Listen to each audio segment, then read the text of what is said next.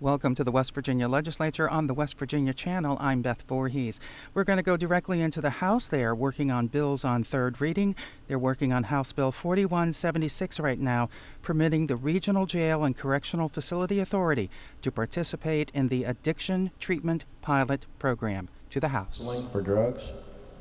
It will expand the program that's currently offered through DOC and the drug court into the regional jails. The idea is to provide those persons who, I'm sure the gentleman knows, are may be sentenced at the regional jail for up to a year, and quite frankly, there are persons who have been sentenced to the custody of the DOC who are not able to actually participate in the DOC facility because of the backlog, and so they are currently housed at the regional jail. The idea is to provide those persons at the regional jail with the same therapies, counseling, and if necessary, some sort of a medical, pharmacological offset or reason to stay off of the other drugs. Is there a fiscal note attached to this? Because it seems like we're creating a whole new program in all the regional jails in the state that doesn't exist right now. Yeah, let me look and see. I'm not sure if we, there was no fiscal note provided. Mm-hmm. And I would say that I would suggest, I certainly couldn't speak for the Regional Jail Authority or DHHR, but I would suggest that the language that the gentleman inquired about and I pointed to on line 60 on page 4 regarding payment sources would be the reason that there wouldn't be a fiscal. Well, that's for the, okay, sorry to interrupt, but the payment source is for the Vivitrol itself. I'm talking about for the program that they're required to attend that doesn't exist in the jail right now. How do we pay for it? I mean, well, has anyone was there any, did they bring up any of these committees from the Regional Jail Authority to see how this was actually going to work? Let me answer the first question first. The idea is that those therapies that are provided would be covered by Medicaid, state, federal, private grants, or other funding sources. And so the therapies themselves would be covered by those funding sources. As to whether regional jails was available to present, no. I don't believe that they were in judiciary. They may have been in the prior committee. They weren't. Okay. They were not. At the appropriate time, I'd like to speak to the bill. Thank you very much for yielding. Gentleman may proceed. I think that this bill has the best intentions. I really do. It was a pilot program that was started last year. I was skeptical about it, putting it into the drug courts because it wasn't something that they had really asked for. It wasn't something I was sure they were going to be able to administer properly. My concern is this: we're requiring people to get other types of treatment inside the regional jail that doesn't exist. And the bill, I don't see anywhere in the bill where it creates counseling programs inside the regional jail. And while they have these programs in prisons, they don't have them in jails. There aren't a whole lot of programs in jails, and while they don't have programs in jails, another thing that they don't have a lot of in jails that they do have in prison is drugs. We do have a drug problem in our prisons, but regional jails are actually a much tighter ship. There aren't a lot of drugs in the regional jail. So how I see the practical application of this playing out is, say a heroin addict gets arrested for a misdemeanor and and is in the regional jail for a while. That addict's not going to be able to get any drugs in the jail, and they're going to go through withdrawal in the jail, and it's going to be a pretty horrible experience that they might not want to repeat. So I wouldn't want to deprive anybody of that experience by softening the blow by injecting them with Vivitrol. Maybe I'm a little bit of a hardliner on this, but I think that memory might be something to keep them from wanting to return to jail. It might be something that pushes them to possibly get off the drugs instead of just putting a Band-Aid over it with a shot of Vivitrol and billing Medicaid $500 a month for it. I'm a bit skeptical of bills that tend to help pharmaceutical companies more than they help addicts. And so I'm going to oppose this bill. Thank you. Gentleman from 35th, Delegate Stansberry. Thank you, Mr. Speaker. Permission to speak to the bill. Gentleman may proceed. Thank you, sir. Ladies and gentlemen, you've heard from our esteemed Vice Chair of Judiciary what the nuts and bolts are of this bill. Let me just give you a quick background. In the time that's passed since last session, I've had a number of community meetings in and around Charleston, talking with parents, loved ones of addicts in recovery, trying to get to the root of the problem and find out where we're missing the boat. What types of opportunities haven't we taken? What aren't we doing to address this crisis? And one of the things that kept coming up is that we don't have any medication-assisted treatment in the regional jail. We don't have any active treatment programs really of any sort within the regional jail system. And as the delegate from Kanawha said, we have addicts that may be picked up on possession, may be sentenced for 30, 60, 90 days. And that's an excellent opportunity for those folks to get into some sort of psychosocial therapy, some sort of counseling. The idea is not to soften the blow. They're still going to have to go through withdrawals, but the idea is to give them the counseling, to give them the education about their behaviors and how to deal with them, so that once they get out again, they don't recidivate. They don't fall right back into the cycle of addiction and don't fall right back into some sort of criminal activity that lands them right back in jail or ends up doing harder time in one of our prisons here in West Virginia. So the idea behind this was to expand the pilot program, to offer psychosocial services, and yes, to offer a long-acting opioid antagonist, also known as Vivitrol. Now, the way this works within the DOC is that these people are identified when they arrive. They're given a battery of tests that shows how high their risk is for substance abuse. And once they're identified, they're given the option to enroll. Okay, this is not a requirement. We're not beating these people over the head with a stick and saying you have to get out. We're saying, hey, look, you exhibit these behaviors. You've got a history of substance abuse. You came in high on heroin, whatever the situation may be, and say, would you like some help? We have a program here in the regional jail that may offer you some help. And if they say yes, then they begin the therapy, the psychosocial therapy, the counseling, the group therapy, whether that's Narcotics Anonymous or some other 12-step program. It allows those people to begin to get their head straight. That's the psychological side of things. Now, the physiological addiction is where the medication comes in. And within the DOC, the Division of Corrections, that medication is given before they're released. It's a 30-day medication. You want to give the medication as close to the time of release as possible so that those people have that safety blanket once they're released. It lasts for 30 days. So if you give it to them 2 or 3 days before they're released, that medication is still going to be on board for the rest of the month. And before they're released, one of the counselors will make sure that those people have an appointment with a counselor in the community so that they can continue the follow-up psychosocial therapy and get their follow-up injection. We are not creating a whole new bureaucracy or program within the regional jails. There's already RSAT beds within the regional jails, residential substance abuse treatment, by the DOC. Because of the prison crowding situation that we have, sometimes people that should have been sent to prison are being held in regional jails, and if those folks are already dealing with substance abuse issues, they can go into the RSAT, and that's actually happening in some of the regional jails right now. The DOC and the regional jails share a contractor, PsyMed, who provides psychological services within the regional jail and within the Division of Corrections. So those people are already there on site doing services for those that are determined to have those needs. So in meetings with the Regional Jail Authority, the folks in charge over there, they expressed an interest in taking on this pilot. They identified a couple of the regional jails in our communities where they think this pilot would go well, and I asked for support of this measure so that we can expand the pilot into those regional jails in order to offer more help to people here in West Virginia. Thank you. Gentleman from the first, Delegate McGeehan. Thank you, Mr. Speaker. Will the Vice Chair please yield for a question? Gentleman yields. Yes. I just heard the gentleman say that if a participant, basically this is voluntary. Yes. So this is completely voluntary then? If someone Yes. wants to participate in this program or not?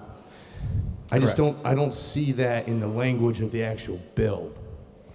Can you point me out to where a participant must consent to go through these batteries of tests, these psychosocial therapies, etc.?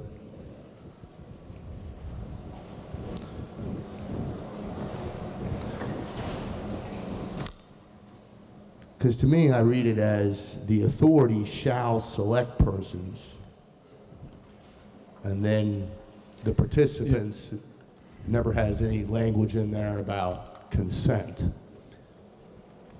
Yeah, I think the language that would provide for consent would be in subsection, if you look on G, subparagraph 2, subdivision, or subsection subdivision B, that the participant shall submit to the professional, comprehensive, etc.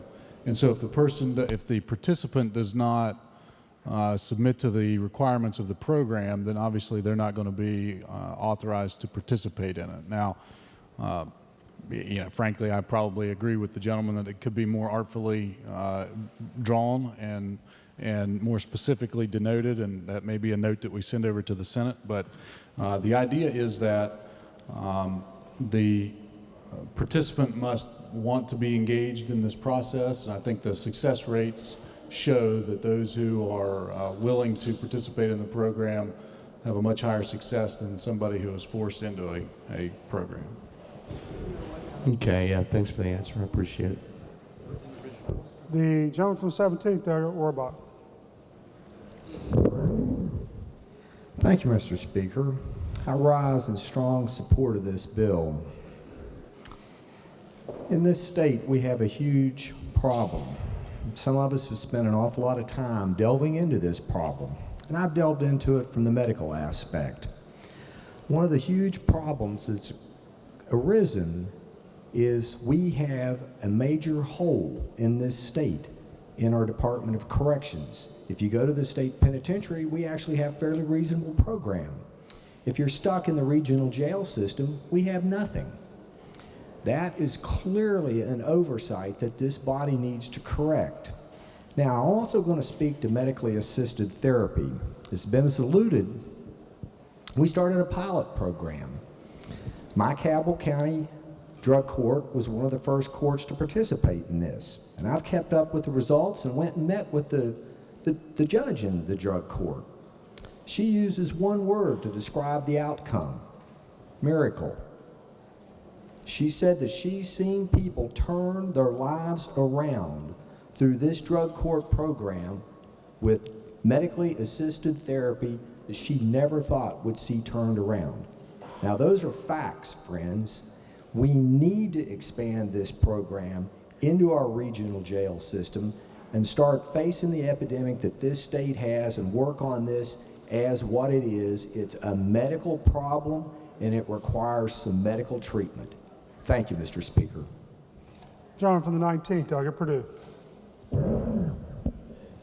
Thank you, Mr. Speaker. First of all, I support this legislation. But I would ask just a moment of caution. Isn't it interesting, ladies and gentlemen, that the same industry that created this problem is now going to give us a solution? Isn't it interesting? I believe, it was said, this happened several years ago. We had a gentleman come here from Washington, D.C. that told us the gold standard for treatment of substance abuse addiction was methadone, the gold standard. Ladies and gentlemen, the gold standard is and always was and always will be abstinence. That's the gold standard. We have to be very careful as a society that we don't create Stepford addicts.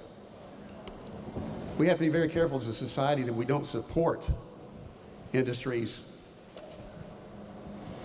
that put us where we are. We just have to be very cynical about that. I support this legislation, but I will always remain cynical of the industry that put us in this position. Thank you. Gentleman from 37th, Delegate Pushkin. Thank you again, Mr. Speaker. I too have delved into this problem. It's something of great concern to me. It's something I've really put a lot of thought and devoted a lot of my life to, volunteering at detox centers. I can walk in and out of the South Central Regional Jail. I've been approved to go in there and volunteer and talk to addicts. I know what kind of services they have and what kind of services they don't have. and they don't have proper counseling at the regional jail. So what this bill does is it addresses the medical problem. Addiction is not a medical problem. It is a spiritual problem. It does not address that. It simply injects a blocker into the inmate and keeps them from being able to get high, but they're in a jail where they're not going to be able to get high anyway. So I don't really understand. I mean, I know who makes Vivitrol and I know how much it costs, so I guess I do understand. I would love to see us have more services in the regional jail. This bill doesn't do that. This bill allows them to participate in a pilot program that puts a Band-Aid on addiction. And I realize the difference between this type of medically assisted treatment and methadone or Suboxone. I understand the difference. But I just can't see how this is going to work. And also, I'm kind of concerned that I sat through a committee meeting where nobody from the regional jail was even brought up to ask what they thought about it, or whether they could provide these services or not. It went through 2 committees, and nobody even bothered to ask the regional jail authority for their input on it. And like I said, I'm skeptical of bills that are... I'm not going to question the intent of this. I know we all want to do something about the drug problem. But in my personal opinion, a lot of these pharmaceutical companies are the ones that help bring this problem on, and I don't want to turn to them to get us out of it. I don't think it's a pharmaceutical solution. I don't believe it's a medical solution. There's a spiritual solution to it that is not being addressed in any of these drug bills we're looking at today. Thank you. Further members desiring to speak before I recognize the gentleman from 38 to close. Gentleman from 38. Thank you, Mr. Speaker. Ladies and gentlemen, the drug problem before us in West Virginia is a serious one, as we all know. And we've attempted through various pieces of legislation in the last couple of years, and particularly in this session, to address it. Now, this program already exists in the Department of Correction, or the Division of Corrections. And it has, from all accounts, been successful. And the reason we know that is that the Regional Jail Authority came to us and requested that this bill be run so that they could offer this same program in the Regional Jail Authority. Now, perhaps the gentleman from the 37th is correct, and that the programs, the counseling programs, etc., are deficient, currently deficient in the regional jails, and I would suggest to him and to the members that that is one of the reasons that the Regional Jail Authority wants this bill. They need authorization. They need this program. They need to be able to provide these services to people who they have identified as being a high risk for opioid addiction or recidivism for a drug issue. So just to clear up any confusion, if the members would look at page 4, line 66, it says the participants shall receive treatment based on an integrated service delivery model. And then it lists the things that are going to be included in that model. Yes, a non-narcotic, long-lasting antagonist therapy is one of those items that could be provided to the members in this, to the participants in this program. Now, the fact of the matter is that if I believe the gentleman is correct that there's only one company that provides this kind of drug. But I can also be certain that the free market being what it is and the number of inmates in prison who are addicted would probably lead, if this is determined to be profitable, another drug company to developing a competing drug. And that puts us in a position of placing this out for bid and lowering the costs. But until that happens, we have a drug on the market and available that has been shown to be able to provide beneficial results to persons who are addicted. I would also point out that included in this as a core component is psychosocial treatment. And unfortunately, for those who argue that this doesn't provide counseling or other types of therapies, if you check the National Alliance on Mental Illness definition of psychosocial, it says the term psychosocial refers to an individual's psychological development in and interaction with their social environment. Psychosocial treatments or interventions include structured counseling, motivational enhancement, case management, care coordination, psychotherapy, and relapse prevention. I think that pretty much covers everything that we've talked about that is lacking in the regional jail program right now. And so I think that this program has shown itself to be a positive program and intervention that we can use to move people who are, for one reason or another, because of drugs, have found themselves in the custody of the regional jails. I think that if they are able to and will benefit from being provided these services, that they ought to have them available to them so that they do not then get out of the regional jail, recidivate, and end up in the Division of Corrections custody, where they will then have access to this program.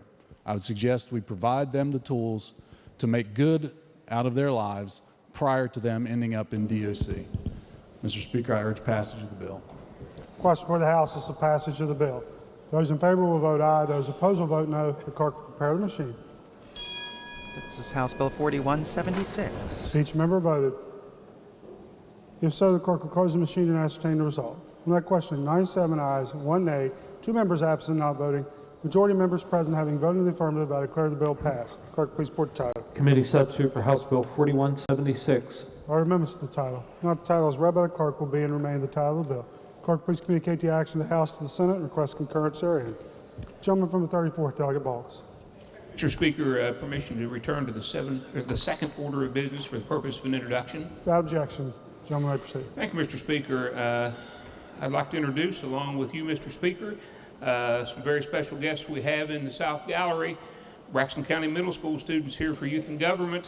They would stand when I call their name: Marilyn Hosey, Jamie Yoder, Emily Foster, Christina Baker, Taylor Cook, and advisor Lori Dittman, Susan Kaufman, and also with them my wife and chief advisor, Jean. If they would all stand, and please make them all welcome.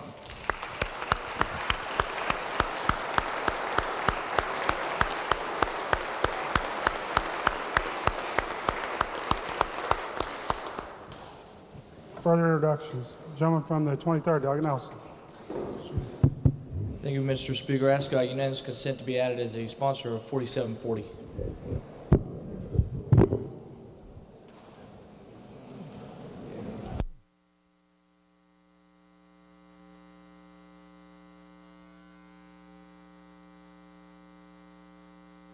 You're watching the West Virginia Legislature on the West Virginia Channel. The House went in early at 9 a.m. this morning to begin working on third reading bills. Without objection, gentleman will be added as a co-sponsor. Gentleman from the 33rd, Delegate Henshaw.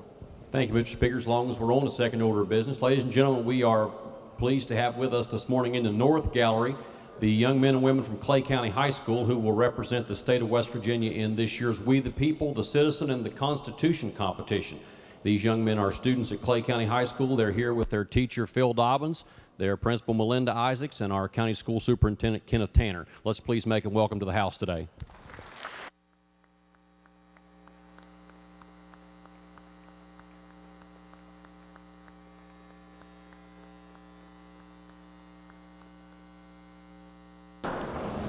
Further introductions.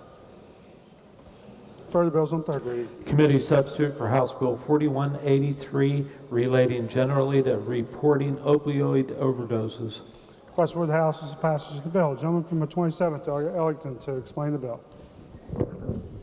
Thank you, Mr. Speaker. What this bill achieves is that when an individual experiences an opioid overdose and EMS responds, that the EMT that responds is supposed to, if attainable, is required to obtain certain information concerning the patient and any prescription narcotics at that time. The bill requires then that the Office of Emergency Services report the opioid overdose to the Board of Pharmacy. The board then will incorporate the information into the Controlled Substance Monitoring Database. Prescribers are required to periodically check the database for information that may be pertinent to their own patients, whether an overdose has been occurred. I urge passage. Are there other members desiring to speak to the passage of the bill? Gentleman from 37th, Delegate Pushkin. Thank you, Mr. Speaker. The Chairman Halt, please yield. Gentleman yield. Gentleman yields. Yes. So this would require the first responder to enter the patient information to the controlled substance monitoring program? They will obtain the information if available. Okay. The information will be reported by the Office of Emergency Services into the data bank. Okay. Well, they'll report it to the Board of Pharmacy, and then they'll report to the Board of Pharmacy. The Board of Pharmacy will then put it into the data bank. Okay. And how's that data bank work now? Are there names in it now, like people's Yes, there information are. about people that are in there now? Yes. Okay. And would they have to report the specific drug that they used? If it is available. If it is available. Right. So if it's not available, they might can not just be put it there. in. So the prescriber or the healthcare provider who is, if they go, I know what the intent of this is. Yeah, So if somebody they overdoses and they go down and they get better, then they go try to get more drugs, then the prescriber would see the red flag on it. I'm just trying to Right. seeing if it's actually going to work. The intent is for the prescriber to know if their patient has overdosed on their prescription, may prevent them from giving them another prescription in the future, or aid them in helping getting them into some type of program if necessary. Okay. So if they overdosed on street drugs, do they still be entered into the system as an overdose? They would probably be entered in, but it may not have what prescription they had. But there would be a red flag next to their name. Yes, so. and to follow up on that, if a prescriber looked into the data bank on their patient, it may not be on their prescription, but they may see that that person had an overdose from something else. Okay. There's one other question I had. Oh, yeah. Is there anything in the bill that actually requires the provider to check the data bank? That, I believe, is in current law. It's in current law, so doctors are required to check these data banks regularly? It's supposed to be, yes. Okay. Thank you. Gentleman from 35th, Delegate Stansberry. Thank you, Mr. Speaker. Again, the Chairman of Health did an excellent job explaining the bill. Just wanted to provide a little background to this. This again came up in one of the public hearings that we were having about substance abuse, and the question was raised, why do we track fatal overdoses but we don't do anything with the information about non-fatal overdoses? Why aren't we doing anything with the information about who is revived with naloxone or Narcan? And so that combined with an article that came out in the LA Times talking about more than 90% of people who overdosed on prescription painkillers can still get refills. And so we've identified that there's a problem out there with people that are either abusing their drugs or prescribed the wrong type of drugs or doing a bad job following instructions. Whatever the problem may be, people are overdosing on these hard prescription painkillers and are continuing to get refills on the same types of drugs. This is not to hurt folks that are doing a good job taking their chronic pain medication. It certainly doesn't do that. But what it does is create an awareness for the pharmacist or the prescriber that the patient has had an overdose, and then the conversation can start from there.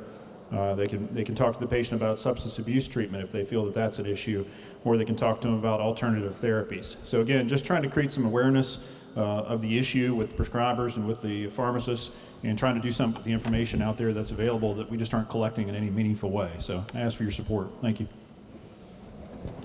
Further members desiring to speak to the passage of the bill. Gentleman from the 19th, Delegate Perdue. Very quickly, Mr. Speaker, we're going on long. Folks, this is just another piece, and not all the pieces fit together perfectly. But as I compliment the members of this body, and particularly our own health committee, for its endeavors to try to cast this really big net around a really big problem, we have to understand that there are going to be some things that get through that net. But at the end of the day, the haul is going to be immense.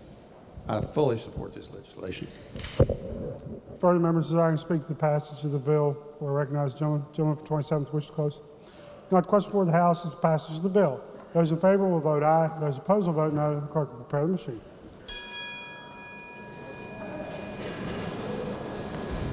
Has each member voted?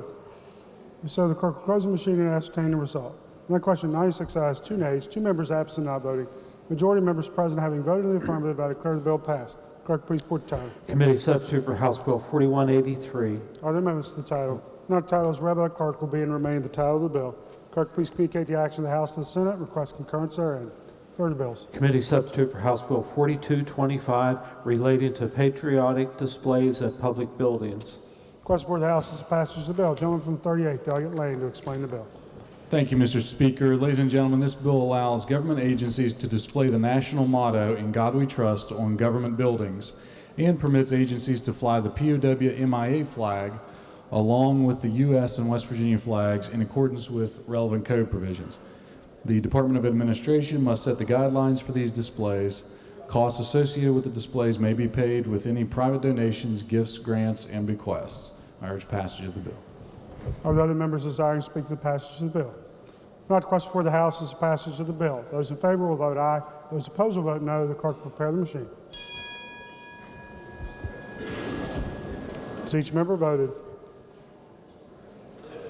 If so, the clerk will close the machine and ascertain the result. On that question, 99 ayes, 0 nays, 1 member absent not voting. Majority of members present having voted in the affirmative, I declare the bill passed. Clerk, please report the title. Committee substitute for House Bill 4225. Are there amendments to the title? Not the title is read by the clerk will be and remain the title of the bill. Clerk, please communicate the action of the House to the Senate and request concurrence therein. Further bills. Committee substitute for House Bill 4240 relating to the Uniform Controlled Substances Act. Request for the House is the passage of the bill. Gentleman from the 27th, Delegate Schott, to explain the bill. Thank you, Mr. Speaker. The committee substitute for House Bill 4240 established mandatory minimum sentences for repeat drug dealers that traffic narcotics and other drugs from out of state into West Virginia. It also establishes mandatory minimum sentences for repeat drug dealers in this state that manufacture and deliver narcotics and other drugs in this state. In particular, for those individuals that transport narcotic drugs into West Virginia with the intent to deliver or sell, or those repeat drug dealers within West Virginia that manufacture or sell narcotics would face mandatory minimum sentences of 10 years. Those individuals that transport other illegal non-narcotic drugs into this state would face mandatory minimum sentence of 3 years. However, as is made clear in this bill, the mandatory minimum sentence is only applicable in a limited set of circumstances. Specifically, the person first has to be convicted of a felony of manufacturing or transporting a narcotic or other Schedule I, II, or III controlled substance, and in addition, be in possession of drugs with a street value greater than $1,000 at the time of arrest, and finally, and additionally, has previously been convicted at least 2 prior times for a drug crime. Stated another way, this is a 3 strikes rule for the serious drug dealers and traffickers in our state. Mr. Speaker, I urge passage. Are there other members desiring to speak to the passage of the bill? The lady from the 18th, Delegate Sabonia. Thank you, Mr. Speaker. I rise in support of this legislation, and I thank the Judiciary Chairman and the members of the committee that worked very hard on this bill. As you know, West Virginia has a huge problem, not only prescription drugs, but illegal drugs being trafficked into our state. Detroit is less than 350 miles from Huntington, and it's been a popular destination for drug dealers. The Drug Task Force agents said that there are a couple of hundred drug dealers in the Cabell County area alone, with the majority arrested for drugs, and violent crimes are from out of state, specifically Detroit. And when they arrest one person in jail, 2 take their place. We are in a crisis here in West Virginia. A few years ago, 23-year-old, I won't mention his name, but he's from Michigan, received a 2-year, 6-month prison sentence. He pled guilty to having been a felon in possession of a firearm, and it stemmed from a June 7th standoff after a real estate agent found a lockbox pried open. That revealed 2 men squatting at the Huntington residence. This individual was previously convicted for a 2010 assault in Detroit. Mr. Speaker, I was that real estate agent. I went to show a piece of property to a client and found that the key was missing and the lockbox had been tampered with. I called the listing agent. The house had been vacant for a year. and told her that there was a problem. We looked in the window, we saw a light on, we saw some sleeping bags, and I directed her to call the police and do not enter the house alone. She called me several hours later, frantic, crying. She was in a police standoff with these Detroit drug traffickers holed up in that listing. Mr. Speaker, a door separated me and my client from 2 Detroit drug traffickers that day. They had weapons, drugs. I mean, the results could have been very tragic for myself. There was a second incident as a real estate agent in my community. I had a house listed in a prominent neighborhood, and the house didn't sell. The sellers took it off the market, and they decided to rent it. They rented it to an individual who had drug activity going on in this prominent neighborhood, in this nice home. There was a shooting, a drive-by shooting. Detroit drug traffickers. This bill deals with out-of-state drug traffickers, Mr. Speaker. When we deal with punishments and crime, you look at different options. There's deterrence, incapacitation, and rehabilitation. Deterrence is to hopefully prevent someone from committing a crime. Incapacitation is the restraint of incarcerated individuals that would prevent them from the further commission of a crime. And then there's rehabilitation. Mr. Speaker, I believe this bill will deter drug traffickers from peddling their poison in our communities. They are killing our families and harming them. And if this bill doesn't deter them, then we will incapacitate them for a long time. Mr. Speaker, I urge passage of this important legislation. Thank you. Gentleman from 37th, Delegate Pushkin.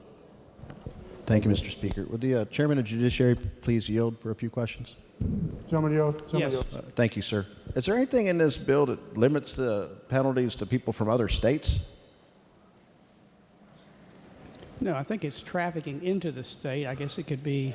It could be a state resident that was. It could be a state resident who goes to, for instance, Detroit and comes back with. Where does it say trafficking in here? What page? It refers to Section 409, which establishes the penalty for trafficking. For trafficking, Yes. which could also be possession with intent to deliver.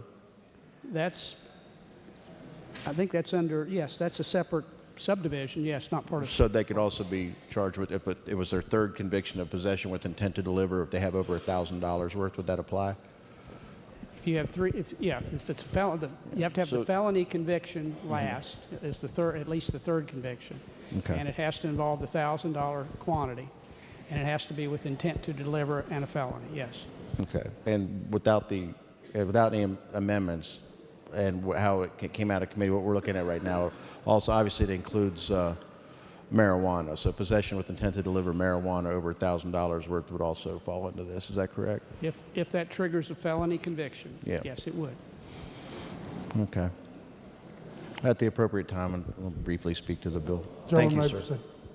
Gentleman may proceed. Okay. I think I spoke at length about my opposition to this bill. I've got a really hard time with mandatory minimums. It takes some of the control away from our judges to look at defendants on an individual basis, and it kind of ties their hands. And also, a lot of these crimes we're looking at here are federal crimes. They would be tried in our federal courts. This is almost like an attempt to pull those cases into our own state courts, where we can pay for federal criminals in our system, in our courts, and in our already overcrowded prisons. I don't see a fiscal note attached to this. I don't think we can afford to keep warehousing all these folks from wherever they come from. I keep hearing people referring to Detroit or Columbus. I'm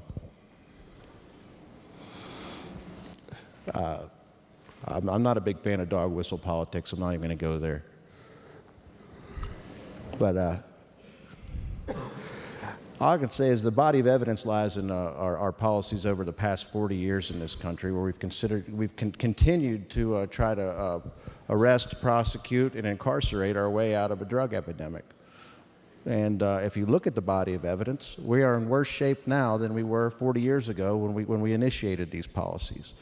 And I heard when I first I took this job up here, I was at an event where members of leadership were saying, anywhere where we're an outlier, we're going to change that. We're going to look at other states, see what other states are doing. Anywhere where we're an outlier, we're going to change that.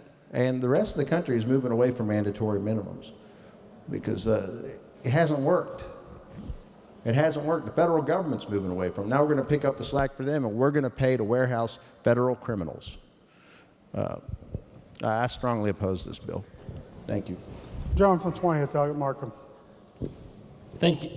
Thank you, Mr. Speaker. I rise, ladies and gentlemen, in support of this bill. It's long overdue, and to give you some clarity for some issues that have been discussed, that we're just going to house these inmates. It's a federal crime.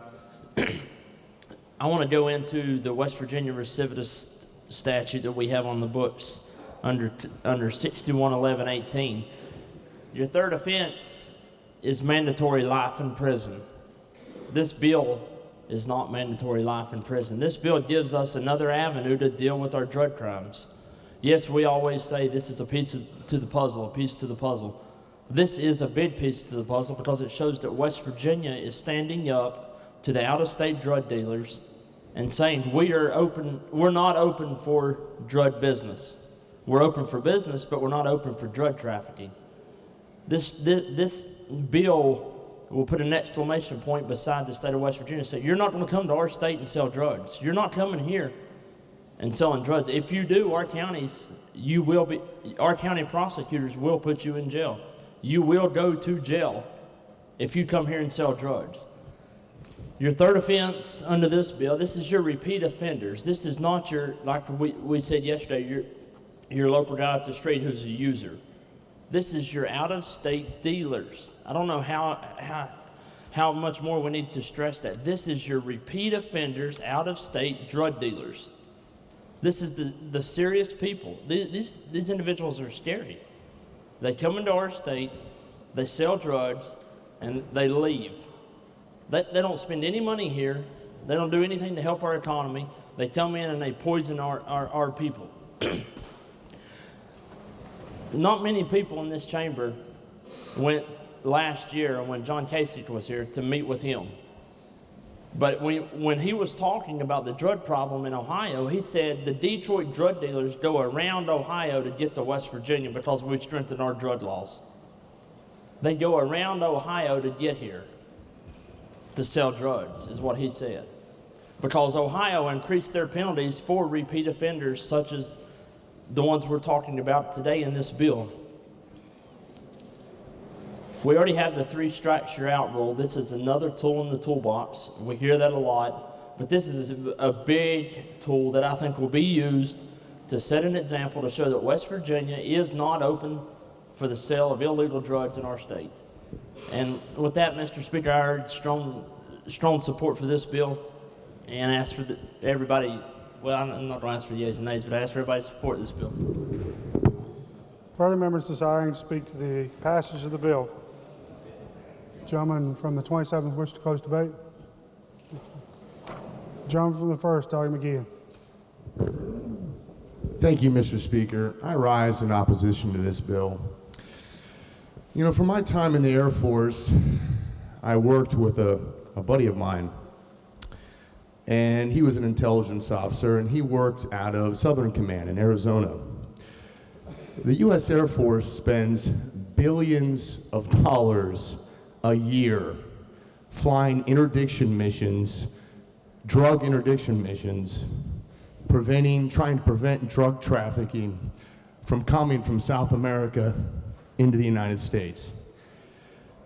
They've been doing it for over 2 decades.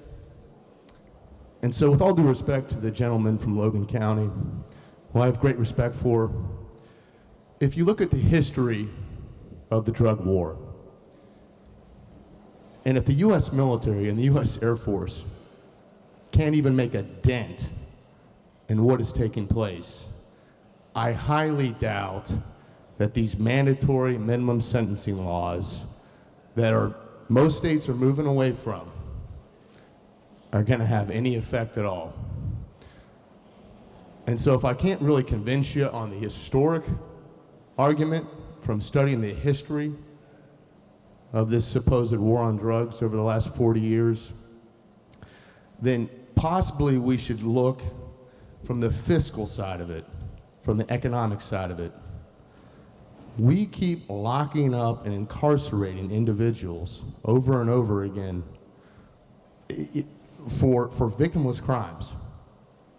Victimless crimes, meaning no one's been harmed.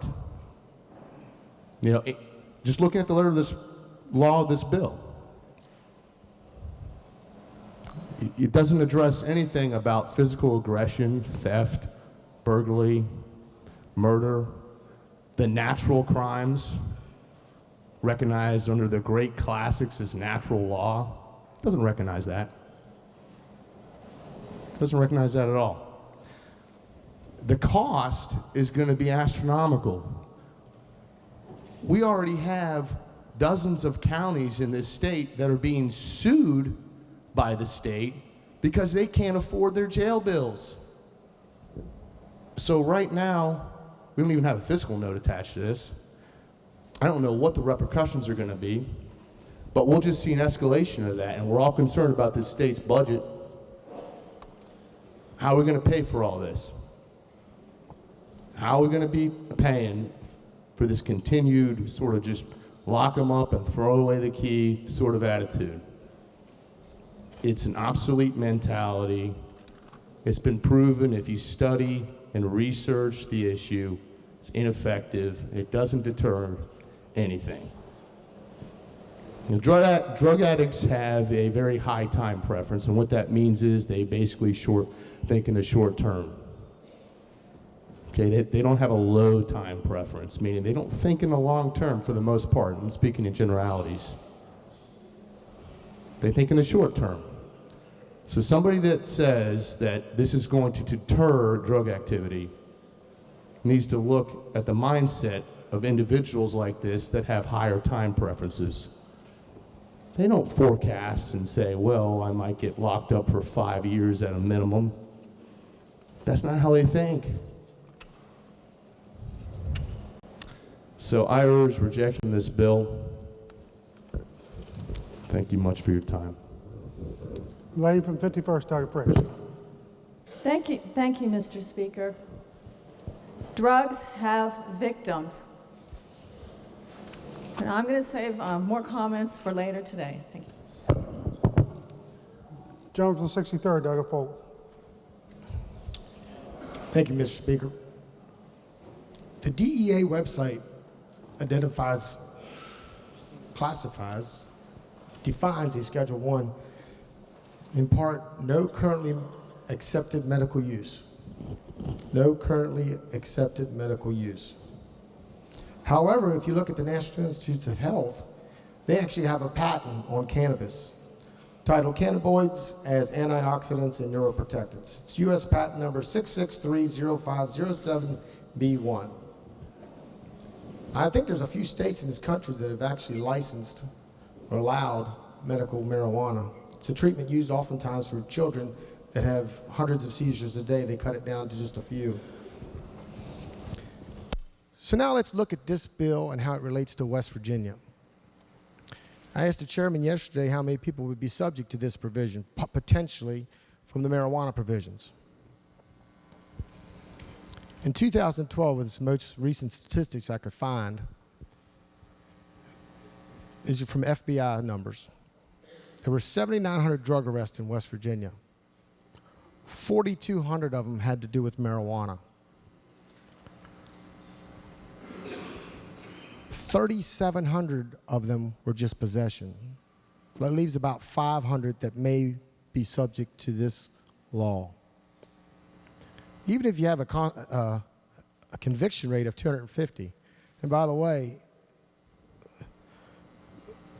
I just did a Google search because I am not familiar with the street value of marijuana, but a Google search will find you, if you look up the West Virginia street value of marijuana, it ranges anywhere from $250 to almost $400 an ounce. So 4 ounces, the size of about your average oregano little bottle, could make you subject to this provision. You could probably go to Morgantown, Huntington, Shepherdstown, and a lot of other border counties where students drive out-of-state tags and go home on the weekends and oftentimes take friends with them. So literally there are serious unintended consequences with this bill. That same article, 1 in 3 18 to 25-year-olds in West Virginia admitted to using marijuana. Full and fair disclosure, I've never used it. Let's look at those numbers now. So if we convict 250, and these are from 2012, mind you. So has the drug problem in West Virginia went down? Probably not. But using those very conservative numbers, I think it was $28,000 a year is what the Department of Corrections says it takes to keep somebody a year. Multiply that by 250, that's $7 million a year hit to the state. And these people have to stay, and even the ones that are on the marijuana charge, minimum 3 years. It's right in the bill. So the first year it's $7 million, the second year it's $14 million, third year it's $21 million. Can we really afford this? And we're passing all these mandatory minimums, but at the same time, we just passed a bill to study what we should do. The commission, to figure out what we should do.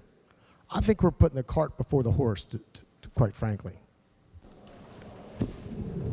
Gentleman from the 17th, Doug Rohrbach. Thank you, Mr. Speaker. I'm going to be very brief. Anyone that thinks that drug trafficking is a victimless crime in this state, to the members of this chamber, you'd better go home and take a look at what's going on in your districts. Thank you, Mr. Speaker. Gentleman from the 16th, Doug Hornbuckle. Thank you, Mr. Speaker. There are a lot of other bills today that I will be speaking to. They'll give me ample opportunity. First of all, I agree with the delegate from the 17th. But also, as the delegates from the 63rd and the 1st and the 37th pointed out, there was a great opportunity to make this bill a lot stronger and omit some things to make it stronger. First, it's not very fiscally conservative. Shocking. No fiscal note attached to it. But in regards to heroin specifically, and I clearly understand that we have a problem from different areas of the country, but with heroin, let me tell you all a quick history lesson, how heroin really took off in West Virginia. It was from the doctors in the medical community, from the Oxycontins. And when the Oxycontins weren't available anymore, when the doctors were writing scripts left and right, they went to a cheaper drug. Now, in this bill, I don't see where we're putting doctors away for forever. Because we should put the other ones from Detroit and Columbus, and I also know what you're saying when you say that. But we don't have the doctors in here, and we don't have the pharma industry in here. So let's take care of everybody. The Detroit guys, the Columbus guys, but the doctors in the pharma industry. Gentleman from 27th, Doug Schott, to close debate. Thank you, Mr. Speaker. Ladies and gentlemen, there are many reasons to pass a bill, and one of those is to send a message. And the message that we're sending in this and other bills today is that we've had enough. We've had enough of out-of-state traffickers bringing large quantities of drugs into our state. We've had enough of those who are here in the state addicting our residents to these harmful substances.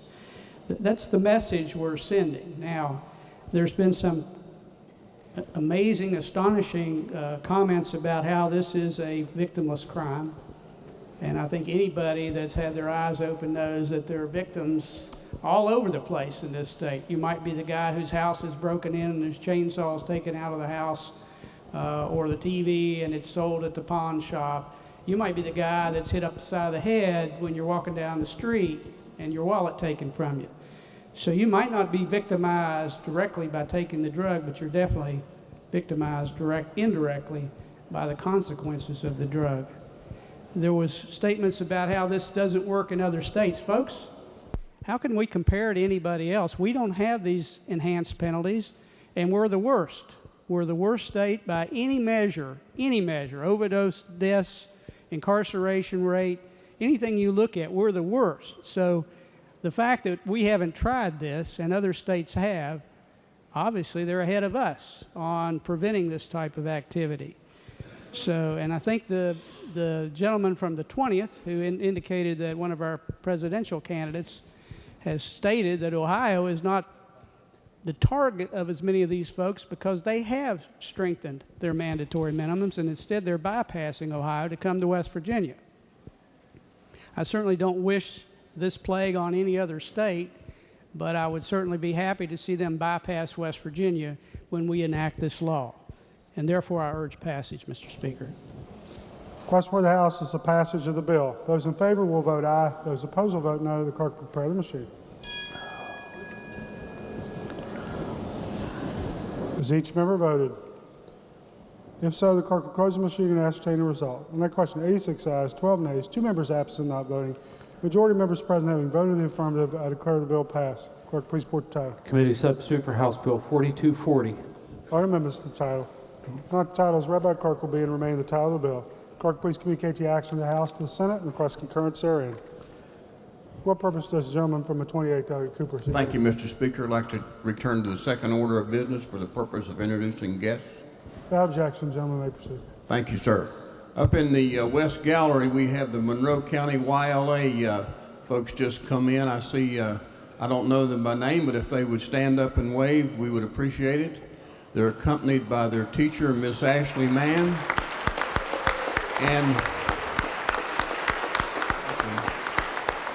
and another familiar face you may remember from last year, Lieutenant Colonel Womack, one of the teachers at James Monroe High School. Thank you, Mr. Speaker.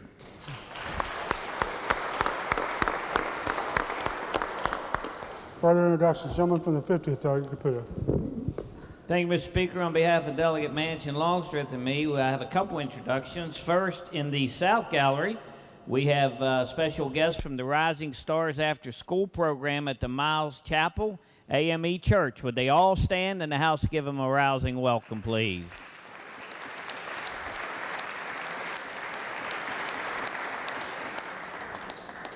And also, Mr. Speaker, in the back gallery, we'd like to recognize a good friend who's always down here lobbying and advocating against tobacco use in West Virginia. Please welcome our dear friend Kathy Reed and her husband Phil.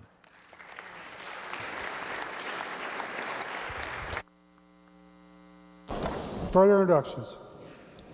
Further bills on third reading. Committee substitute for House Bill 4248 relating to methadone regulation. To the members, this bill was advanced to third with any amendments pending and the general right to amend. Are there amendments? If not, the bill will be engrossed and advanced third reading. Clerk, please read the bill a third time. Committee substitute for House Bill 4248. Request for the House is the passage of the bill. Gentleman from the 27th delegate Schott to explain the bill. Thank you, Mr. Speaker. House Bill 4248 tightens the regulations on methadone clinics and facilities. Specifically, it establishes the following requirements upon a methadone clinic. First, it shall be open for business 7 days a week.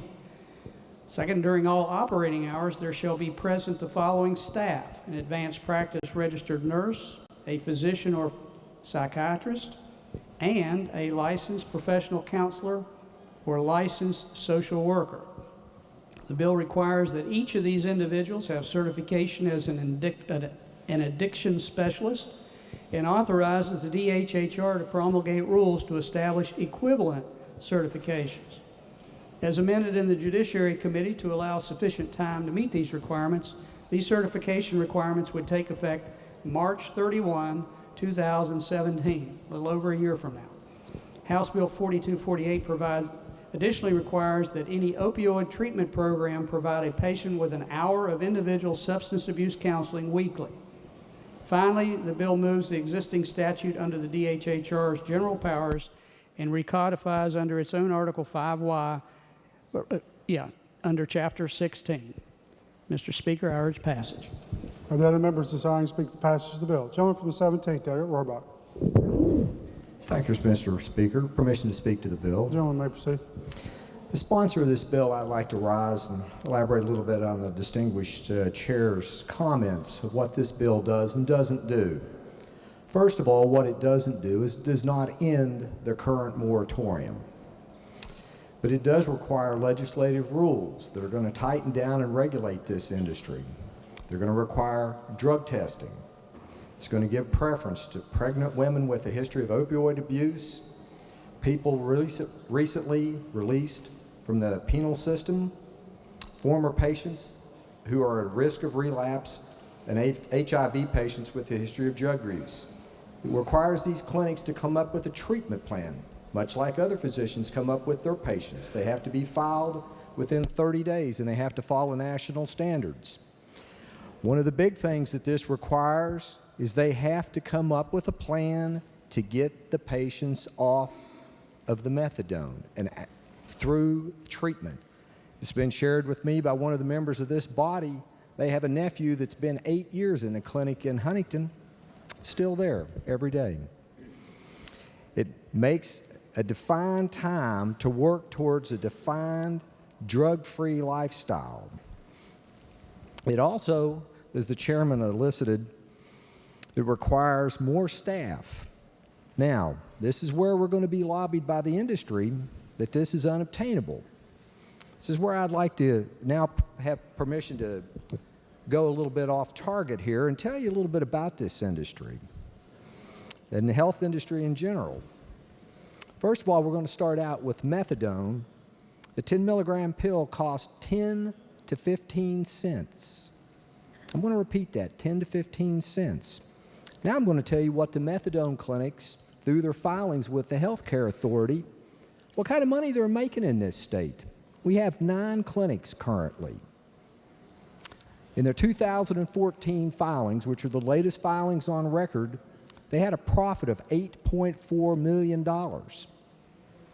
The one in my fair city had a profit of $2.3 million alone. The one with the lowest profit was almost $500,000. They had a profit margin of 33% statewide.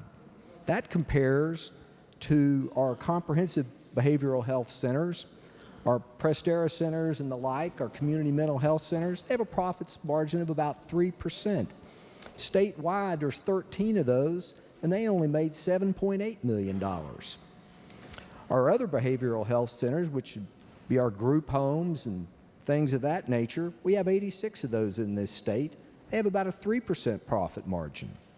So the money's there, folks. Despite what we're going to hear, the money is there to turn these into real treatment programs that are meaningful treatment and get people through treatment and drug-free, rather than just switch one drug for another so someone can profit at the expense of the addict.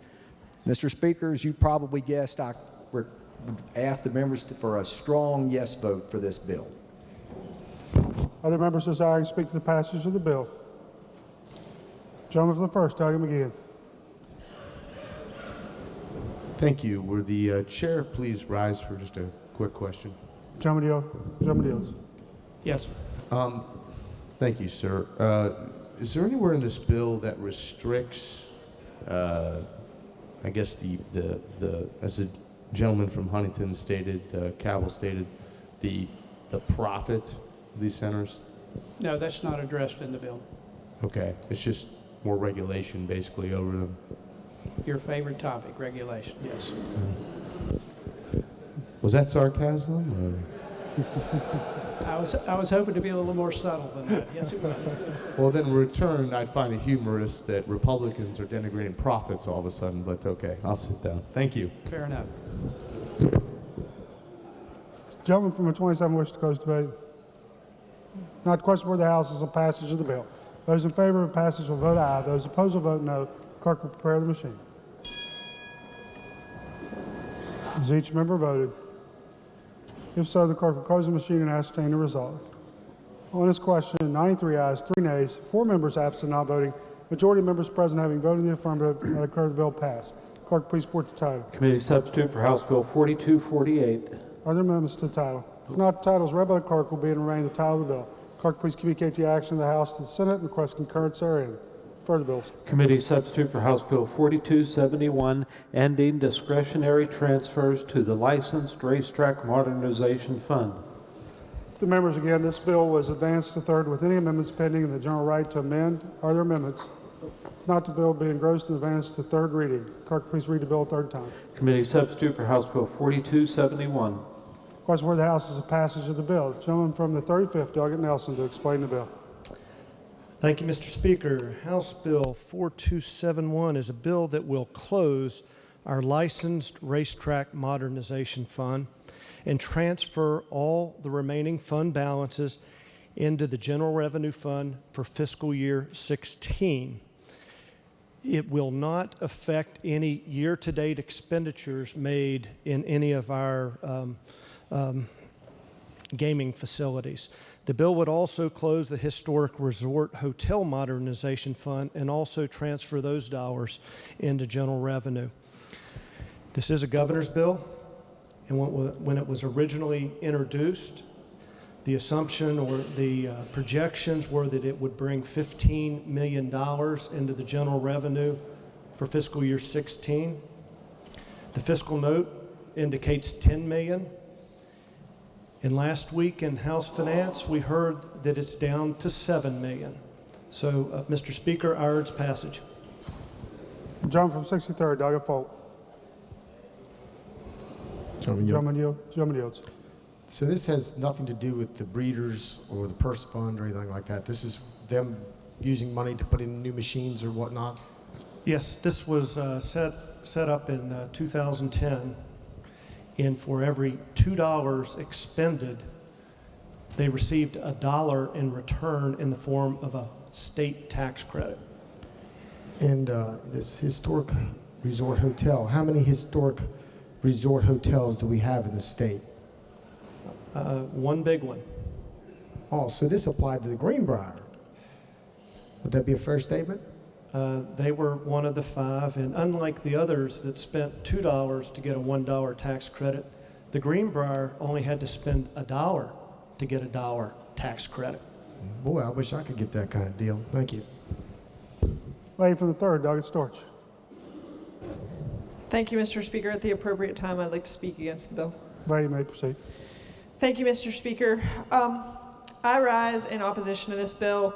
This is frustrating to me. I was present in the legislature when this fund was transferred from whatever additional monies we were collecting from our casinos around the state and put into the opportunity for them to be able to renovate their facility and remain competitive with our neighboring states. At one point, as you all know, we did not have competition to the levels that we have now. Wheeling Island Racetrack, Casino, and Gaming has been one of the facilities that has utilized the full extent what started out to be $2 million of a 2-for-1 match and then was depleted each year a little bit as we've had our budget problems. They have received 1.9 million in last year to try to make our facilities stay competitive with what they have to available in our neighboring states.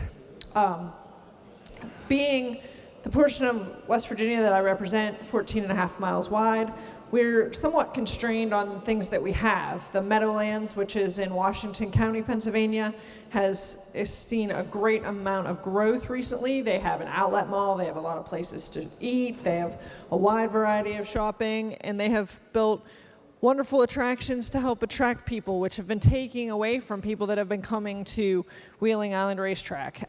In the 2013 interims that were conducted in Wheeling, many of you stayed at Wheeling Island Racetrack and saw the wonderful facility that they have to offer. Our island is maintained by Wheeling Island Racetrack, the island in its entirety. What was once a wealthy neighborhood has been decimated by floods and out-of-state owners owning the properties. And if we didn't have Wheeling Island Racetrack contributing the incredible amount that they do to our city pensions for our police and our firefighters, and also to all the great works they do to help Madison Elementary School. I can't even imagine what our island in total would look like. So I'm sad that this money just didn't go back to them in 2011 and let them figure out how to deal with it. And I appreciate people considering joining me on this.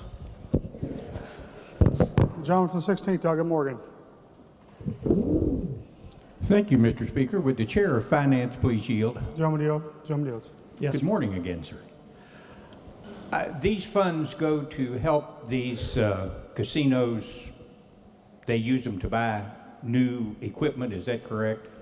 Yeah, yes, dedicated to replacing their video lottery machines, or they can make expenditures on new player tracking systems.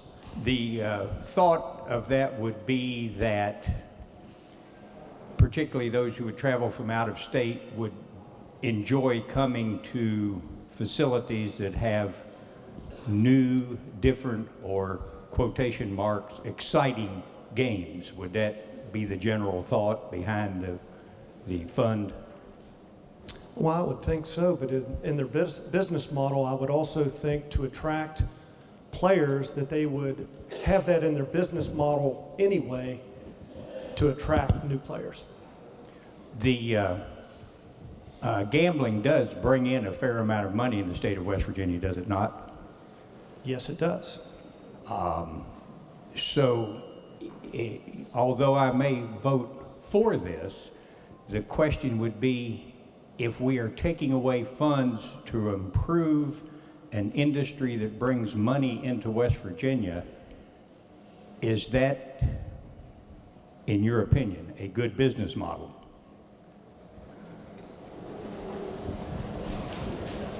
We are a partner with this industry if one really wants to look at that.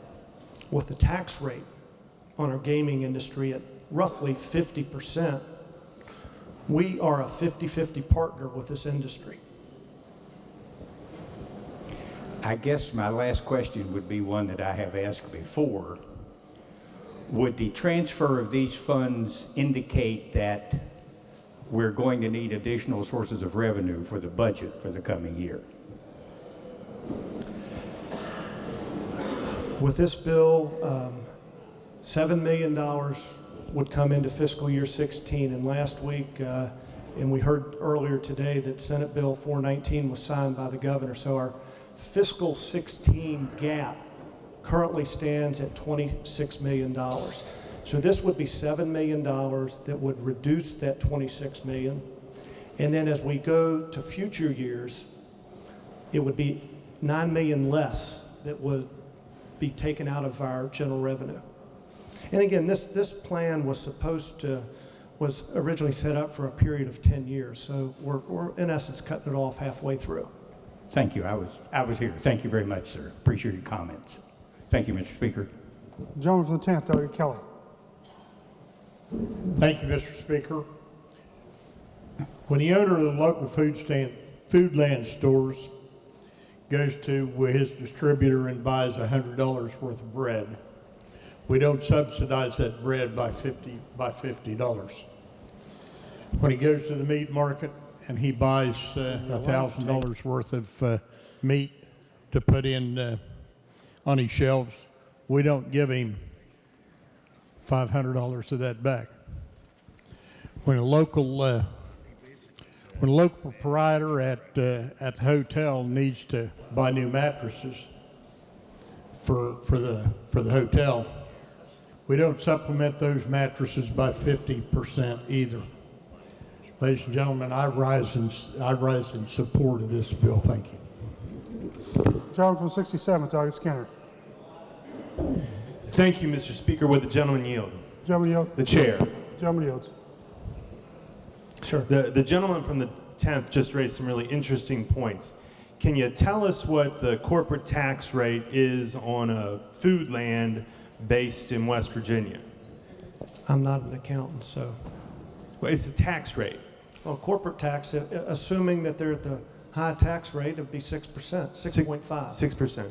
And what is the tax rate on gaming revenues at the racetracks, casinos in West Virginia? Roughly, just in the 50% range. And why on their general revenues. Now, also understand that they aren't subject to a corporate income tax and aren't subject to some other taxes either. I'm sorry, don't they pay the federal corporate tax? I guess their corporate entity would. Right. So the effective rate, and we're just talking about revenues into the state for the food land in West Virginia is going to be, 8%-ish. And the effective rate on gaming revenues that these people are generating is 50%-ish. What's the reason for that? Policy that this body in years past put in place. Thank you. Can I speak to the bill? Gentleman may proceed. The point of this is that for that food land, right, we're not subsidizing them because we're not taking half their revenue. We are so involved, the state of West Virginia, with this one business. And in order to get it passed, because if you may not know the whole history of it, but surprisingly, gaming wasn't entirely popular in West Virginia. There was a time in Charlestown that in order for us to race as many days as possible, we actually had 2 racetracks that were next to each other, and we would, in order to comply with the law, in order to maximize racing days, we would have to switch from one track to the other track. You've never seen such a business like this, just to comply with the law. And by the way, we race on Sundays, and we sure take your slot. We'll take all of your money on Sundays from the thousands, tens of thousands, hundreds of thousands, millions of people who come into West Virginia every single day. We have a reverse ATM in Charlestown. They come in, they put their money in the machine, and the state of West Virginia is taking 50% of it. And we come begging, hey, help us out with this 50%. Let us do a few things with it. Just a few things with it. All right? Very limited, and we have to beg, and every year we come, and we're at risk every single year. So for this 50% tax rate, maybe it's okay to let us get a little machine, or help us with the dirt on the track. Racing equals jobs. Racing equals jobs. There are a lot of jobs in West Virginia, and what we're going to do is we're going to feast on this golden goose that keeps sending you the money here in Charleston, the reverse ATM. And one day we're going to realize, what did we do? What did we do? This is just the start. How many more times are we going to chip away and eat another little piece of that goose this session? I'm afraid with only a few days left in this session, I'm going to be standing here again. And my good friend from the 3rd is going to be back up again. My friend from the 1st. What are we going to do? We're going to lose the revenue in the end. Let's stop it right here. Let's say no. Thank you, Mr. Speaker. Gentleman from the 1st, Doug McGeehan. Thank you, Mr. Speaker. Just want to echo a few comments from my colleagues from the Ohio County and from Jefferson County. This is not a subsidy. Okay, all the money in this racetrack modernization fund comes from my constituents at the Mountaineer, or it comes from Charlestown, or down in Wheeling.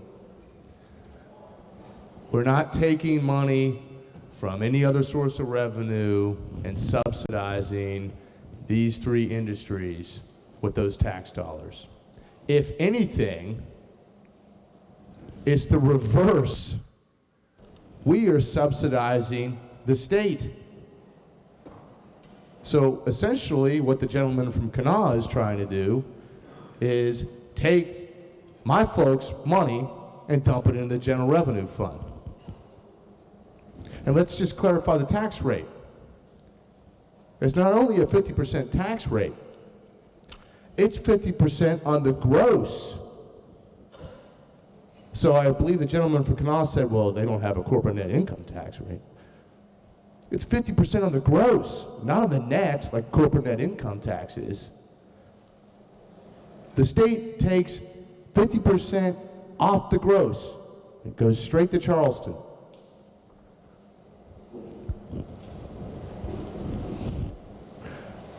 My folks at home were promised that they would receive the funding that was taxed away from them to reduce and pay off the workers' compensation debt. They were promised to receive that funding that was taxed away from them once it was completed. Well, I guess this is empirical evidence that government does not keep its promises. Thank you. John from the 50th Delegate Mansion. Would the distinguished chair yield? Gentleman yield. Gentleman yield. I am confused because I'm hearing a lot of good arguments about this. Can you tell me how our taxation compares of the gaming industry to that of Ohio or Pennsylvania? I don't have those specific numbers in front of me right now, but they are across the board with different tax rates. And we don't know Maryland either? I don't have that in front of me right now. So,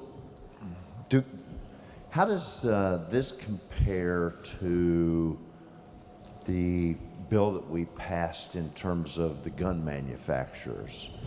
Are they paying 50% tax and we're giving them some money back if they expand?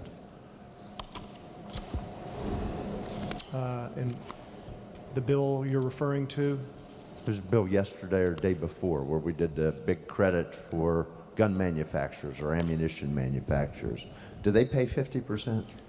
I think that had to deal with providing them more of a salvage value as it related to their investment.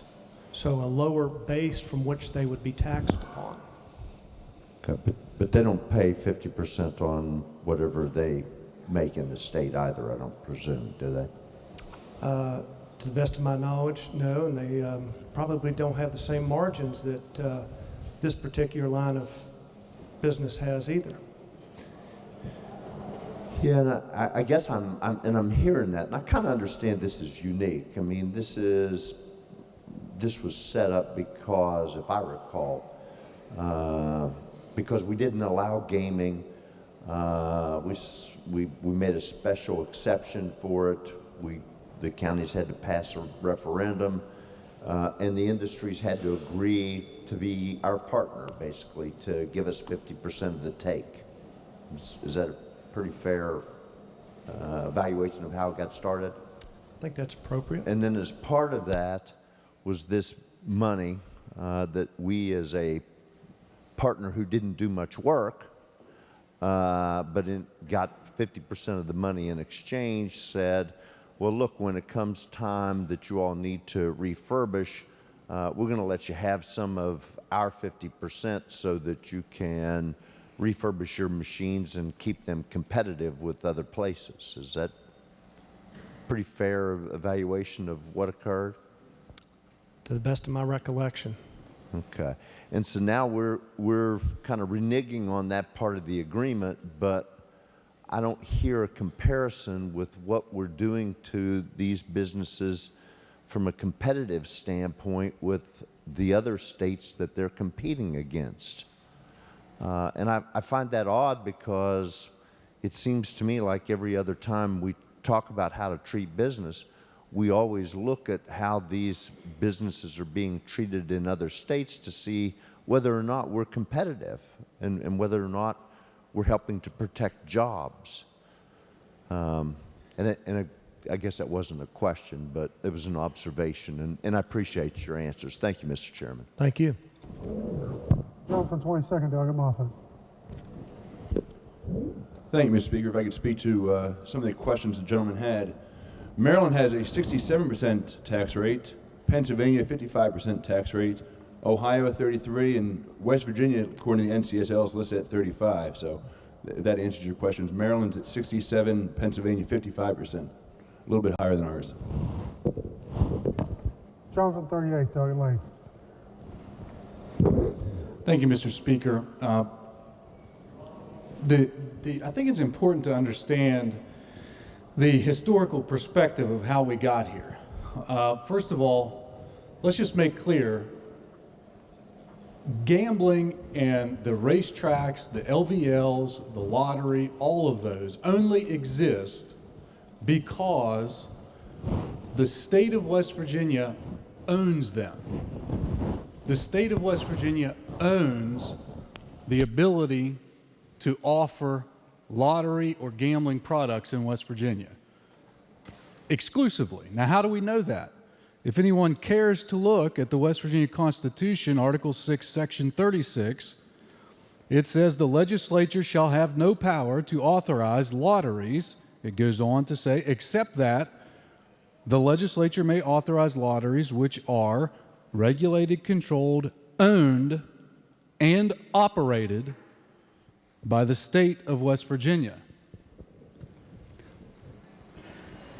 So if you have a track in your district, as I do, that track, that gambling is owned and operated by the state of West Virginia. Now, what have we done? We have subcontracted that operation, the day-to-day operation, out to the various ownership interests in the casinos. That's what we've done. But make no mistake, we're not taking somebody else's money. We're not taking the money from someplace and bringing it to Charleston, and then we were supposed to give it back, and then we're not giving it back, and all of that up and down the highway like it was the Capitol floating up and down the river. That's not what we're doing. What we're doing is saying the state of West Virginia, pursuant to the Constitution, owns and operates these gambling establishments. We have then allowed a private business to contract with us to operate that. We have contractually, that's the private sector, contractually, but here, we've done it through code, provided for this 47% tax rate. They're not subject to any other tax. It's just that one. Federal taxes, but no other state taxes. Now, then what happened? Well, before I get to then what happened, let me give you another thing to think about, another business. We asked for business comparisons. Do you remember the state store? I can remember when I was little, going to church on Sunday in Shinston, West Virginia, as we're driving to St. Anne. On Main Street, there's a little store that was the state store. And I don't know how old I was when it closed, but I could remember people going in and out of the state store. It was a white building, had blue letters, West Virginia State Store, across the front of it. What was the state store? The state store sold alcohol. Why was it called a state store? Because the state of West Virginia owns all the liquor that's sold in the state of West Virginia. We own it all. Now, well, there's all these liquor stores out there now, and you can buy it at Rite Aid and Walmart and wherever else now. Guess what we've done? We decided a long time ago that the state is not going to own and operate those state stores. We're going to contract with private businesses to sell our product, the liquor. Talk to somebody who's in the business or has a store or has a liquor license. They buy all of their liquor from the state of West Virginia. The state of West Virginia sets the price. We mark the price up. We sell it, wholesale it, and then they're responsible for selling our product. That's what goes on with casinos. It's the same exact thing. We own it. But we have licensed the use of it to them, and we collect the tax, much like a royalty. Now, why do we have the modernization fund? Because the tracks came to us and they said, we're getting beat up with competition, and people are going to Ohio, and they're building casinos in Ohio, and they're building them in Maryland, and they're building them in Pennsylvania. And we can't compete because all those new casinos are going to be brand new and bright and shiny. And everybody goes for the shiny object that rolls by instead of our old casinos that have been around since the 80s. But if you take a little bit of time and dig into those corporate interests and figure out who owns those casinos, most of those casinos that are owned, that they come here and say, we're afraid of competition, help us out, we got to modernize, are owned by the same companies that own the casinos in West Virginia. So they're competing with themselves. They're using us, the state of West Virginia, as a bargaining chip in other states with bigger markets. Then they're coming back to us, using them as a bargaining chip and saying, we need to update our machines. So come and let us use these modernization funds, create this fund so we can modernize our equipment. And that's all well and good. And we, as a partner, as the gentleman from the 35th said, made a decision a while back to say that's okay, it's a good idea. The problem is that it's not a good idea anymore because we've recognized these things and we understand we're in a budget crunch, and we're just simply, if the bill passes, we're simply going to say we have other priorities for these funds. We have other priorities for these funds rather than upgrading the private equipment of a business who has contracted with the state of West Virginia to sell our product.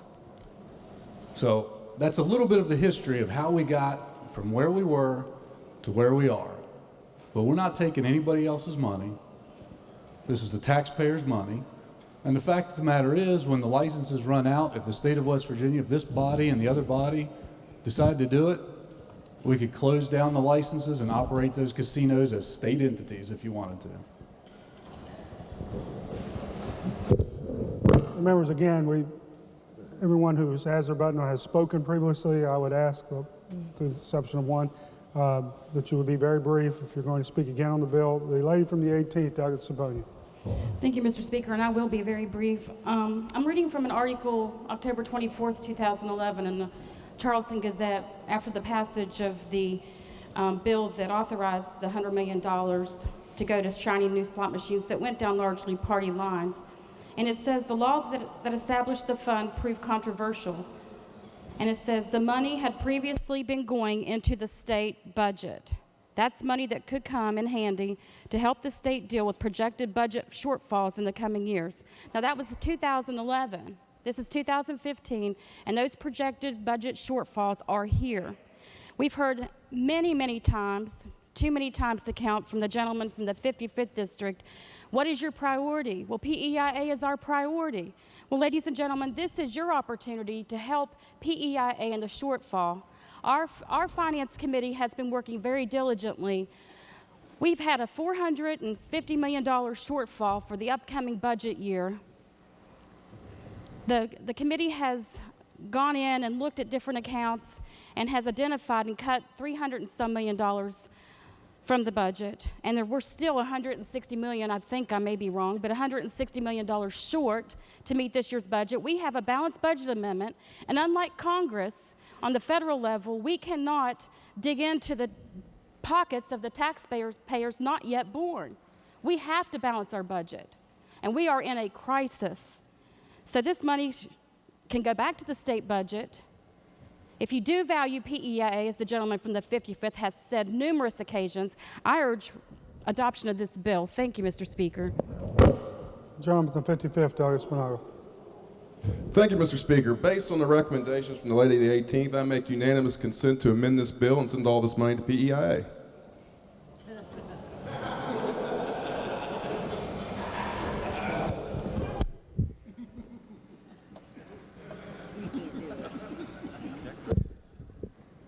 Mr. Speaker. Gentleman from the 58th. That's not in order.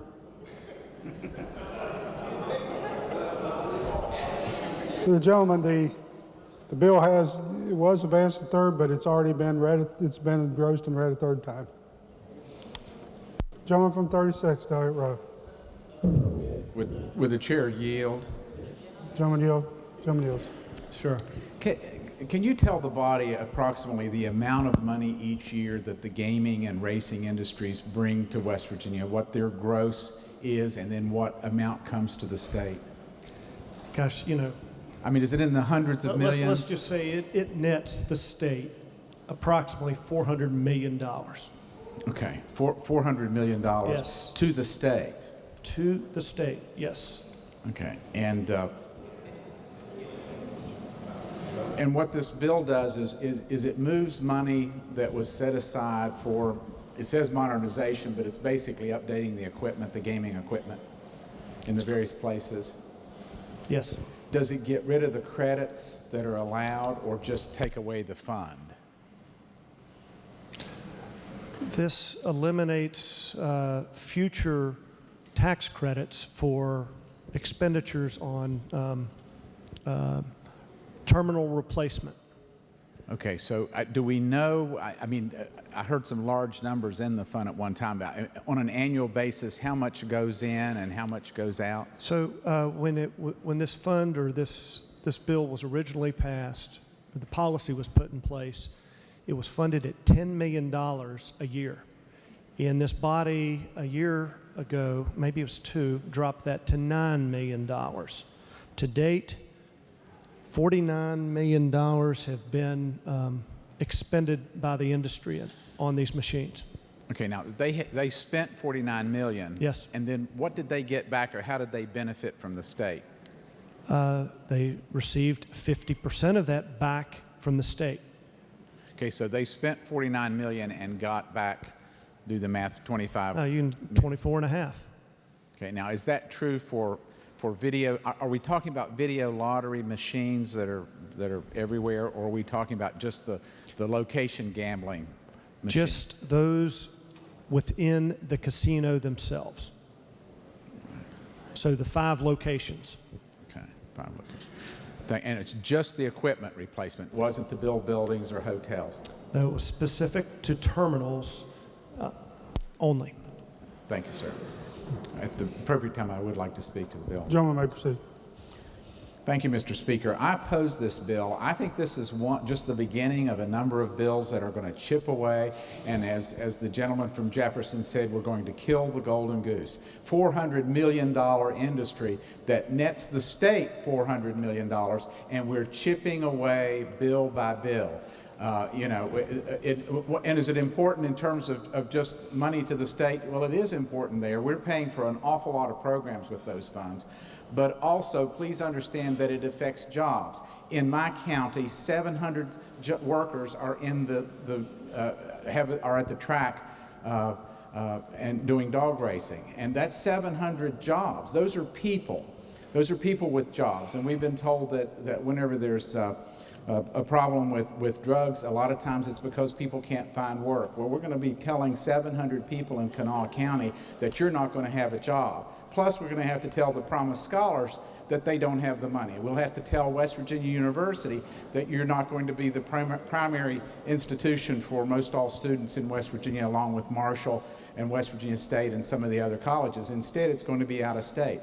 I just point out to the members that this is the beginning of the death of the golden goose, and we should vote no on this bill. Gentleman from 35th to close debate. Thank you, Mr. Speaker. Hard times, hard decisions. Gosh, every day going out till the end of this session, it's going to be one issue after another. I mean, it's unfortunate where we are. And gosh, when times are good, we can have the opportunity to give back to certain industries. When times are tough, we've got to roll up our sleeves and make some tough decisions. And one, we've got to close the gap in 16. This does that. We've got to look at 17. And to fund our PEIA, Here's another $9 million that goes into our general revenue, which on page 27 of the budget, there's a line item of $43 million going to PEIA. So if this doesn't pass, then some other tough decisions may come down the road, whatever that may be. Could be fairs and festivals. A lot of other items, but more to come. Mr. Speaker, I urge passage of this bill. Thank you. Request for the House is the passage of the bill. Those in favor of passage will vote aye. Those opposed will vote no. The clerk will prepare the machine. Has each member voted? If so, the clerk will close the machine and ascertain the result. On that question, 62 ayes, 37 nays, one member absent, not voting. Majority of members present having voted in the affirmative, I declare the bill passed. Clerk, please report the title. Committee substitute for House Bill 4271. Are there amendments to the title? Not the title is read by the clerk. Clerk will be and remain the title of the bill. Gentleman from the 58th. Thank you, Mr. Speaker. I move the bill be made effective from passage. Gentleman from the 58th moves the bill be made effective from passage. Those in favor will vote aye. Those opposed will vote no. The clerk will prepare the machine. Has each member voted? If so, the clerk will close the machine and ascertain the result. On that question, 75 ayes, 24 nays, one member absent, not voting. Two-thirds of the members elected having voted in the affirmative, I declare the bill effective from passage. Clerk, please communicate the action of the House to the Senate and request concurrence therein. Further bills. Committee substitute for House Bill 4307, clarifying that a firearm may be carried for self-defense in state parks, state forests, and state recreational areas. Again, the members, this bill was advanced to third with amendments pending and the general right to amend. Are there amendments? Delegates Skinner and Eldridge move to amend the bill. This is HFA Skinner et al. 2-29. Gentleman from 67th asked unanimous consent to explain the amendment in lieu of having it read. Is there objection? Chair hears none. Gentleman from 67. Thank you, Mr. Speaker. I simply took the Sunday hunting bill and seek to amend it into this bill. It's a part of our tourism infrastructure to have Sunday hunting all across the state of West Virginia, and I urge support for the amendment. Thank you. Gentleman from 58th. Thank you, Mr. Speaker. A point of clarification, is the amendment germane to this bill?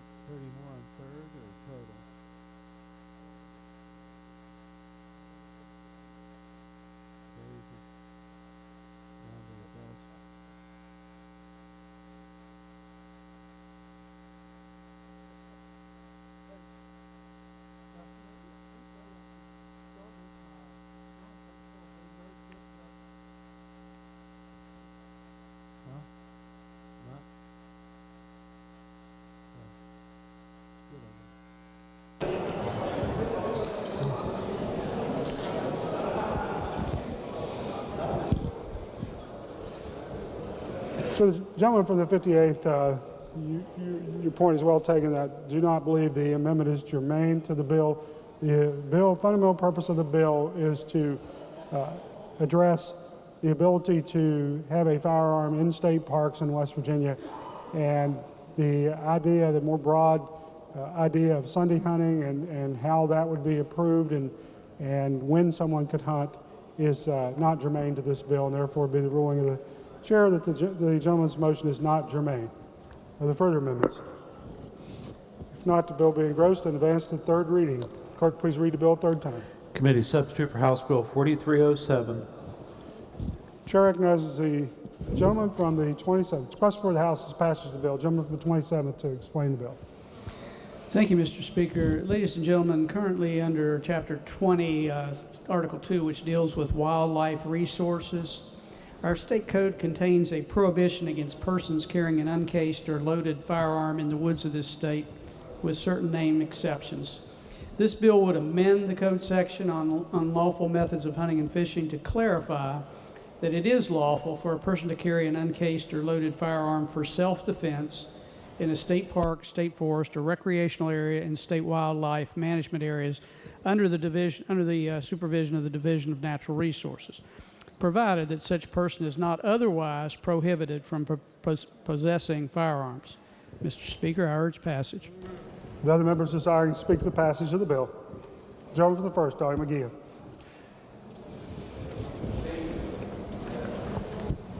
Cut me off again there. Thank you, Mr. Speaker. Yeah, I just want to urge adoption of this bill. I believe it was from a constituent of the Speaker's, actually, that drafted this bill and got it pushed through, Mr. David Frex. But it's a great bill. I take my little girl hunting. I take my little girl camping every year during the summer at the state park in my district. And as of late, over the last 2 years, we have a fairly rampant coyote problem. And I mean, they're basically all over the northern part of the county. And the growth of coyotes has been getting pretty enormous up there. And so, you know, she begs me to take her camping probably at least a dozen times during the summer out in Thomason Run State Park. And technically, you know, I'm breaking this regulation because I'm not taking her camping in a little nylon tent if I don't have something to defend her and myself with. So glad to get this clarified. Glad to pass this bill so that we can legally carry in the state park. So I urge passage. Gentleman from the 25th, Delegate Blackwell. Would the chairman yield to a question? Yes. I'd just like to know, does the weapon have to be open carry or can it be concealed carry? It can be concealed, but it has to be in a holster, the way I read the bill. I didn't quite hear your answer. I said it can be concealed, but it has to be in a holster if it's concealed. That's the way I read the bill. But the holster doesn't have to be visible? That's correct. Okay, thank you. Further members desiring to speak to the passage of the bill. Not the question for the House is the passage of the bill. Those in favor of passage will vote aye. Those opposed will vote no. The clerk will prepare the machine. Has each member voted? If so, the clerk will close the machine and ascertain the result. On this question, 95 ayes, 1 nay, 4 members absent not voting.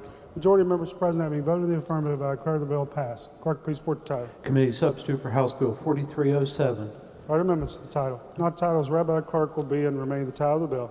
Clerk, please communicate the action of the House to the Senate and request concurrence therein.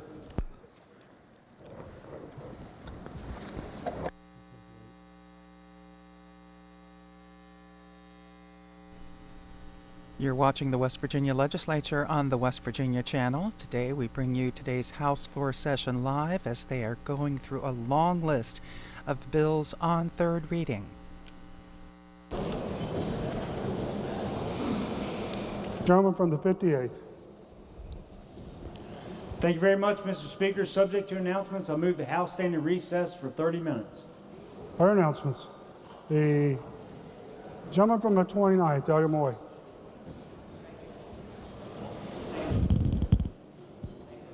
Mr. Speaker, hello. Thank you, Mr. Speaker. I would request permission to make introduction by way of announcement. Gentleman may proceed. Ladies and gentlemen, we are very honored with us today to have 2 pages from Independence Middle School. And I'm sure you would not be surprised when I tell you that they rode my school bus. We have with us today Colton Blackburn. Colton, will you stand up and wave? There you go. And Haley Piercy. Haley, are you in here? I don't see her right now. And they were accompanied by their grandfather. Would the House please make our guests welcome?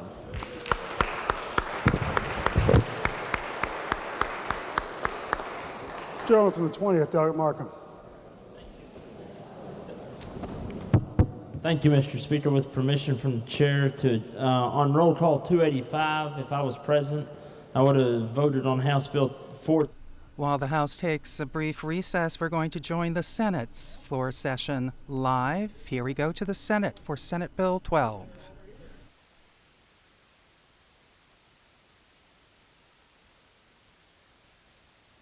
This is the first bill on third reading in the Senate, Senate Bill 12, relating to County Local Powers Act.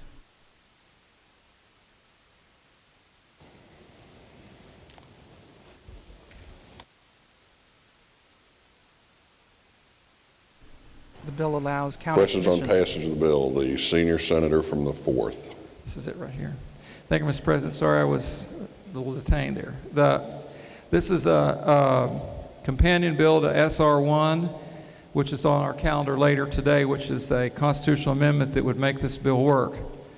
The County Development Office Amendment. This bill would grant the county's authority to enact impact fees and user fees and allow use of property taxes on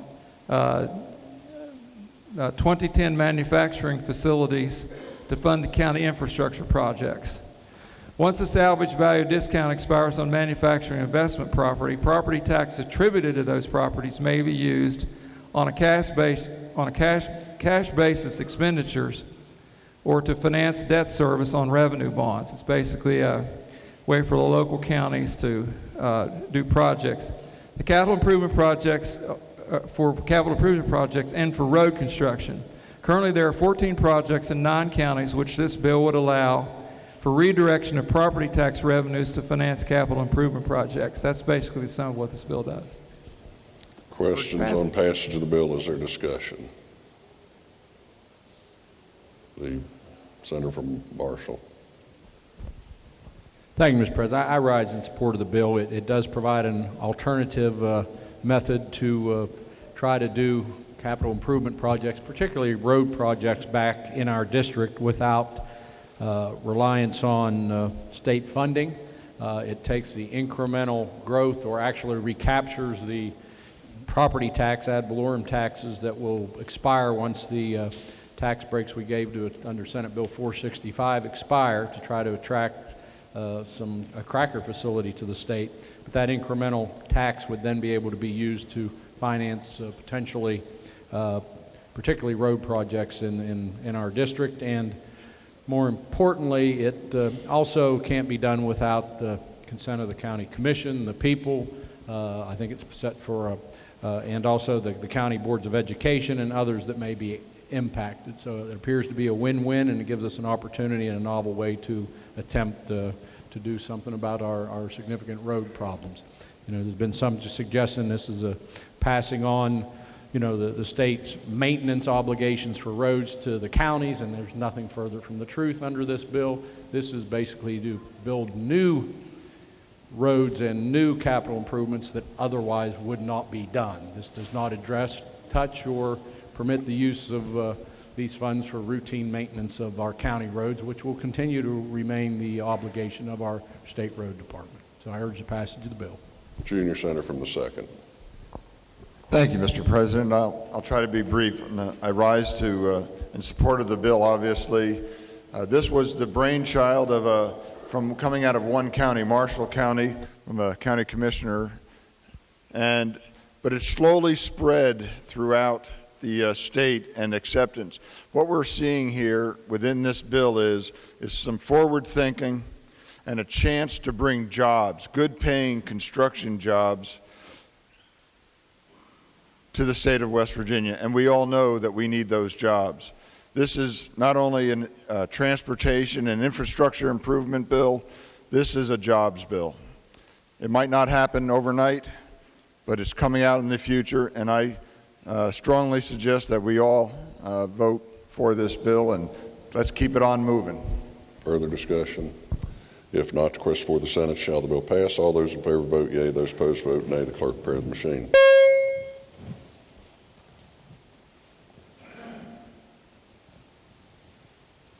Has every member voted? If so, the clerk close the machine, ascertain the results on this question. 34 yeas, 0 nays, 0 absent, not voting.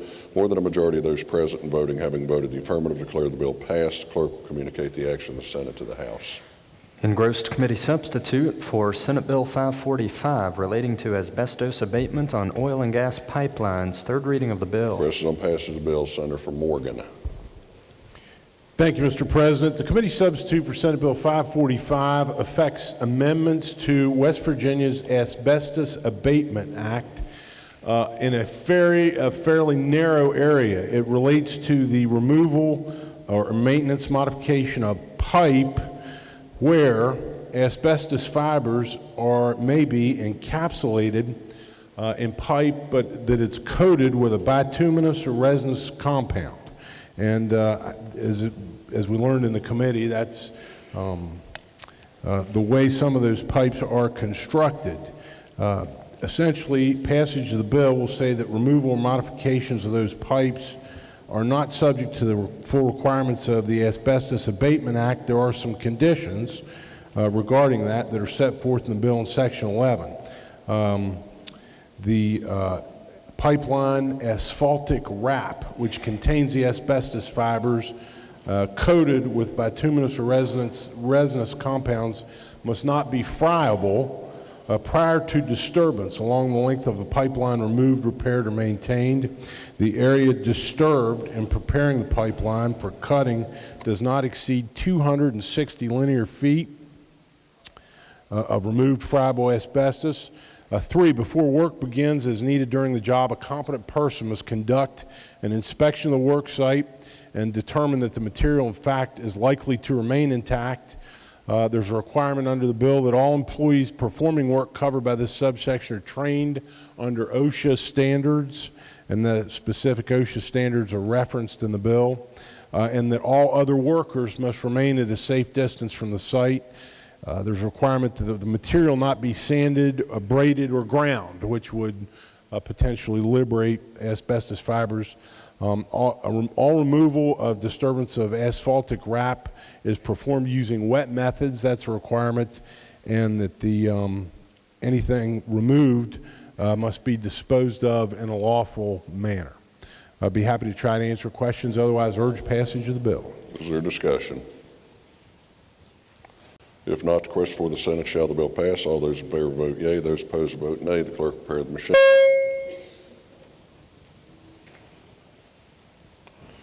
Has every member voted? If so, the clerk close the machine, ascertain the results on this question. 34 yeas, 0 nays, 0 absent, not voting. More than a majority of those present voting having voted in the affirmative, I declare the bill passed. Clerk will communicate the action of the Senate to the House. Committee substitute for Senate Bill 641, transferring revenues from certain Greyhound racing funds to State Excess Lottery Revenue Fund. The bill is advanced to third reading with the right to amend. Are there amendments? Yes, sir. Senator Trump moves to amend the bill on page 37, Section 8. Thank you, Mr. President. I ask unanimous consent to explain the amendment in lieu of its complete reading. Is there objection? Chair hears none. Senator from Morgan. Thank you, Mr. President. This is what I would consider to be a basic common sense policy, good government amendment. And so it relates to if there's a referendum in one of the counties to terminate the authority to operate a track. Basically, if the amendment is adopted, it requires that both houses of the legislature adopt a concurrent resolution under this subsection before the result of that special election could take effect. And the point of this is simply as follows.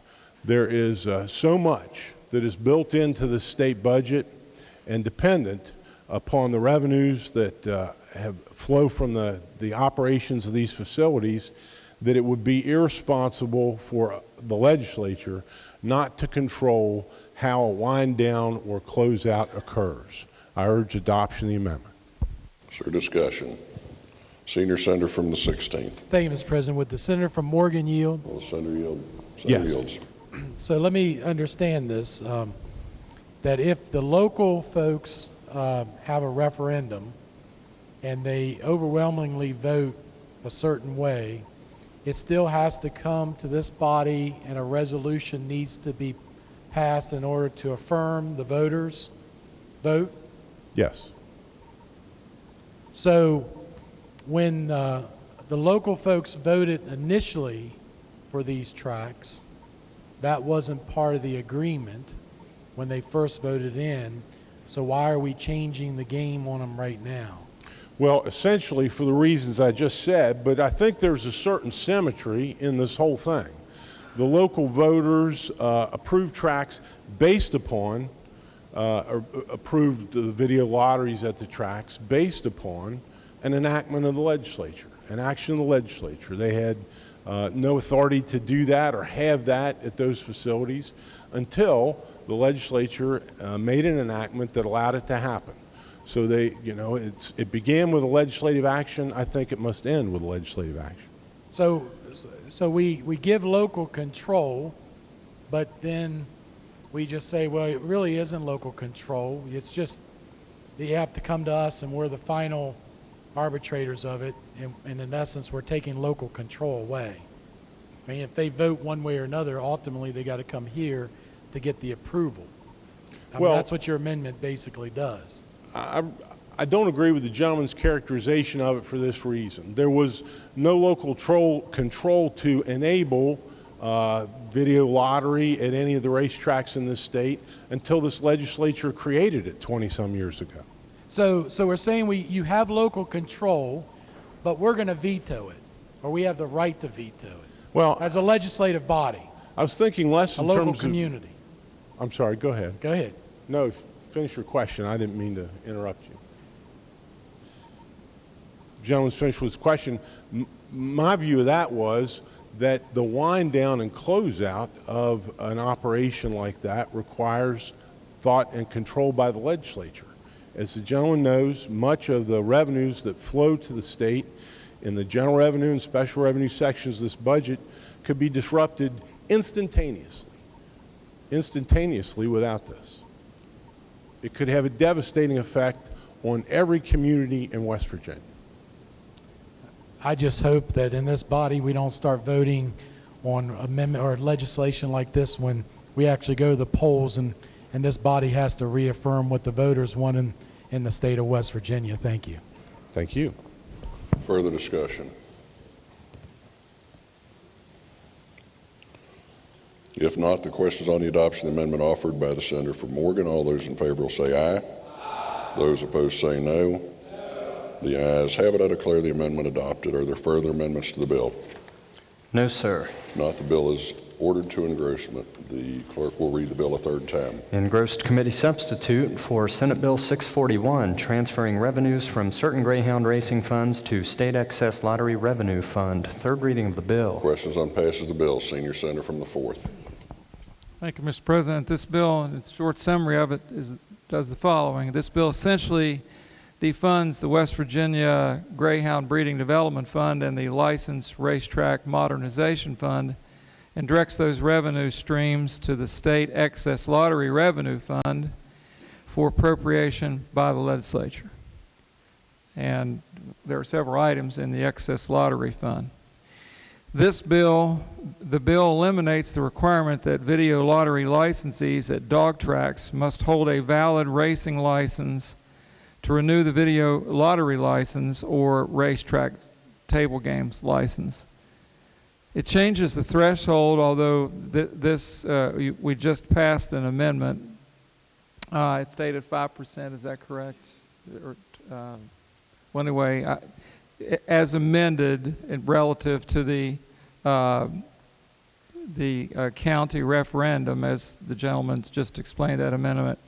Total estimated revenue redirected to the State Excess Lottery Fund for appropriation by the legislature for fiscal year 17 is approximately $21 million, and estimated future deposits are about $11 million.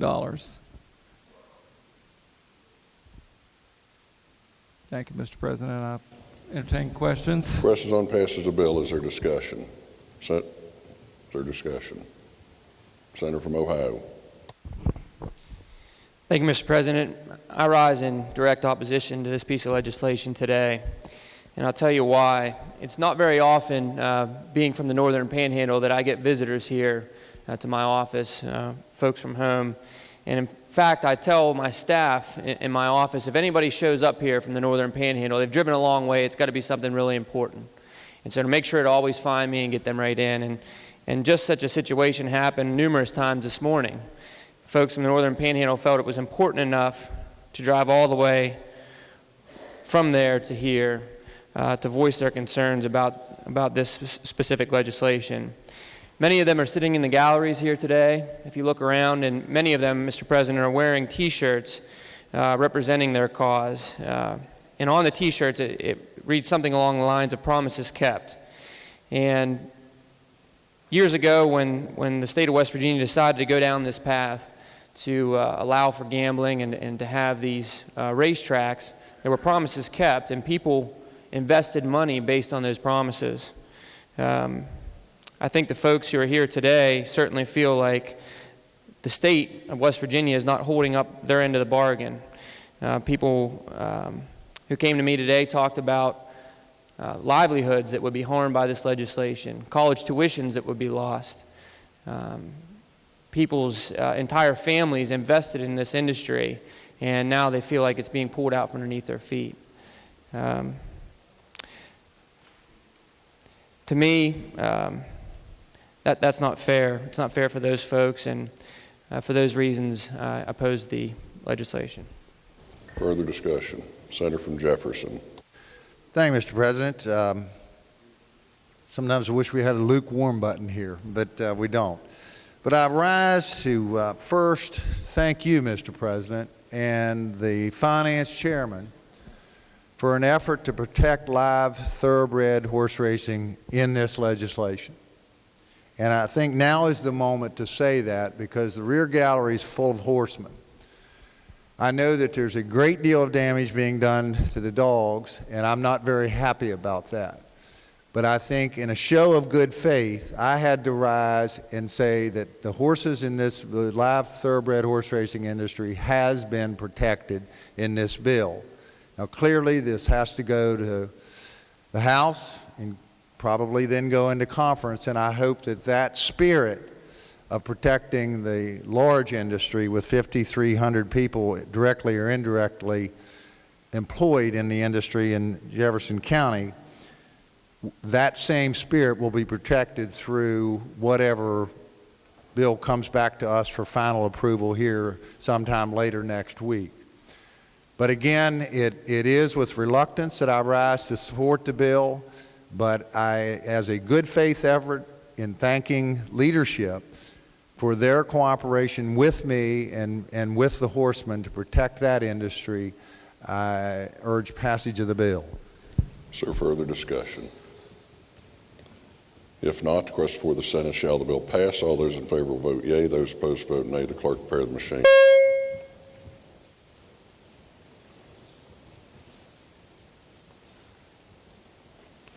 Has every member voted? If so, the clerk close the machine, ascertain the results on this question. 29 yeas, 5 nays, 0 absent, not voting. More than a majority of those present and voting having voted in the affirmative, declare the bill passed. The clerk will communicate the action of the Senate to the House. Engrossed Senate Bill 670 relating to filling vacancies in elected offices. Senator from Jackson. Thank you, Mr. President. I move that further consideration of Senate Bill 670 be referred to the Committee on Rules. Senator from Jackson moves the bill be referred to the Committee on Rules. All those in favor say aye. Those opposed, no. The ayes appear to have it. The ayes do have it. I declare the motion adopted. The bill will be referred to the Committee on Rules. Engrossed Committee Substitute for Senate Bill 691, modifying certain air pollution standards. Third reading of the bill. Questions on passage of the bill? Senator from Morgan. Thank you, Mr. President. The committee substitute for Senate Bill 691 amends one single section of the code. It's in Chapter 22, Article 5, Section 20, and this relates to the state's development of state plan regarding carbon dioxide emissions from existing fossil fuel-fired electric generating units. The members will remember that we passed a bill last year. It was House Bill 2004 during the legislative session. This bill makes just technical cleanup changes to that. Twice in subsection C, changes the word shall to may. first permit rather than require the plan to be on a, quote, unit-specific performance basis. Be happy to try to answer questions, otherwise urge passage of the bill. Question on passage of the bill. Is there discussion? If not, the question for the Senate, shall the bill pass? All those in favor vote yea, those opposed vote nay. The clerk prepare the machine.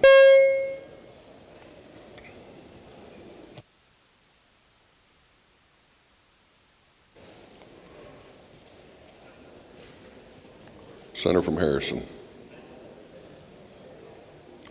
Has every member voted? If so, the clerk close the machine and ascertain the results on this question. 34 yeas, 0 nays, 0 absent, not voting. More than a majority of those present and voting having voted in the affirmative declare the bill passed. Clerk will communicate the action of the Senate to the House. Engrossed Committee Substitute for Senate Joint Resolution 1, County Economic Development Amendment. Third reading of the resolution. Questions on passage of the resolution. The senior senator from the 4th. Thank you, Mr. President. This amendment actually is companion to the previous bill we passed, Senate Bill 12. This amendment will permit the legislature to authorize the county commissions by general law to allocate and spend a portion of property taxes imposed under Section 1, Article 10 of the West Virginia Constitution. Does not apply taxes attributable to excess levies or levies for bonded indebtedness. Allocation applies only to taxes paid by owners of new manufacturing investments in the county attributable to new or expanded facilities costing $50 million or more. Counties can utilize taxes to pay as you go or bond financing or capital infrastructure improvements. Urge passage of the amendment. Question is on the adoption of the resolution. Is there discussion? Junior Senator from the 2nd. Thank you, Mr. President. Just real briefly, as the Senator from Putnam said, this is the companion bill that we overwhelmingly passed just a few moments ago, and I thank everybody for that. This is really going to work to help put West Virginians back to work, and I urge passage. Further discussion? If not, the question for the Senate, shall the resolution be adopted? All those in favor will vote yea, those opposed vote nay. The clerk will prepare the machine.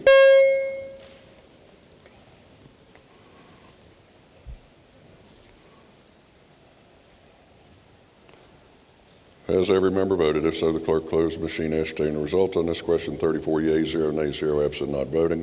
More than 2/3 of those elected to the Senate having voted the affirmative declare the resolution adopted. The clerk will communicate the action of the Senate to the House. Engrossed Committee Substitute for House Bill 4228 relating to transportation network companies. Third reading of the bill. Question on passage of the bill. Senator from Morgan. Thank you, Mr. President. The committee substitute for House Bill 4228 authorizes and regulates transportation network companies. The members will remember we did this last year, not once, but twice, I think, on the floor of the Senate, and the bill failed at the end of the session. This is a similar bill, not identical, but at its essence, it defines a transportation network company as a corporation, partnership, or proprietorship or other entity licensed under the article and operating in West Virginia that uses a digital network to connect company riders to transportation network company drivers who provide prearranged rides. A TNC company does not control, direct, or manage personal vehicles or transportation network company drivers to the extent to its digital network except where agreed to by written contract. A TNC driver is defined as an individual who receives connections to potential passengers and related services from a transportation network company in exchange for payment of a fee to the TNC. And B, uses a personal vehicle to offer or provide prearranged rides to riders upon connection through the digital network controlled by the transportation network company in exchange for the fee. A TNC and its drivers are not common carriers under the article. They're defined as otherwise. The provisions of the bill include requirements that a TNC including operate as a TNC with a permit issued by the Division of Motor Vehicles. So the regulation and control of this is housed within the DMV. Provisions governing fares that may be charged for providing services to riders, the availability of identification of drivers, motor vehicle liability insurance requirements are included in the bill.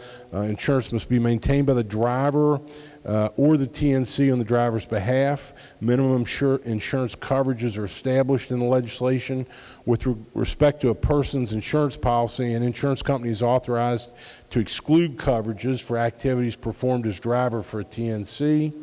Conditions upon which a driver is deemed to be an independent contractor rather than an employee of a TNC, and if those conditions are met, providing that the TNC is not required to provide workers' compensation coverage for network drivers. There are requirements and qualifications for drivers, background checks.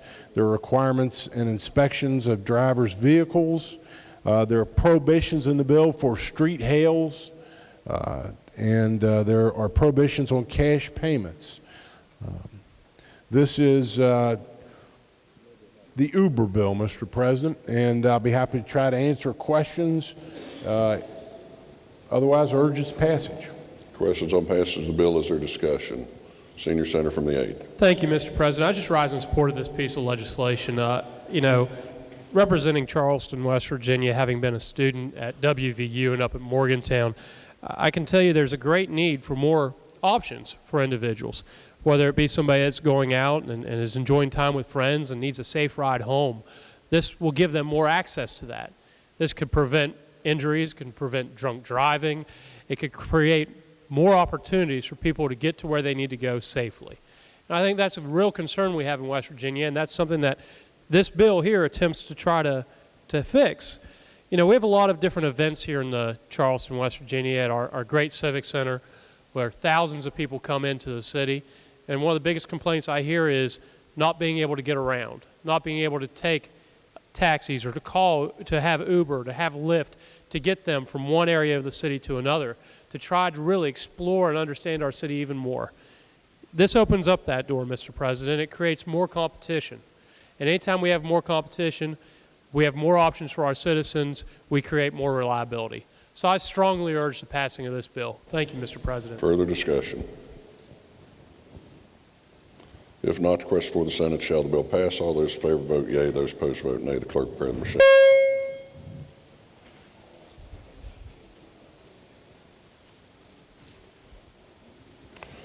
Has every member voted? If so, the clerk close the machine, ascertain results on this question. 34 yeas, 0 nays, 0 absent, not voting. More than the majority of those present voting having voted the affirmative, declare the bill passed. Clerk has title amendment. Committee on the Judiciary move to amend the title of the bill. Questions on the adoption of the title amendment? All those in favor will say aye. Those opposed, no. The ayes have it. Declare the title amendment adopted. Senator from Jackson. Thank you, Mr. President. I move the bill be made effective July 1, 2016, and ask unanimous consent that the roll call used on passage be used to make it so effective. Senator from Jackson moves the bill be made effective from July 1, 2016, and requests unanimous consent that the roll call used on passage of the bill be used to make it so effective. Is there objection? Chair hears none on this question. 34 yeas, 0 nays, 0 absent, not voting. More than two-thirds of those elected to the Senate having voted the affirmative declare the bill effective from July 1, 2016. Clerk will communicate the action of the Senate to the House. Bills on second reading. Committee substitute for Senate Bill 25, providing selection procedure for state delegates to Article 5 convention. Second reading of the bill. Are there amendments to the bill? No, sir. If not, the bill be engrossed in advance third reading. Committee substitute for Senate Bill 104, classifying Marshall University Forensic Science Center as a criminal justice agency. Second reading of the bill. Are there amendments to the bill? Yes, sir. Senator Plime will move to amend the bill on page 2, section 24C. Please, Senator from Wayne. Request unanimous consent to explain the amendment in lieu of having it read. Senator from Wayne requests unanimous consent to explain the amendment in lieu of having it read. Is there objection? Chair hears none, so ordered. Senator from Wayne. Thank you, Mr. President. Actually, Mr. President, you and myself have been working on this issue for a little over a year, and what this does is just adds in on the current relationship with the West Virginia State Police, that the superintendent shall partner with the DNA and digital forensics sections of Marshall University, which are already tied in with them, which is designated as a disaster recovery lab. If you look at it, most states have a disaster recovery lab, and this would just fall in line with the rest of the states. Urge the adoption of the amendment. Is there discussion? Senator from Morgan. Thank you, Mr. President. I'm just reviewing the amendment on the screen. It's not something, the language of the amendment is not something that we considered, particularly in the committee. I don't believe I have any reason to object to it.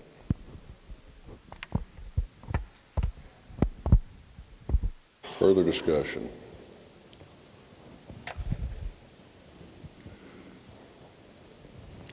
If not, the question is on the adoption of the amendment offered by the senator from Wayne. All those in favor will say aye. Those opposed say no. The ayes appear to have it. The ayes do have declared the amendment adopted. Are there further amendments to the bill?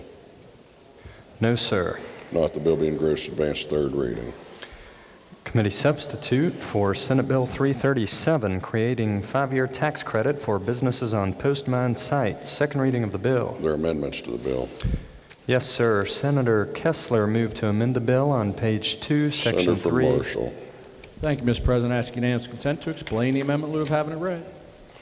Senator from Marshall requests unanimous consent to explain the amendment in lieu of having it read. Is there objection? Chair hears none. So ordered. Senator from Marshall. Thank you, Mr. President. The purpose of this bill is to give to encourage use of post-mine land use by encouraging a corporate net income tax credit to companies that move on those abandoned facilities and try to generate economic activity and jobs. What this would do would limit the tax credit to the amount of the investment that the company puts there, and would not let somebody who's not labor intensive, doesn't going to hire anybody just to go and move a modular office down there and reduce their entirety of their corporate net income tax due to the state of West Virginia without creating any significant jobs. So they're entitled to the credit, but it would be capped at the amount of investment they actually are willing to put on that landmine site. So I urge the adoption of the amendment.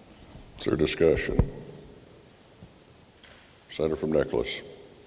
Thank you, Mr. President. We've reviewed the proposed amendment by the gentleman from Marshall. From the perspective of the Energy Industry and Mining Committee, we find no objections. Further discussion? Senator from Logan. Thank you, Mr. President. I would speak to the amendment. I think it's a very fair economic amendment that it brings equalization to the project, and I want to commend the EIM and the subcommittee and everybody for working on this project, and legal counsel as well.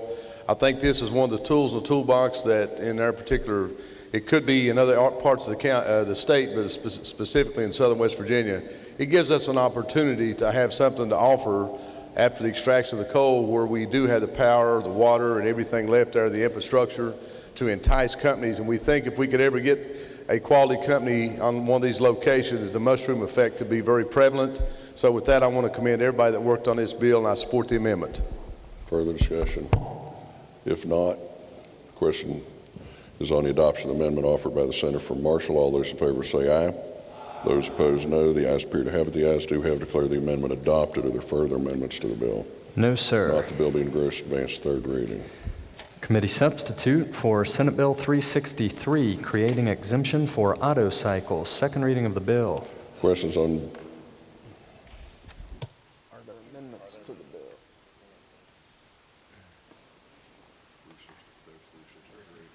Are there amendments to the bill? No, sir. If not, the bill be engrossed advanced to third reading. Senator from Jackson. Thank you, Mr. President. I move the constitutional rule requiring a bill be read on 3 days be suspended and the bill be read a third time and placed upon its passage. Senator from Jackson moves that the constitutional rule requiring bills to be read on 3 different days be suspended, the bill be read a third time and be placed upon its passage. All those in favor will vote yea. Those opposed will vote nay. The clerk will prepare the machine.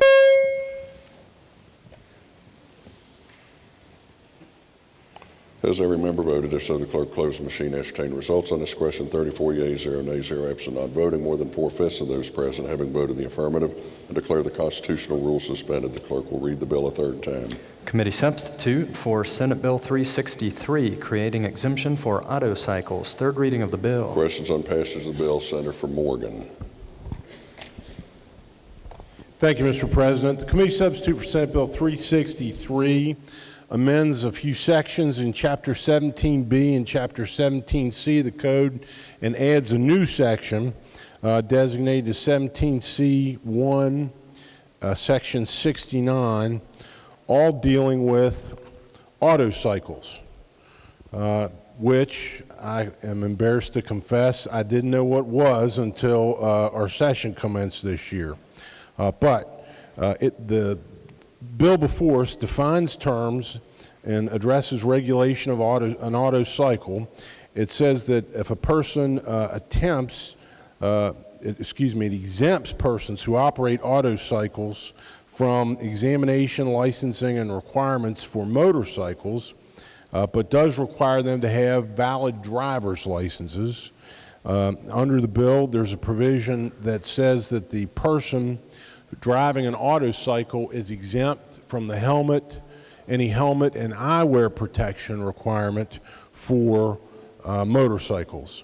The bill also deletes an obsolete motorcycle safety and education committee. I'd be happy to try to answer questions, otherwise urge passage of the bill. Question on passage of the bill. Is there discussion?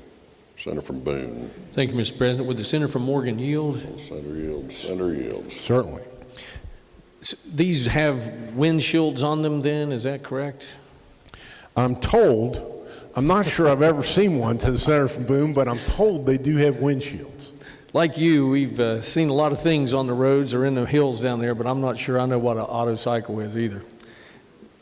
A three-wheeler, I guess, and it's got roll bars, things like that. As I'm told, it has 3 wheels and a roll bar and a windshield. Is there a horsepower limitation? Not addressed in this bill. Let me back up and just for the gentleman's earlier question. There's a definition of auto cycle in the bill. It's in subsection C of the first section contained in the bill. And it says it's an enclosed motorcycle that is equipped with safety belts, airbags, a roll bar, windshield, wipers, a steering wheel, and equipment otherwise required on a motorcycle, and which has no more than 3 wheels in contact with the roadway at one time. Thank you very much. I'm looking forward to seeing one sometime. Further discussion. Junior Senator from the 8th. Thank you, Mr. President. I have seen an auto cycle, so I guess I'll stand up and I went ahead and put up a picture of one. It's essentially a 3-wheeled car. I mean, it's as simple as it is. But because it doesn't have 4 wheels in the state of West Virginia, it's required that you wear a helmet. And actually, if you wear a helmet inside of this vehicle, it becomes more dangerous for you than if you were not wearing a helmet. So the purpose of this bill is to say that inside of one of these 3-wheel cars, you don't have to wear a helmet because it would be more dangerous for you. I think currently 48 states say that you don't have to wear a helmet inside of one of these vehicles. It would be either 48th or 49th whenever we pass this legislation. I urge adoption. Thank you, Mr. President. Further discussion. If not, the question for the Senate, shall the bill pass? All those in favor vote yea, those opposed vote nay. The clerk prepare the machine.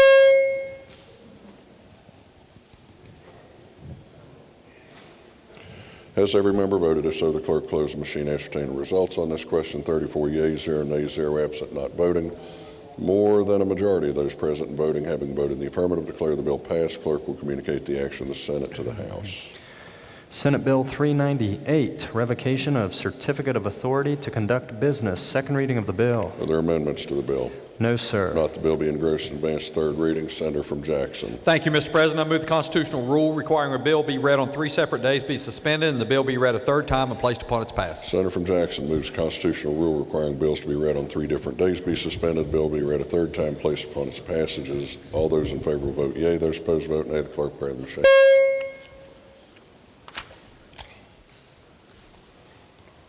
Has every member voted? If so, the clerk close the machine. Ascertain the results on this question. 34 yeas, 0 nays, 0 absent, not voting. More than 4/5 of those present having voted in the affirmative, I declare the constitutional rule suspended. The clerk will read the bill a third time.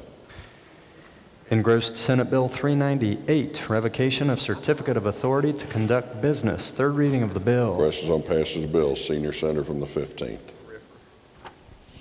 Thank you, Mr. President. This bill amends two sections of the code relating to where notice for revocation of certificate of authority is to be delivered to a foreign limited liability company or foreign limited partnerships. It provides notice is to be sent to the company's registered agent, or if there's no registered agent, to the principal office. Currently, the notice for revocation is required to be sent to the company's principal office. I encourage passage. Questions on passage of the bill? Is there discussion? If not, the question for the Senate, shall the bill pass? All those in favor vote yea, those opposed vote nay. The clerk prepare the machine. Has every member voted? If so, the clerk close the machine. Ascertain results on this question. 34 yeas, 0 nays, 0 absent, not voting. More than the majority of those present voting having voted in the affirmative, declare the bill passed. Clerk will communicate the action of the Senate to the House. Committee substitute for Senate Bill 454, licensing and regulation medication-assisted treatment programs for substance abuse disorders. Second reading of the bill. Are there amendments to the bill? Yes, sir. Senator Trump moved to amend the bill on page 32, section 7. Thank you, Mr. President. I ask unanimous consent to explain the amendment in lieu of having it read. Senator from Morgan requests unanimous consent to explain the amendments in lieu of having them read, and that all the amendments be considered as one. Is there objection? Chair hears none, so ordered. Senator from Morgan. Thank you, Mr. President. This is essentially a technical amendment changing in two places the word shall to may. Urge adoption. Is there discussion? If not, the question is on the adoption of the amendments offered by the Senator from Morgan. All those in favor say aye. Those opposed say no. The ayes appear to have it. The ayes do have. Declare the amendments adopted. Are there further amendments to the bill? No, sir. Not the bill be engrossed in advance to third reading. Committee substitute for Senate Bill 460, repealing regulation of opioid treatment programs and creating licenses for all medication-assisted programs. Are there amendments to the bill? Senator from Jackson. Thank you, Mr. President. I move the bill be referred to the Committee on Judiciary. The Senator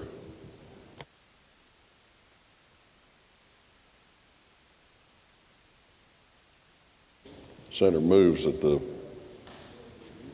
bill be referred to the Committee on Judiciary. All those in favor will say aye. Those opposed no. The ayes have it. The ayes appear to have it. The ayes do have it. Bill be referred to the Committee on Judiciary. Committee substitute for Senate Bill 484, relating to reemployment rights of military personnel. Second reading of the bill. Are there amendments to the bill? No, sir. Not the bill being engrossed in advance to third reading. The Senator from Jackson. Thank you, Mr. President. I move the constitutional rule requiring the bill be read on 3 separate days be suspended and the bill be read a third time and placed upon its passage. Senator from Jackson moves that the constitutional rule requiring bills to be read on 3 different days be suspended, the rule and the bill be read a third time and be placed upon its passage. All those in favor will vote yea. Those opposed vote nay. The clerk prepare the machine.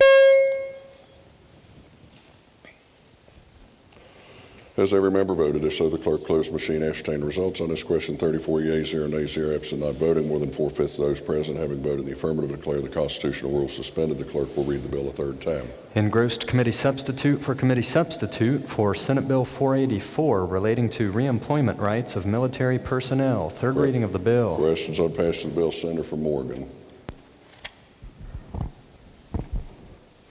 Thank you, Mr. President. The committee substitute for Senate Bill 484, committee substitute for the committee substitute for, provides that members of organized militia, and those are including under the changes in this section of the code, those into the service of West Virginia or in the service of another state, are entitled to the same reemployment rights granted to members of the reserve components of the armed forces of the United States under applicable federal law. I urge a passage of the bill. Questions on passage of the bill. Is there discussion? If not, the question for the Senate, shall the bill pass? All those in favor vote yea. Those opposed vote nay. The clerk prepare the machine. Has every member voted? If so, the clerk close the machine. Ascertain the results on this question. 34 yeas, 0 nays, 0 absent, not voting. More than a majority of those present and voting having voted in the affirmative declare the bill passed. Clerk will communicate the action of the Senate to the House. Senate Bill 494, creating Legislative Oversight Commission on Department of Transportation Accountability. Second reading of the bill. Are there amendments to the bill? No, sir. If not, the bill be engrossed and advanced to third reading. The senator from Jackson. Thank you, Mr. President. I move the constitutional rule requiring a bill be read on 3 separate days be suspended and the bill be placed upon its passage. Senator from Jackson moves that the constitutional rule requiring a bill to be read on 3 different days be suspended and the bill be read a third time and placed upon its passage. All those in favor will vote yea. Those opposed vote nay. The clerk prepare the machine.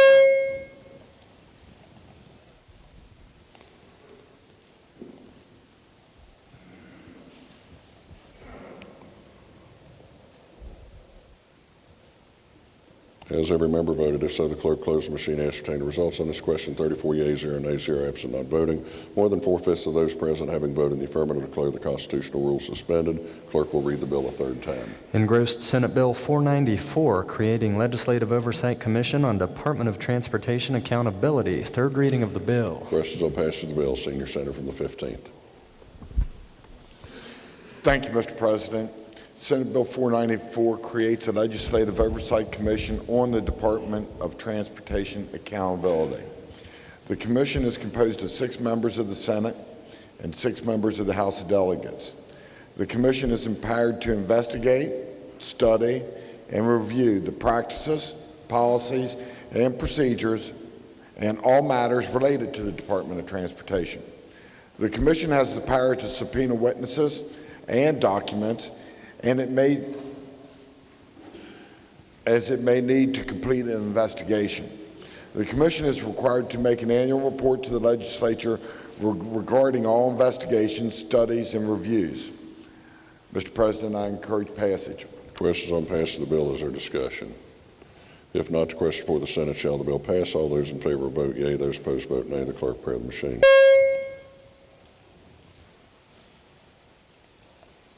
Has every member voted? If so, the clerk close the machine and ascertain the results on this question. 34 yeas, 0 nays, 0 absent, not voting. More than a majority of those present voting having voted in the affirmative declare the bill passed. Clerk will communicate the action of the Senate to the House.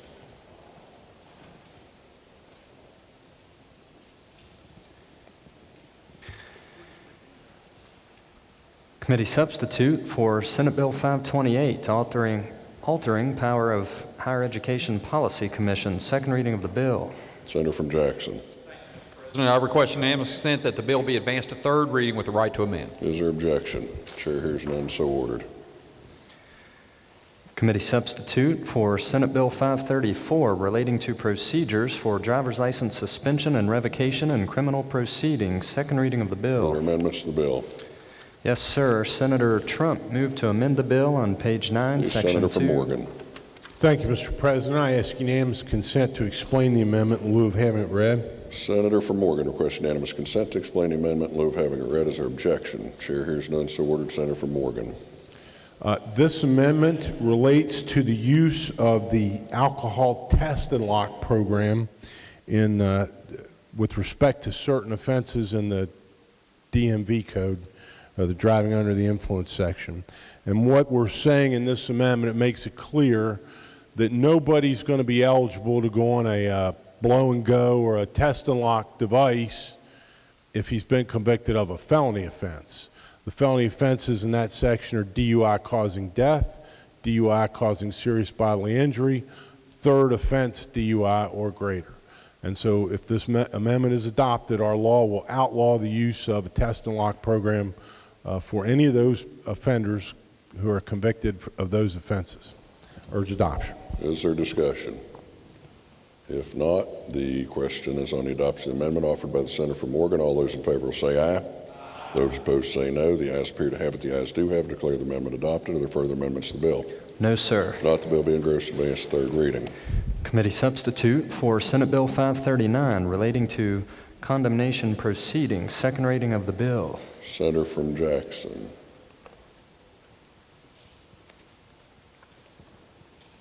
Thank you, Mr. President. I move the Senate Bill 539 be advanced to third reading. Thank you, Mr. President. I ask unanimous consent that the bill be advanced to third reading with the right to amend. Is there objection? Chair hears none, so ordered.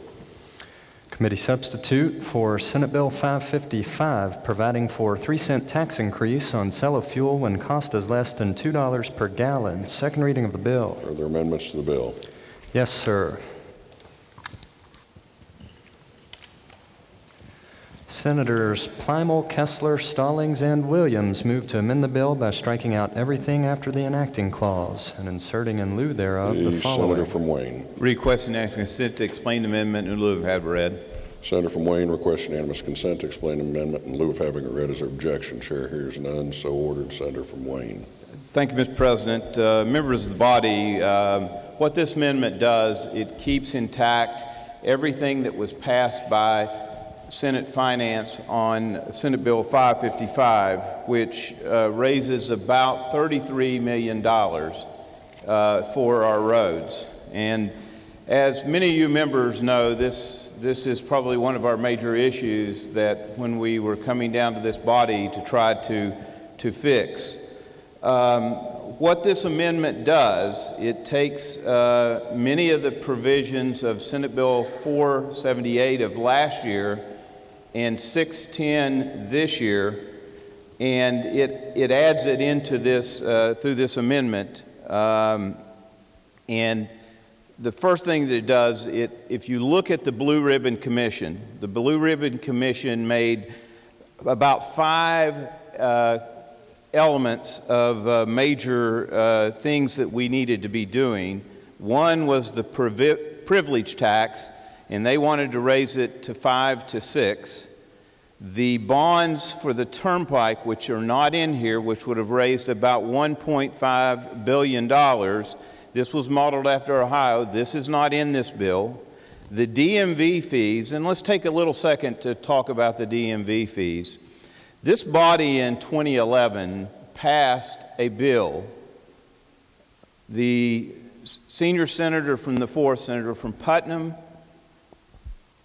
Senator from Monongalia, and the senator from Taylor and myself and others were sponsors of that bill. It passed the passed the Senate and passed the House, but was vetoed by the governor. One of his issues was an interstate commerce clause that related to insurance. That no longer is relevant to the DMV's section. The other one's an alternative fuel. That was one of their recommendations. That is not in this bill.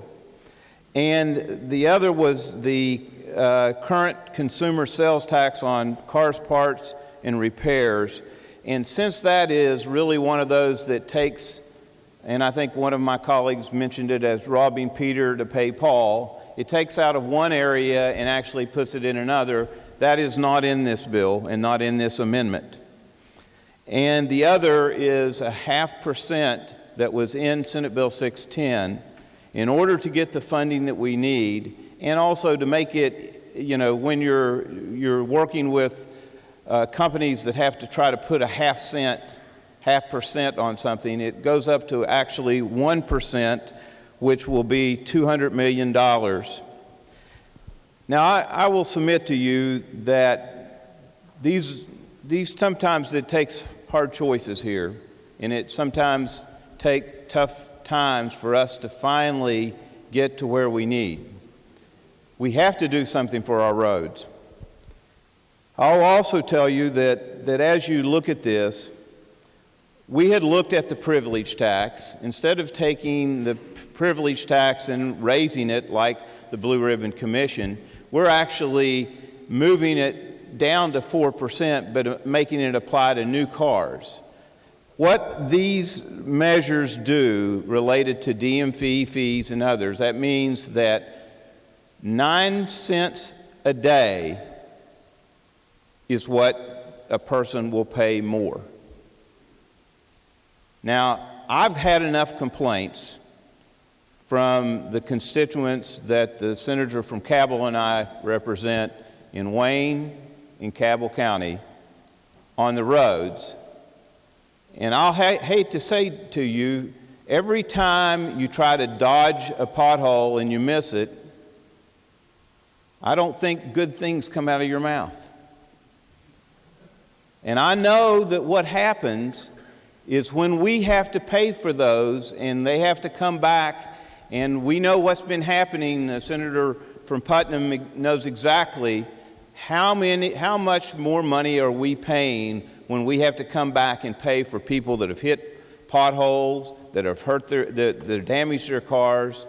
And I think this is a small price for people to pay when we're talking about moving our economy along.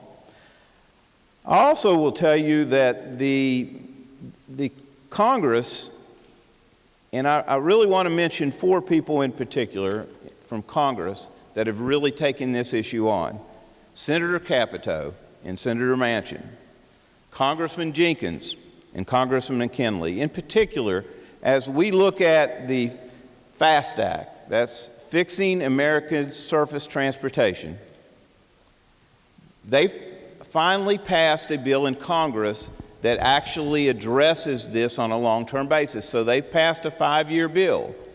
Now, there are complaints that there's only funding for 3, but I tell you one thing, that's far better than the Congresses have done in the past.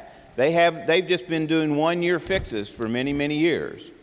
And I know that in Congressman Jenkins' case, that he just announced that he thinks he's going to be able to get additional funding for the state of West Virginia in the billions. Now, this raises what they did in the FAST Act, $6 million. We're going to get $6 million more per year in this state. Well, you know what the needs are. I think this is one of the most crucial and critical votes we will take in the time that I have been here in the Senate, and I urge the adoption of the amendment. Is there discussion? The junior senator from the 8th. Thank you, Mr. President. I rise in support of the gentleman's amendment. I'm grateful for it. I wish I could stand here and rise to support a roads bill that was paid for by revenue already generated. Unfortunately, I can't do that. We all know the condition of our highways. We hear it every day from our constituents. This bill, as amended, would be more, though, than just a highway bill. It's also a jobs bill. I brought this little thing with me. It is more than just a roads bill. We know how important it is to fix our roads, but we also know that we need jobs. I was reading Hoppy Kercheval's commentary today, and he noted that Moody's Analytics has just declared West Virginia to be in recession. He goes on to say that the U.S. Department of Labor reported that 11,800 West Virginians lost their job last year. So it's important for us to fix our roads. It's equally important for us to try to create some jobs. And we've been doing that today. I've been hearing some of you talk about this bill and that bill will create some jobs. ARTBA says that this bill would create nearly 4,000 jobs. And when you think about it, we lead the nation. West Virginia continues to lead the nation in the largest percentage of decline of construction employment. Over the last 18 months, nearly 5,000 West Virginians, nearly 5,000 less West Virginians were working on December the 1st, 2015 versus December the 1st, 2014.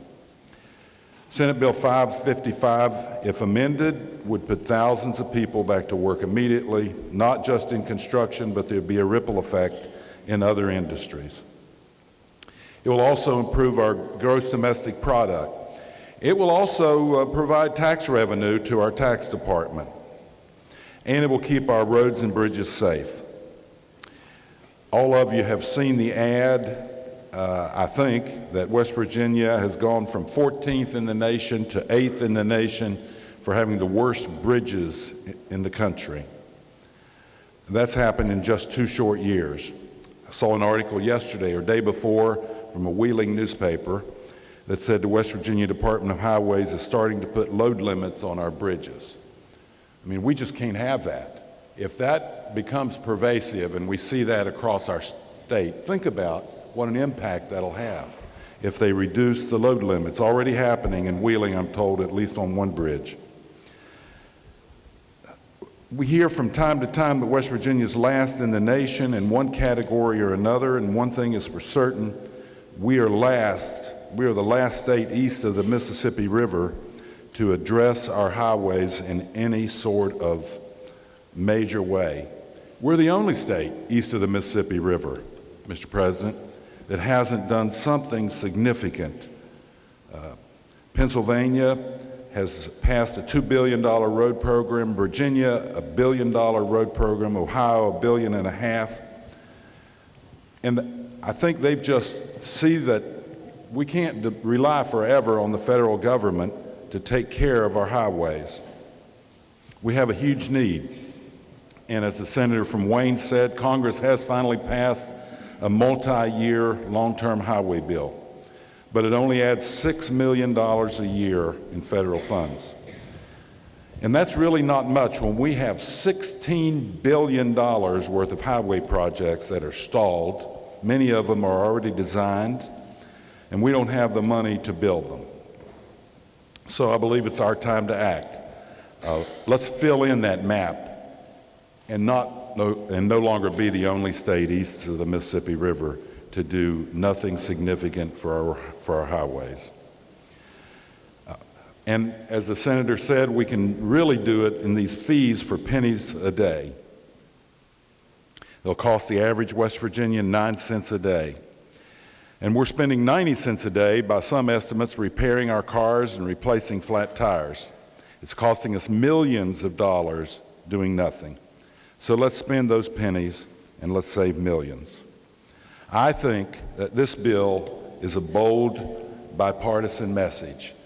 It's an opportunity for us to send a wonderful message to not only the people of West Virginia, but to our colleagues at the other end of this hallway. We can't control what they do, but we can control what we do. We can't control what the governor will do. And I would urge you not to get too caught up in the specifics of this bill, because it probably will get a haircut somewhere else. But it will be a message to our constituents and to our colleagues down the hall that we are serious about West Virginia roads. I urge passage of this gentleman's amendment, and frankly, sir, I believe it would be a dereliction of our duties if we leave here without addressing our roads and bridges.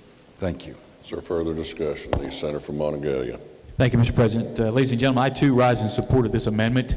I appreciate the efforts of the gentleman from Wayne and appreciate the kind comments from the senator from Kanawha. It's very appropriate. You know, folks, in 2011, we passed a piece of legislation that would have increased DMV fees, would have raised approximately between $40 and $60 million. And it took courage of everyone in this room, and it took courage of the House.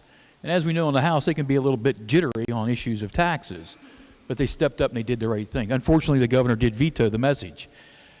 So again, I'm glad that that portion's in this bill, but you know, had that not been vetoed, we would have raised to date close to $300 million. That would have gone a long way over the last few years to take care of some of the infrastructure problems we have here in the state of West Virginia.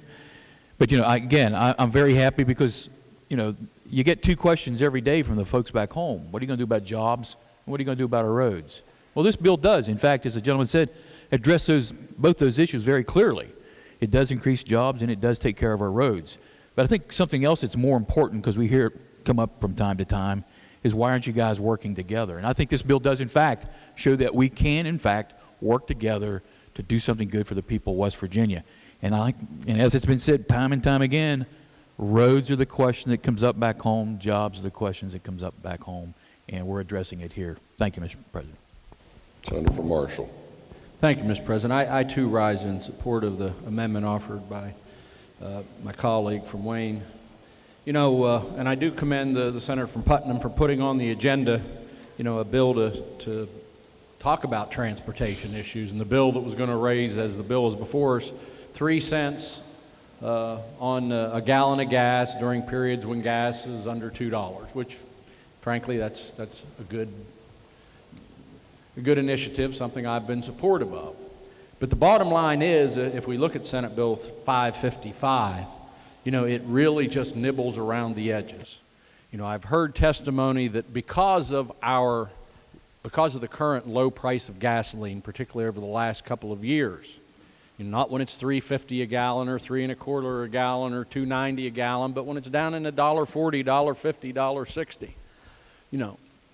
Our gas tax is fixed in large part by the average wholesale cost on October 31st of each year, and because of the declining price of gas, the amount of revenue that we're creating to fix our roads has actually been decreasing. So, and while this bill may raise, as introduced, 555 or before us may raise $30 million approximately, $33 million. The fact of the matter is, over the last couple years, just because the declining price of gasoline is fixed to the wholesale price index, we are actually losing $40 million. So this bill doesn't even fill in the hole that we have in highway funding. So the bill is, with the amendment, actually does something. Not only fills the hole, it moves forward. We know what the Blue Ribbon Commission says. We need $1 billion or more to fix our roads. And we don't have the money to do it. They've said we need, $800 million or $600 million or $400 million a year just to maintain them. Just to maintain them. And that isn't enough what we're going to be raising with this bill. It won't even keep us even, let alone we'll fall further behind. That Blue Ribbon Commission was adopted back in 2000, and I think the senator from Wayne and Monongalia and yourself, the senator from Putnam, served on that as my representative at the time, and you studied back in 2013 what we needed to do. And guess what? The first part of the step was to inventory all the roads and assess all the needs. And that was done pretty quickly and easy. The second part, how to fund it, how to pay for it. That was the hard part. And after months of deliberations and consideration of various funding sources, working with industry, working with contractors, working with folks in the gasoline business, working with legislators, working with the governor's office, they came out with a blue ribbon plan to suggest certain things. But yet, 2 years have passed and we haven't done a darn thing to implement them, while our roads continue to deteriorate around us and crumble. Myself, I know I've replaced this year 1 tire rim and about 6 tires over the last year of my family. Probably over $1,000. I guarantee you, well over that. And that doesn't even count the alignments. I think everybody in our state knows that our roads are in tremendous disarray. They're not going to get fixed. As I've said before, on wishes and spit. They need asphalt. They need concrete. They need workers. They need rebar. They need to be fixed, Mr. President. This bill goes a long way to do that. It will create jobs and it will create opportunities. We've been cutting, trying to balance the budget, but we're neglecting our people and we're neglecting particularly our infrastructure, which is our roads. I'm a Keynesian economist. I believe when you invest money and government invests money, that due to the multiplier effects, it works. And it will create jobs. It will create opportunity in the construction business. Those folks that are working in the construction trades will work. They'll buy materials in our homes, our communities, and in our businesses that support those industries. And we'll all be better off. I suspect if this thing raises $200 or $300 million with a multiplier effect, it'll create $1 billion worth of economic activity over the next 16 months. And if it's true, unfortunately, that there is a recession, guess what, Mr. President? We may be able to minimize or eliminate that by putting $1 billion or more worth of investment in the state of West Virginia. That's how we dig ourselves out of a hole. Not by cutting, but by investing. And that is a time, as I've heard it said many times, my friend the senator from Jackson, it's time to be bold. It is time to be bold, Mr. President. I say it's time to go big or go home. The people sent us down here saying roads are one of the #1 issues in this state. #1 issues in this state. And if we go home not doing anything but passing a bill that doesn't even get us back to where the status, not even filling the hole that we're in, then shame on us, Mr. President. This is something we can do and show in a bipartisan manner that we truly are listening to the people, and we're going to fix this thing, and we're going to fix our roads starting today, Mr. President. Thank you. Senator from Braxton. Thank you, Mr. President. You know, we've heard some good remarks from both sides of the aisles this morning about the economics and the jobs and all, but I want us to stop and pause for just a minute and think about something else. Every one of us in here represents areas that are rural. Think about your kids coming home from a ball game. Think about your wife or your mother going to the store. It's foggy or it's snowing. You know, our roads are winded and crooked and up and down anyway. What we're talking about here is maybe saving someone's life. How do you put a price on that? Especially if it's one of your family members or our family members or neighbors. Look, some things we should be fussing about. That's what makes for good government, Mr. President. You have an opinion here, an opinion there, and we try to meet together in the middle for good government. This is not a bipartisan, this is a bipartisan issue right here. Every one of us in here are concerned about the folks that we represent back home. And for this small amount of money, we might save someone's life. We might save a school bus from going over the hill or something. How do you put a dollar value to that? So let's all do the right thing. We know it's the right thing to do. Let's be courageous here. Think about the folks back home that we're down here representing, and let's pass this so that we can have better roads. Thank you, Mr. President. Senator from Jefferson.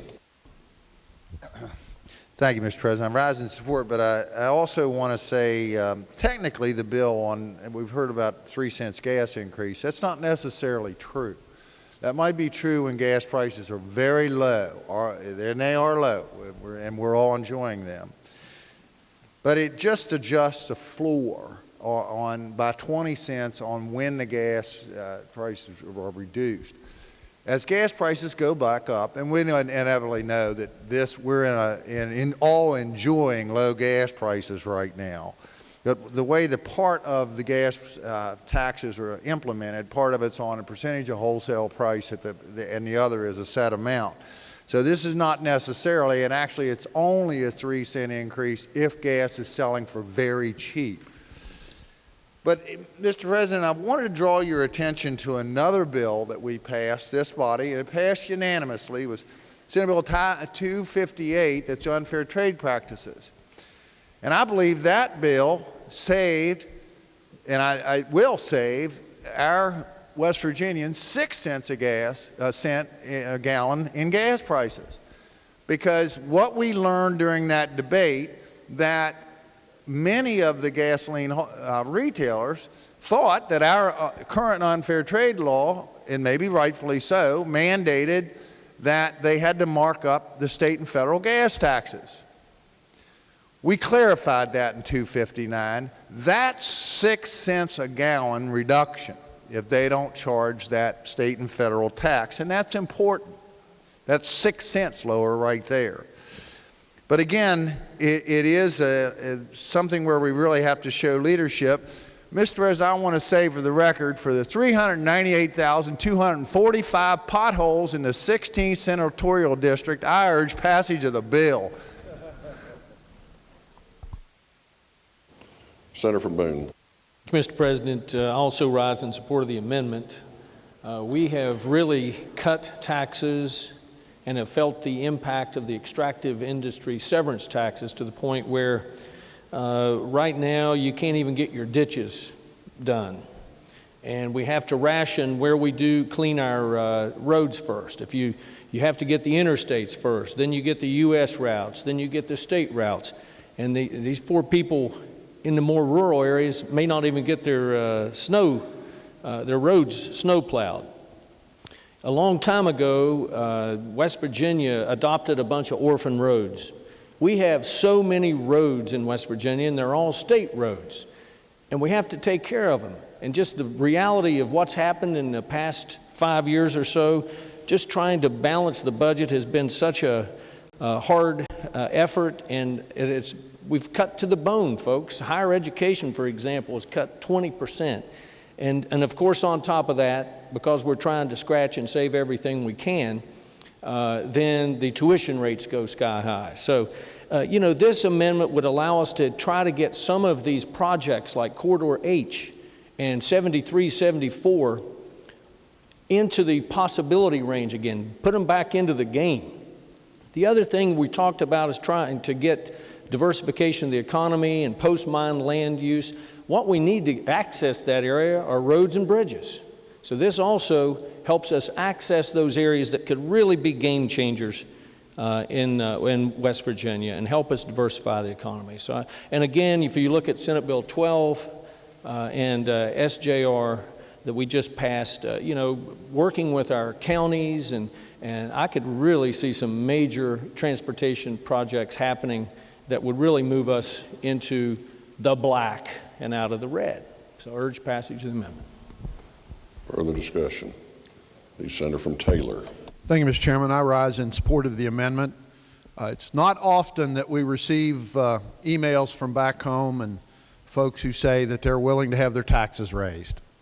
But on this issue of roads, I've received numerous emails for folks who want their roads fixed and understand that in order to fix their roads, we have to raise some revenue.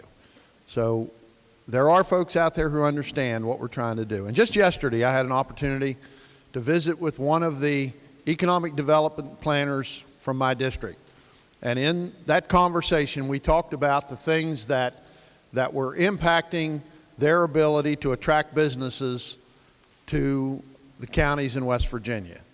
And the one issue that they raised was the transportation issue.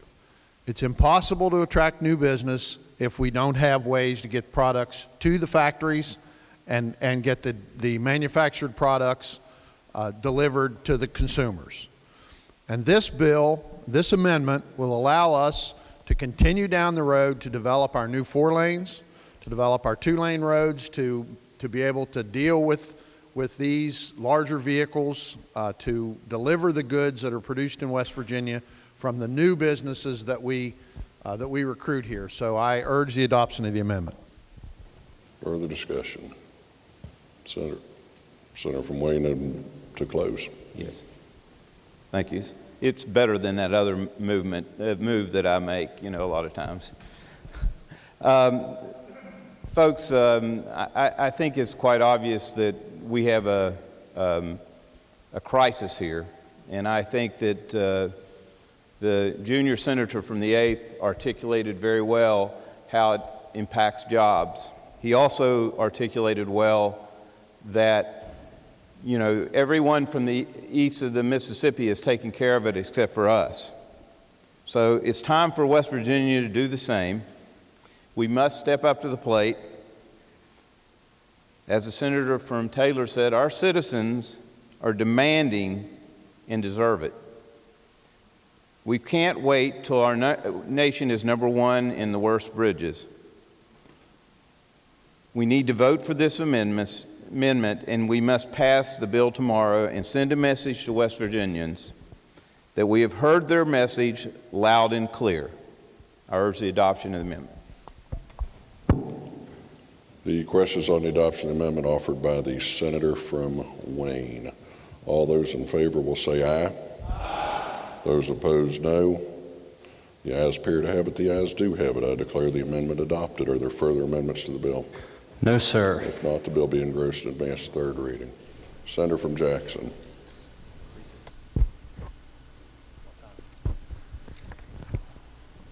$20 minutes.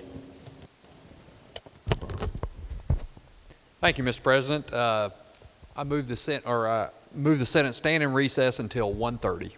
Senator from Jackson. And the Senate is going in recess for a little while, so we will rejoin the House. They are continuing work on 3rd reading bills.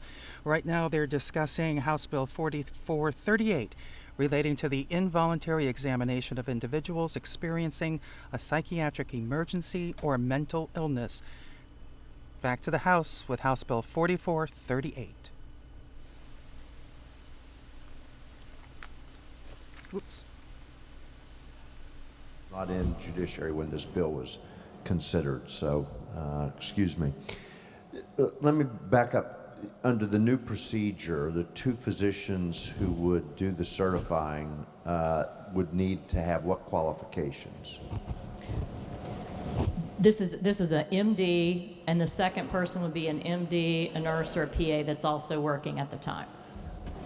And the certification that they would be required of them, under the present system, my understanding is that there has to be an affidavit that says that the individual is a danger to himself or to others. Or is that That fair? is correct. Is that continued under the new bill? Absolutely. And the situation in which you were talking about where this individual beat up people and went back and beat up other people, and then you said it was denied, did you mean that the mental hygiene commissioner did his review and determined that there wasn't sufficient mental illness to detain the person?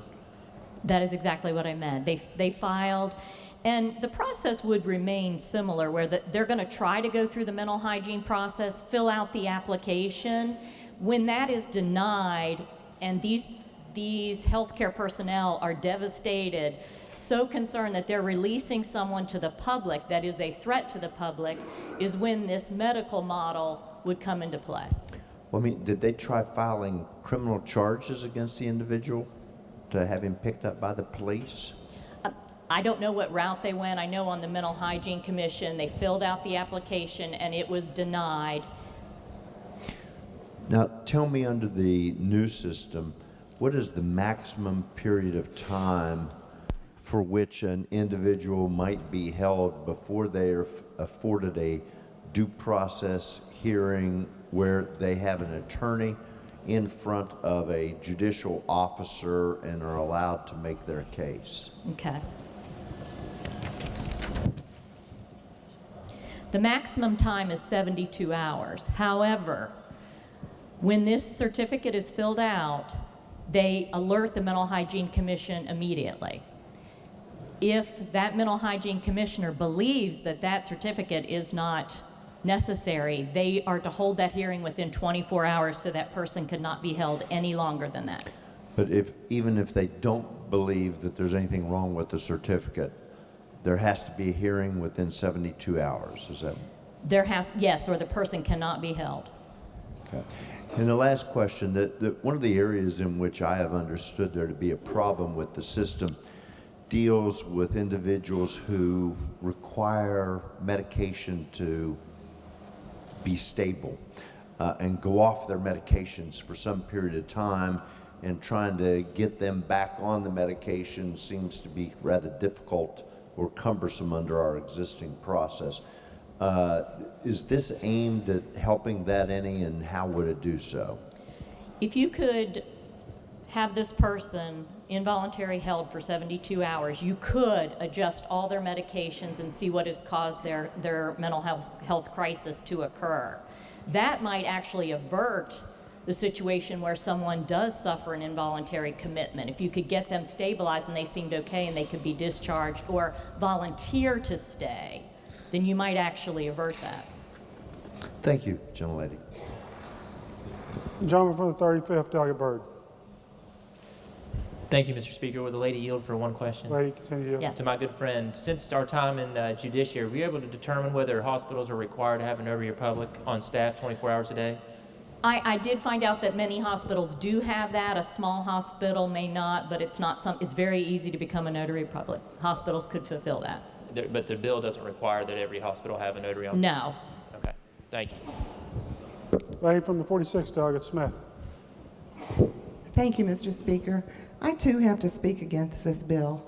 I've done a lot of these hearings as the gentleman from the 52nd. In fact, when the phone would ring in the middle of the night, I sleep closest to the phone, and I knew that since we're both lawyers, one was going to be going out to a mental health hearing, and I was usually the one answering the phone. I just can't believe we would put people, institutionalize people for 72 hours without a due process hearing.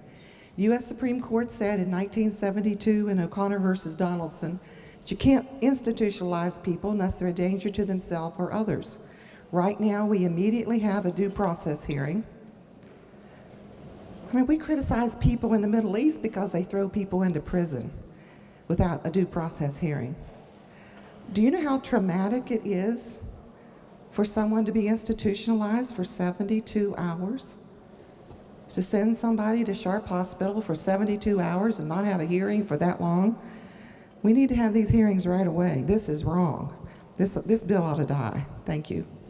Gentleman from the 55th, Delegate Spinago. Thank you, Mr. Speaker. I'm also going to speak in opposition. One of the reasons we have a due process hearing in our mental hygienes, which I've been a part of for some time in a rural county, is that once you are involuntarily committed, you lose your Second Amendment rights for the rest of your life. Forever. There's no application to get them back. They're terminated. Forever. So when you go through these processes, you lose rights. Now, whether it's a valid reason or whether it's not a valid reason, I would like to think that everybody in here will see our constitutional rights just go out the door. So that's why there are certain precautions. So if you are involuntarily committed, make no mistake about it, you are permanently banned, whether it's 18, 20, 25. So there is a due process there because you do lose substantial rights. So just on that reason alone, if you're involuntarily committing people without having any hearings or whatsoever, and losing your gun rights the rest of your life, I think we ought to object to that. Lady from the 49th, lady from the 51st, Doug Fletcher. Would the lady from the 49th yield? Lady is. Over the years, before your time, we've had several parents come in with problems about, and sometimes parents with adult children, they would go off their medication and the parents were scared that their child would harm themselves, and they felt that the current process that we have right now wasn't satisfactory for people who were unwilling to stay on their medication. They felt more like themselves off their medication. Does this change affect whether or not people like that can be helped? If the person was an imminent threat to their self or someone else, if they were threatening to hurt their family or threatening to kill themselves, then yes, this process would be in effect if the mental hygiene commissioner did not find that and the physician felt that it was so. They would institute this medical model to admit them for up to 72 hours to get their medication adjusted. Well, this would be before the mental hygiene commissioner would be involved, right?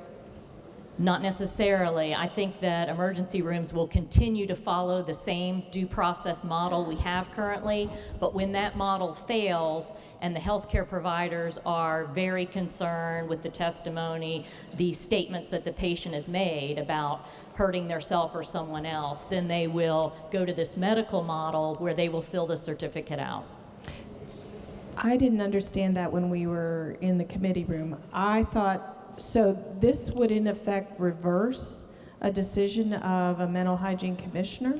When the mental hygiene commissioner denies the application, then this is a process where the patient could be held. Are you sure that's right? That is the intent of the bill. If the application is denied based on paperwork, then these physicians want to be able to keep someone that they have assessed physically, not just by paperwork. But are you saying if the mental hygiene commissioner after a hearing denies it? Not after a hearing, during this process, when a person fills out an application for their family or a concerned person, they fill out the application asking the mental hygiene commission to please come in and do a hearing because they feel this patient needs kept against their will. Right. When that paperwork is sent to the mental hygiene commissioner, they can deny the hearing based on the paperwork, by the four corners of the paper. That's how they make their decision in several of the counties where I work. I've never known about that. Okay, thank you. John from the 23rd, Doug Nelson. Thank you. Will the lady continue to yield? Lady yield. Lady yield. Quick question. If a veteran were to go into a hospital or institution dealing with PTSD episode and were showing signs of I don't know, flashbacks to combat, things of that sort, could a doctor or medical personnel institutionalize a veteran against their will using this process? They could do that if they thought that the veteran, just like any other person, was going to kill theirself or kill someone else. Okay. If they were or if they were through this process, they were institutionalized, could the basically any government agency use that as a case against them to strip gun rights from them, because that is becoming very prevalent with veterans that are dealing with PTSD. The government is, you know, basically just taking their gun rights because of something they dealt with overseas. Actually, I think this is a process that could help people maintain their gun rights, because you're going to be held possibly for 72 hours where your medication or this PTSD event that you've had could be assessed, and you might not then be held for it. Once you're involuntarily committed through the mental hygiene process, if they have a hearing and they say you must stay, then your gun rights are taken away from you. Through the medical model process, you are held for possibly 72 hours.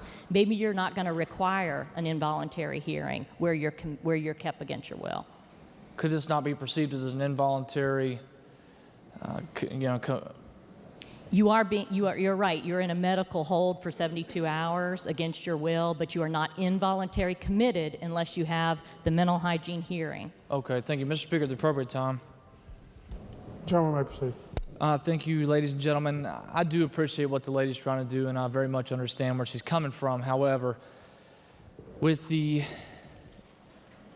population of veterans coming back from overseas, dealing with the things that they are, I do have a fear that the case could be used against them to further escalate what's happening with veterans losing their gun rights. So therefore, for those reasons, I will have to vote no. However, I do very much understand where she is coming from and respect that. Thank you. Gentleman from 52nd, Delegate Schaefer. Thank you, Mr. Speaker. Ladies and gentlemen, I apologize for taking up your time, but I tell you, this is vitally important. As the delegate from Boone talked, and the delegate, I can't remember which district he's from, you know, you can lose your gun rights. You know, you can be committed and your rights taken away from you. And we have a system that works now that prevents that. This could be you, it could be your son, it could be your brother, that would never get a hunt again because of this.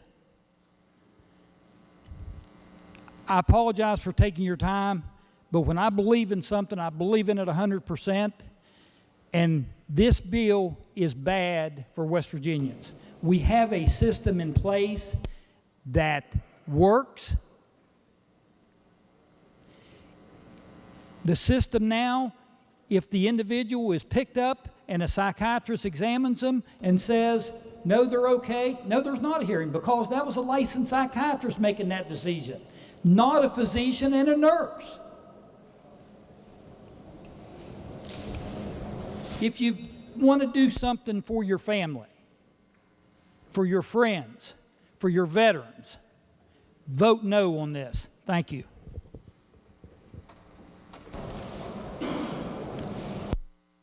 Gentleman from the 1st, McGee. Thank you, Mr. Speaker. Yeah, I too must rise and oppose this bill. I understand there's great intent behind it, and it seems positive on the surface, but I think it might infringe the oath of office. No person shall be deprived of life, liberty, or property without due process of law, and for that reason I must simply oppose it. So, thank you. Gentleman from the 58th, Delegate Coles.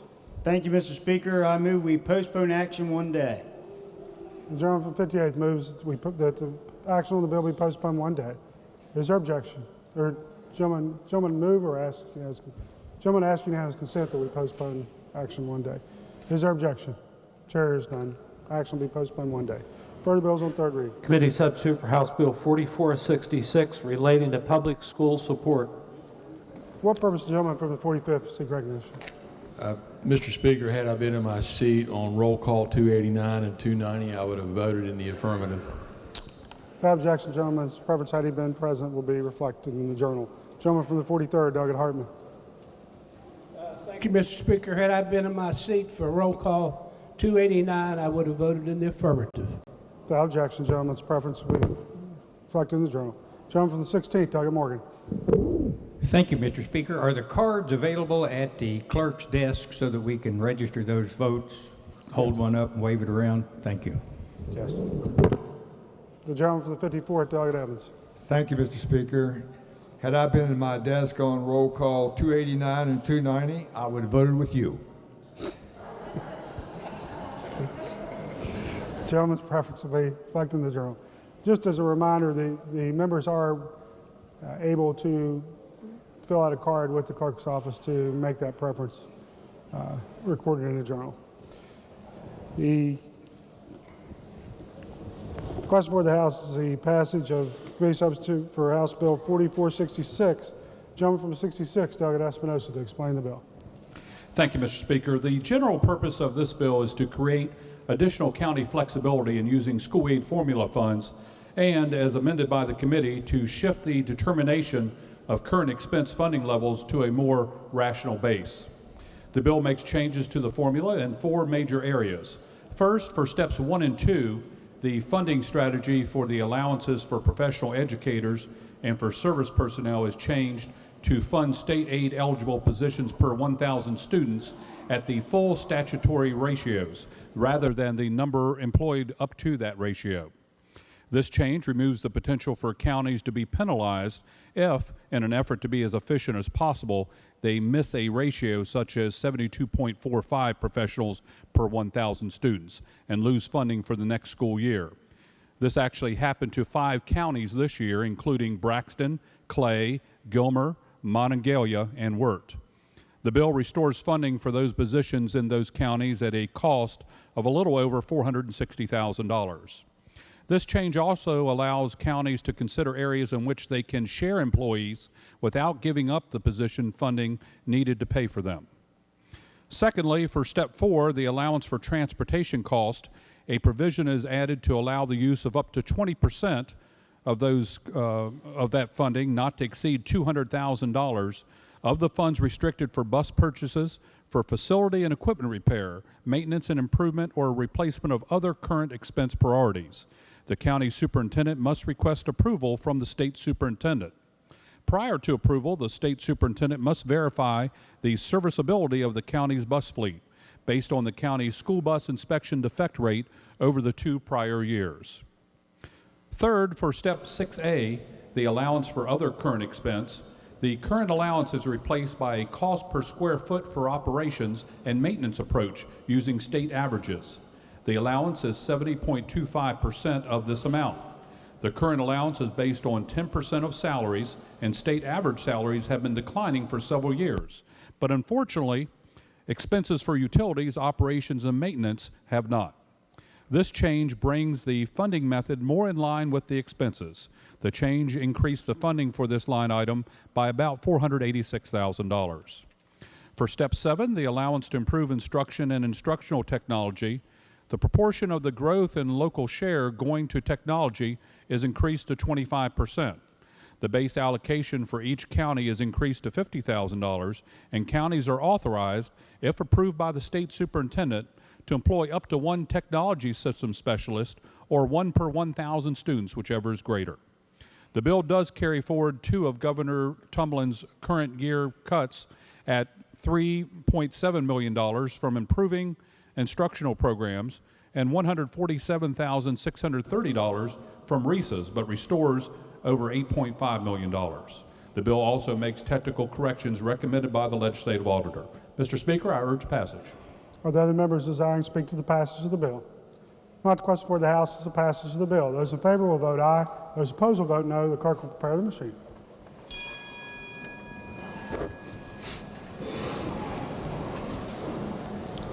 Has every member voted? If so, the clerk will close the machine and ascertain the result. On that question, 100 ayes, 0 nays, 0 members absent not voting. Majority of members present having voted in the affirmative, I declare the bill passed. Clerk, please report the title. Committee substitute for House Bill 4466. Are there amendments to the title? If not, the title is read by the clerk will be and remain the title of the bill. Gentleman from the 58th. Thank you, Mr. Speaker. I move the bill take effective July 1st, 2016. The gentleman from the 58th moves the bill be effective July 1st, 2016. All those in favor will say, or all those in favor will vote aye. Those opposed will vote no. The clerk will prepare the machine. Has each member voted?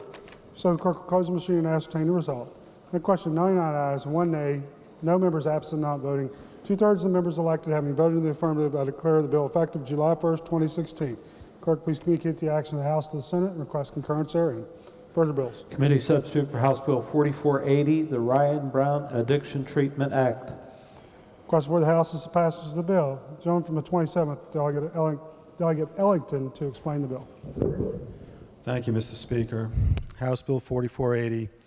This bill limits how and when a physician can prescribe products containing buprenorphine.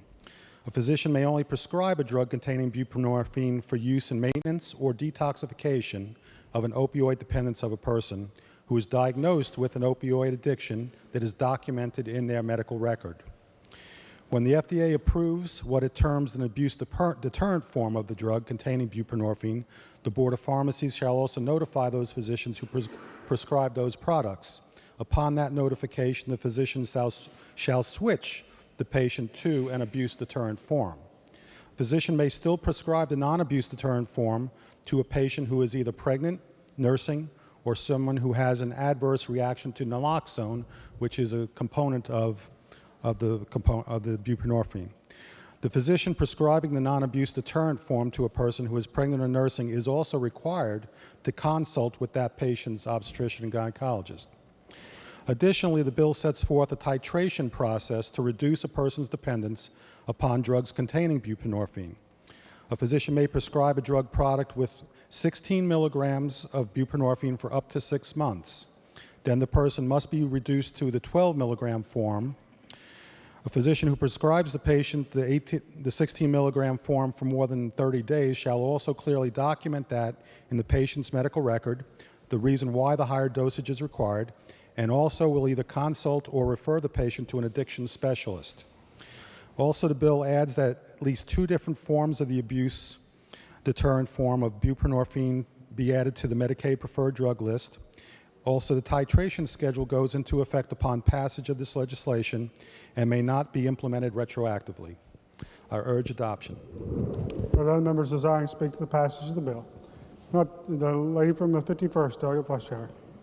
Mr. Chairman, would the gentleman yield? Gentleman yield. Gentleman yields. Yes.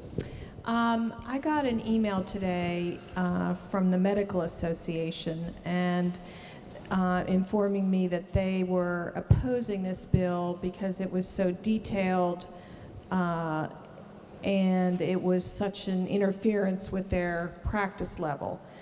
I can't remember a bill that said that a physician could only prescribe a certain number of milligrams of a particular medication. So that's maybe 2 questions. 1, can you remember? And 2, why is this, do you believe this is good policy? My understanding is the 16 milligram is one of the higher dosages. I would imagine you can go higher than that if necessary, but then that would probably invoke the addiction specialist to be able to do that. A prolonged time frame would be the other thing. Now, this is setting forth the reductions after a period of time that's in the drug inserts for the medication itself. So all it's saying is that they should follow what the insert has. Now, in practice, there are some providers that continue people on this dosage for years without ever trying to titrate them down or taper them down. This is pretty much telling them that they should start adhering to what the insert says. Well, it's mandating that they do that. And much. do we, I mean, are there any medical professional groups that have recommended this legislation as being in the best interest of patients? Is this some kind of standard that's been issued by the AMA or anything? Not that I'm aware of. And I know, I believe that some other states have this, correct? This type of legislation? I believe so. And they, can you share with us the results of that?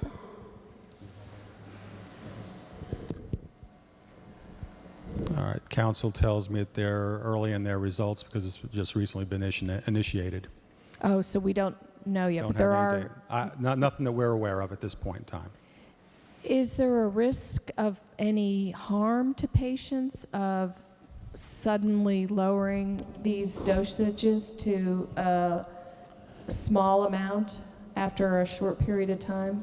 And am I right, it's 6 months and then they have to go down to 4 milligrams? This says that after 30 days, if they're maintained on the 16 milligrams, that they need to consult or refer to an addiction specialist that specializes in that.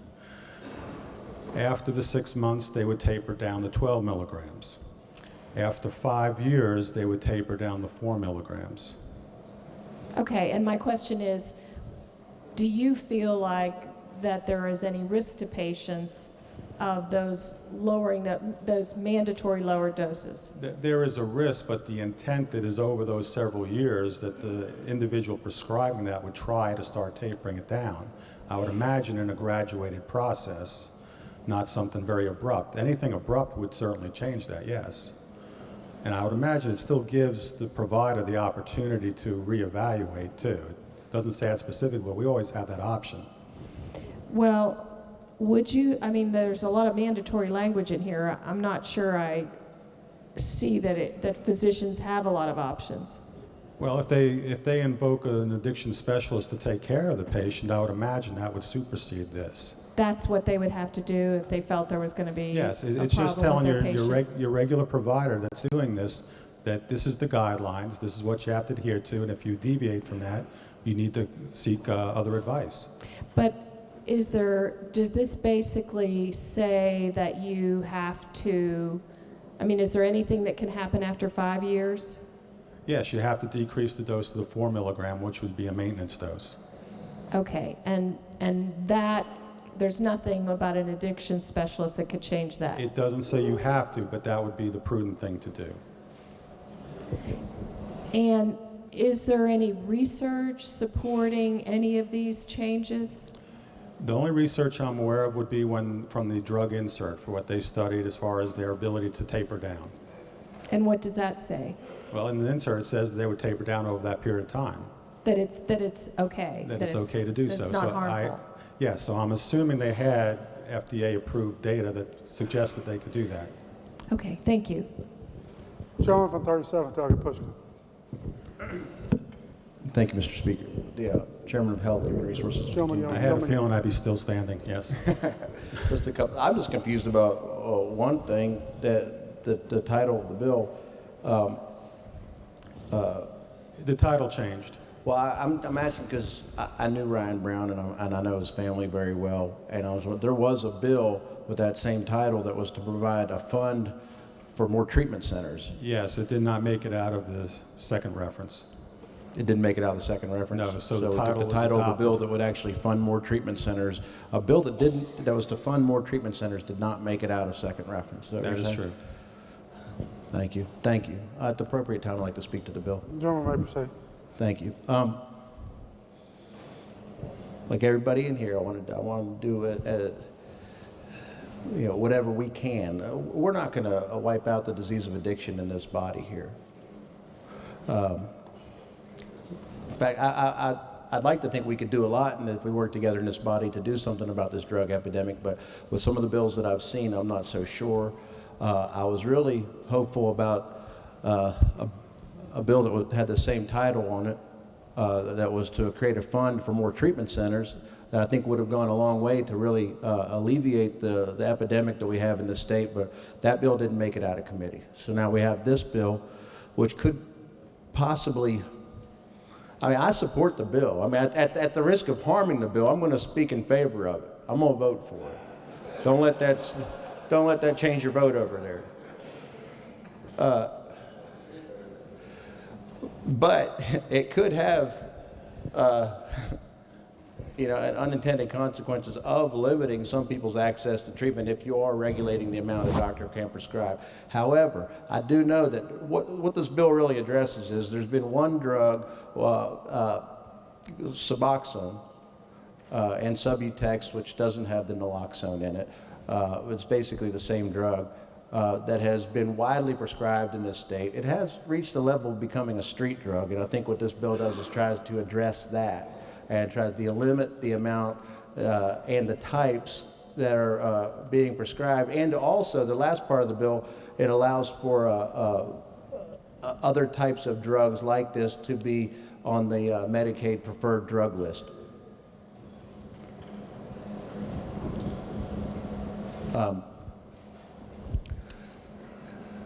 The other types of drugs are more tamper-proof. There's a different delivery mechanism. It's like you put it in your cheek. It's less. It's harder to take the buprenorphine out and inject it. So I think ultimately the bill does a good thing. I'm a little bit concerned, as I always am, about getting involved in a doctor-patient relationship, and this bill does do that. However, I've heard from. There's been this information put out by a lot of doctors who prescribe this in the state that people should be on this drug for the rest of their lives. I like to think we could do better. I think the point of getting people in a program like this is so they're on nothing. And not taking drugs is free. And so I think that this bill, hopefully this bill works out and it could do a lot of good, moving, at least giving that incentive to the doctors to start tapering people off of these medically assisted treatment drugs and getting them so they have real recovery and can have, good jobs, happy families, and without the assistance of any kind of medication. So I do support the bill. Thank you. The gentleman from the 35th District, Stansbury. Thank you, Mr. Speaker. First of all, I just wanted to speak to the name change briefly. Ryan Brown was a young man who was a heroin addict, and he was in and out of recovery a number of times, and unfortunately, Ryan ultimately overdosed and died a couple of years ago. I became friends with Ryan's parents through one of the addiction summits held here in Charleston. They remained silent for about a year after Ryan died. They didn't want to talk about it. They felt the same thing that a lot of parents do after a child overdoses. They felt shame. They felt like they didn't do enough to save him. They felt that they were somehow responsible for his death. But when I met Ryan's mom, Cece, she had actually come out that evening to the summit, and she raised her hand and she stood up and she spoke, and she talked about her son and the loss of her son and the things that they went through to try to get him clean, to try to keep him in recovery. He was a normal kid. I mean, it's the same story you hear all the time. Good kid, athlete, good student, went away to college and came back a heroin addict. I mean, you hear the story over and over and over again. It breaks your heart. I mean, it could so easily have been one of us. So it breaks your heart. And for her to stand up and tell the story, that's just one of those things that motivates me to try to do more for this substance abuse issue that we have here in West Virginia. The gentleman from the 39th, a fellow delegate from Kanawha County, he was nice enough to agree to change the title of this bill. There was another bill in the system, as the delegate from the 37th mentioned, that sought to provide more funding for addiction treatment. Unfortunately, there were some issues with the way the bill was drafted, and there were some fatal flaws in there that we couldn't fix in time to get the bill out of committee and onto the floor. So I spoke to Ryan's mom, and she agreed that she would give me blessings to put Ryan's name on this bill instead. And now to speak to the bill, several have mentioned Suboxone. That is one of the primary drugs that's used to treat opioid dependency here in West Virginia. Unfortunately, as there is with any industry, you've got good actors and bad actors. And some of the bad actors in West Virginia have created this environment in which patients are prescribed large amounts of Suboxone, 16 milligrams, 24 milligrams, and they subsist on half of that, and then they sell the other half. And the other half ends up on the street. And if you talk with Commissioner Rubenstein, Division of Corrections, he'll tell you that one of the biggest contraband items in the prison system here in West Virginia is Suboxone. And you can use Suboxone to get high. You can also use Suboxone to self-medicate. Some do that. They buy it on the street to try to treat their addiction. But Regardless of that, we have a problem with the way Suboxone is prescribed in some of the clinics in West Virginia. This bill is another way to try to deal with the prescribing habits that fall outside of the normal prescribing habits. On the package insert, straight from the company, the manufacturer, it says that you should try to stabilize the patient and then settle out around 16 milligrams. And that's what the bill says, settle out at 16 milligrams. And after 6 months, you should begin to try to taper the patient down to 12 milligrams. Now, the manufacturer has not shown a lot of impetus to do titration studies. Why? Well, they make a lot of money off Suboxone. So it would behoove them to stay or keep patients on Suboxone forever. I mean, it's a nice little annuity for them. So other institutions, drug treatment facilities, have begun to do these titration studies and have found that they can begin to wean people down off of these higher levels of Suboxone, some of them eventually coming off altogether and just being sober, some maintaining with a very low amount, 4 milligrams, the lowest you can get, and are able to maintain that for a couple of years and then eventually titrate off altogether. This program has been implemented in a couple of states around the country, one in Tennessee. The Addiction Treatment Act of 2015 in Tennessee put a law in place almost identical to this. Hasn't been active very long, but the first quarter that they've had the program active, they've seen a 56% reduction in Suboxone prescriptions. Huge reduction in Suboxone prescriptions. And a lot less of that drug is finding its way to the street. The law enforcement officials in Tennessee will tell you that we're picking up less of it at the drug bus. So you're beginning to see some signs of improvement through similar measures in other states. Kentucky also has it in place. They're beginning to see some early signs of improvement. Maine is taking it up in their legislature. So we're not the only ones out there looking at this.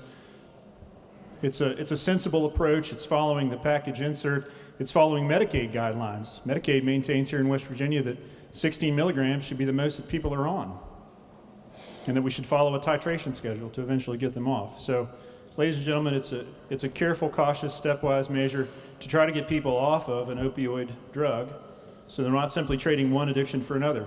We're beginning to taper them off to get them to a point of sobriety to where they can function without being on a medication for the rest of their life. So I would encourage your support on this. Thank you, Mr. Speaker.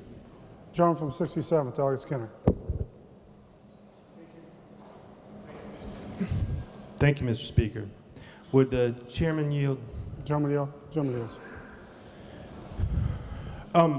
First, the gentleman just suggested that there was a program in Tennessee. Am I correct that program has been discontinued?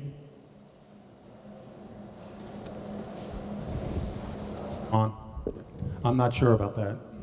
Okay, my understanding is they're no longer doing it in Tennessee. How many manufacturers in the world make this 12 milligram product? I think it's only one from what I was told. Only one in the whole world makes this product. Have they been lobbying for this? Are you aware? They haven't lobbied me, but they may have. Well, I mean, are there not lobbyists in the building for that manufacturer lobbying for the Ryan Brown Addiction Treatment Act? We've had a number of people, lobbyists, I guess, that spoke at the committee, several different ones from different companies. And it was a drug manufacturer who was pushing for it, correct? For and against, I believe. But the one drug manufacturer who makes the 12 milligram that we're mandating here, they're the ones who are pushing for the Ryan Brown Addiction Treatment Act. No, there's different dosages in this. I don't know if it was the one for the 12 milligram. I mean, there's 16, 12, 8, 4. There's no pure... There's other formations, sublingual, buccal, pill form. There's different formations of that. There's no peer-reviewed study that shows the titration at the 12 milligram level works, right? Not that I'm aware of. As I said, the clinical trials they did prior to FDA approval is probably what's available. After that, I'm not aware of any other. So has the FDA approved it for this specific use? They approved the medication for the use for detoxification, and that's the titration schedule we had there is what was recommended. To the best of my knowledge. I'm sorry. Yeah, to the best of my knowledge, that was what was recommended, this titration schedule. If this bill goes into effect, we will cut the prescriptions for the Medicaid prescriptions for the Suboxone, right? Because they're going to shift onto a 5-year program for the 12 milligram product, right? Well, yeah, it's possible, yes. I mean, we're mandating that, right? We're mandating that they taper down over that time. And we're saying that that mandate is for 5 years, right? Well, that's as long until they have to go down to a 4, but the hope is they don't last 5 years. So what's the cost to Medicaid for 5 years of this 12 milligram product that is only manufactured by one manufacturer in the entire world? I don't know. I couldn't tell you that. I guess it could be calculated somehow, but I can't do that right now. How many Medicaid patients in West Virginia right now are on Suboxone? Any idea? The net effect of this bill will be to shift the Medicaid dollars from one manufacturer to another manufacturer. Isn't that right? That I am not aware of, no. Okay. Thank you, sir. I'd like to speak to it. Gentleman may proceed. Mr. Speaker, there's a strange thing going on, and I'm only starting to smell it here. And I think what alerted me was during the Super Bowl, I think we may have talked about this once, there was an ad during the Super Bowl for a drug, maybe it was my friend from the 37th who said, for a drug to deal with opioid constipation. We are pushing drugs to deal with the drugs that were being prescribed. And I'm not going to say what my friend from the 37 said and say I'm going to vote for this, because you know what? I'm not. And the reason I'm not is because this isn't dealing with the drug problem. This is dealing with a profit problem for one drug manufacturer. There's only one drug manufacturer who makes this 12 milligram pill. And guess what? The doctors, as the gentlelady from the 51st pointed out, the State Medical Association, we're telling them what to do. We're locking their hands in how they deal with this. This shouldn't be called the Ryan Brown Addiction Treatment Act. It should be called whatever this BDSI or whatever this manufacturer's name is, Act. Profit Act in West Virginia. We got to pay attention to these bills. Because if we're, wrapping them up in a flag or in someone who overdosed name, in order to get profit for a drug company, we're nowhere close to dealing with our problem. We might as well be advertising for an opioid constipation bill. Why don't we mandate that? Why don't we mandate that? Let's let the doctors, this is the second time this week I'm saying this. I've said it one other time. Let's let the doctors be doctors. Let's let them decide. Thank you, Mr. Speaker. Gentleman from the 17th, Rohrbach. Thank you, Mr. Speaker. Guess I'm rising to talk as a doctor right now. That's my other job. And I'm going to go into a few things here about this problem. We have to realize that, first of all, as we've already spoken today, this is a big problem. We've got other big problems in this state: diabetes, hypertension. Medications for these are more of a chronic thing. They're meant, most people, when you get diabetes, it's going to be a lifelong medication. However, what we're talking about today are medications for medication-assisted opioid withdrawal. The key thing is medicated-assisted withdrawal. These are not meant and never were meant to be lifetime medications, such as medications for diabetes, hypertension, things of that nature. These were meant to be medications that would be a bridge to get people counseling and get them off of the medications to a drug-free life. These were never meant to be chronic, lifelong maintenance medications. This is a sensible bill that, again, urges our addiction specialists to move in that direction, and therefore I'm going to urge adoption of this bill. Again, we have on this bill, everyone whose light is lit up now has spoken previously, so I would ask you to be brief. Gentleman from 3rd, 5th, Douglas, Stansbury. Thank you, Mr. Speaker. I will be brief. I understand I've spoken on this quite a bit already. I just wanted to mention a couple of things. Nowhere in this bill does it mention a specific drug. I referenced Suboxone, but Suboxone is the brand name of buprenorphine naloxone. It is not the only drug that's used that has buprenorphine and naloxone in it. And nowhere in this bill does it specify that another drug, a unique drug, only made by one manufacturer has to be used.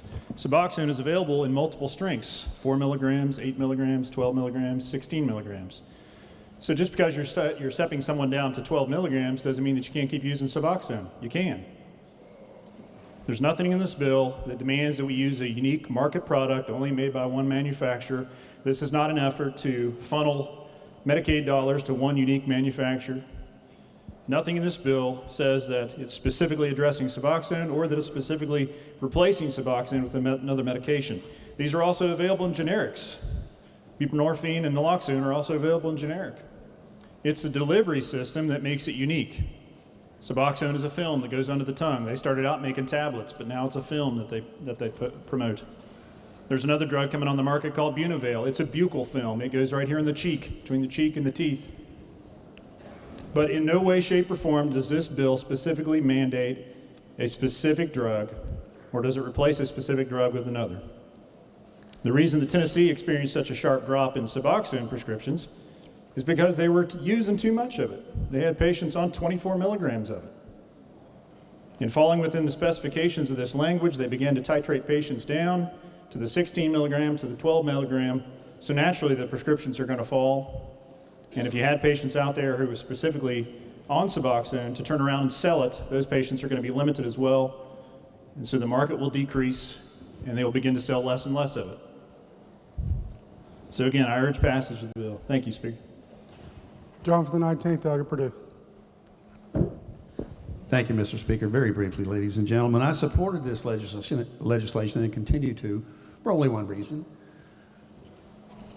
We have folks reporting 5, 6, 7 years of treatment, never been scaled down.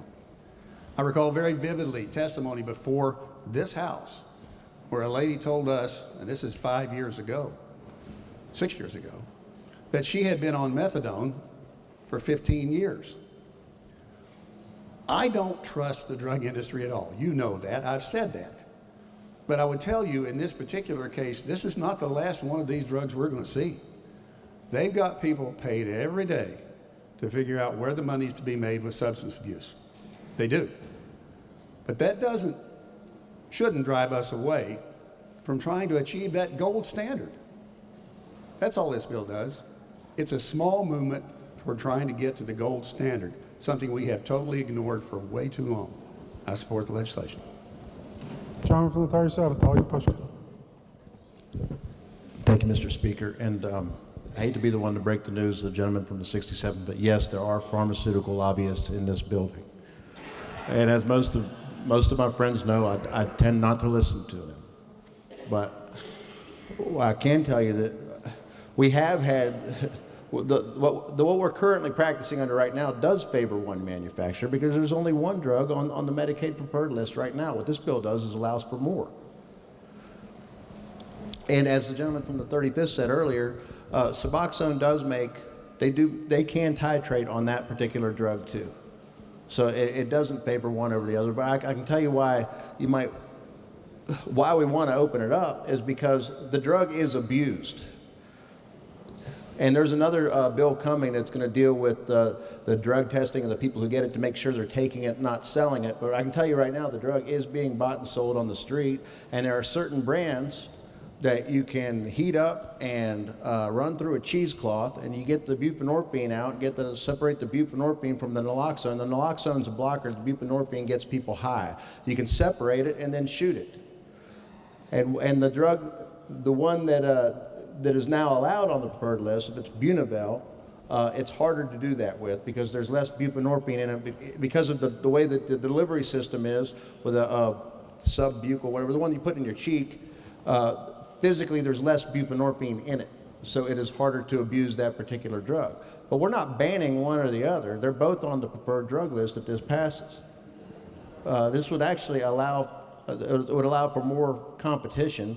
And there's also a provision in the bill, I believe it's the last line, that says that this doesn't start until once the law goes into effect, then the titration. But nobody who's been on the drug for 5 years or more is automatically going to get dropped down to 4 milligrams. That would be devastating. That would cause a lot of relapse. It would cause a lot of problems in this state. This is to get the doctors to start moving towards moving people off of this drug slowly. So I still support the bill, and I'm not under the influence of any lobbyists when I do that, sir. Gentleman from 27th to close debate. Thank you, Mr. Speaker. Well, each of you had different opinions opposing or supporting this bill. I'm going to talk to you from the provider standpoint. I've seen enough of this over the years. I don't prescribe it myself. However, I do have a number of the pregnant patients and also nursing patients that have been on that. Over the years, I don't see a lot of these people being titrated down. We had one of the psychiatrists that was here to testify before the committee, and he said everything was going very well, but he doesn't seem to taper them down. After 5 years, they're still in the same dose. I've witnessed that from other providers in the community. They do not seem to taper it down. I would prefer not to have the legislature invoke anything against the physician-patient relationship, but there are times you have to nudge them along and say, listen, you got to follow some rules and start working on it. So I'm in fully support of that. The other part of this bill is with the pregnant women, those providers that have them on Suboxone do not communicate with us. We can request information. We want to collaborate with them. They will not say a single thing to us. And they invoke HIPAA regulations saying that it's confidential treatment and they don't have to do anything. I have patients that have come to me and said, I want to taper down during the pregnancy, and they are unable to. And you need a special DA license to be able to change those dosages. When we had those patients in the hospital, we can only maintain the dose that they were on. We're not allowed to change it. So during the whole pregnancy, 9 months, person wants to taper down, they're not able to because their provider will not do so, and we have no direct way to communicate with them. So this bill does at least put into that part that they have to consult with us and let us know. So I think both of those are good things, and maybe we'll find out as we experiment a little bit, but I think it's a good thing to move in that direction. But to keep people on for 5, 10 years on this medication is just ridiculous. And we just seem to be perpetuating the problem, and I think this is a step in the right direction. I support passage of it. Question for the House is the passage of the bill. Those in favor of passage will vote aye. Those opposed will vote no. The clerk will prepare the machine.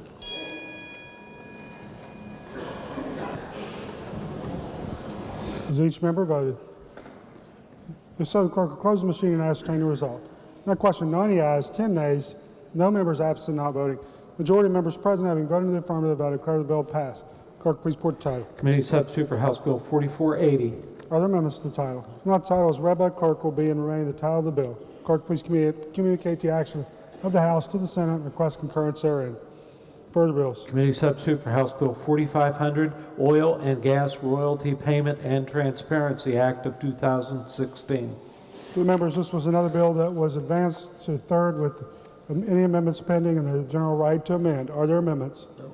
If not, the bill be engrossed and advanced to third reading. Clerk, please read the bill third time. Committee substitute for House Bill 4500. Question for the House is the passage of the bill. The gentleman from the 7th to explain the bill. Thank you, Mr. Speaker. By the way, to the gentleman in the 35th, keep practicing. You'll get there someday. House Bill 4500 has to do with providing the royalty owners of oil and gas information that they may not receive currently, and basically requires operators to make quarterly reports to DEP regarding production data rather than annually, as is now done. Further requires operators to list certain data on a check stub to give the operator a complete understanding of the production and the price, etc. And further requires that royalties be paid in a timely fashion, namely within 90 days of production, or that an interest penalty will be assessed in addition to the amount of royalty that needs to be paid. Ladies and gentlemen, that's basics of the bill. It has nothing to do with forced pooling. I urge passage. Are there other members desiring to speak to the passage of the bill? The gentleman from the 50th, Delegate Manch. Would my friend yield from the 7th? Gentleman yield. Certainly will. Gentleman yields. I'm curious about the last part of the bill where it says if there is any conflict between a division order and an oil and gas lease, the terms and conditions of the oil and gas lease shall control. What are they contemplating by the division order? Well, I think the issue there might be that if a mistake was made on the division order, which is something that's provided to the mineral owner, as you probably well know. No, I don't know. So to divide the proceeds. If there's a mistake on that and it's in conflict with the lease is what would trump the so you're just talking division about, order. You're talking about who receives the payment as opposed to That's what's correct. going to be required under the reporting. That's correct. Thank you, sir. You're welcome.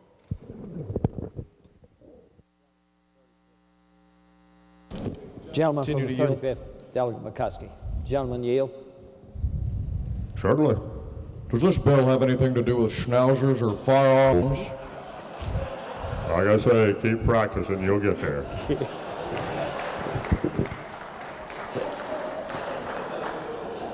Gentleman from the 10th, Delegate Azinger.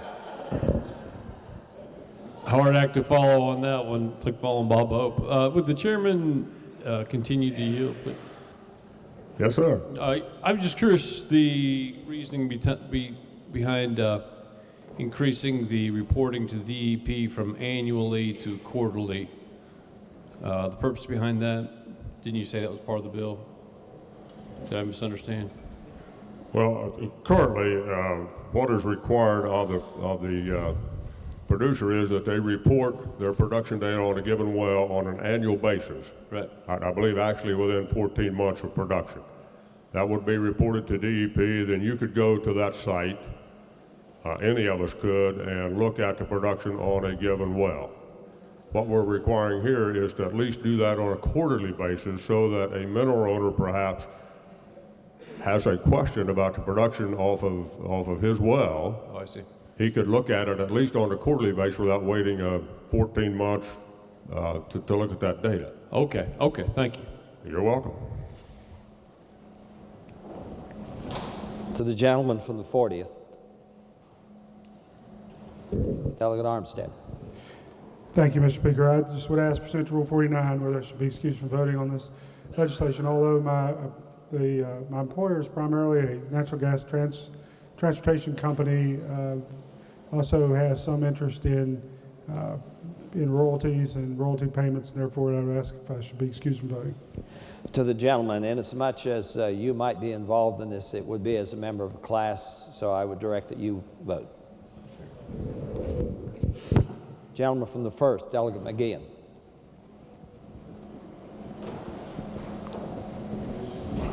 Thank you, Mr. Chair.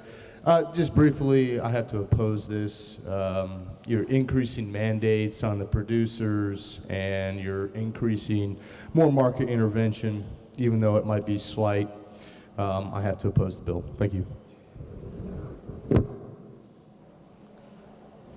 Gentleman from the 10th, Delegate Dean. Would the delegate from Ritchie yield to a question? To the gentleman from Wood anytime. I had your seat for 10 years, so don't forget that. 10 years. As you well know, prices of gas and oil are down substantially from what they were at one time. I wonder if there was any consideration, I believe that we require in this bill for interest to be paid in royalty. Is that true?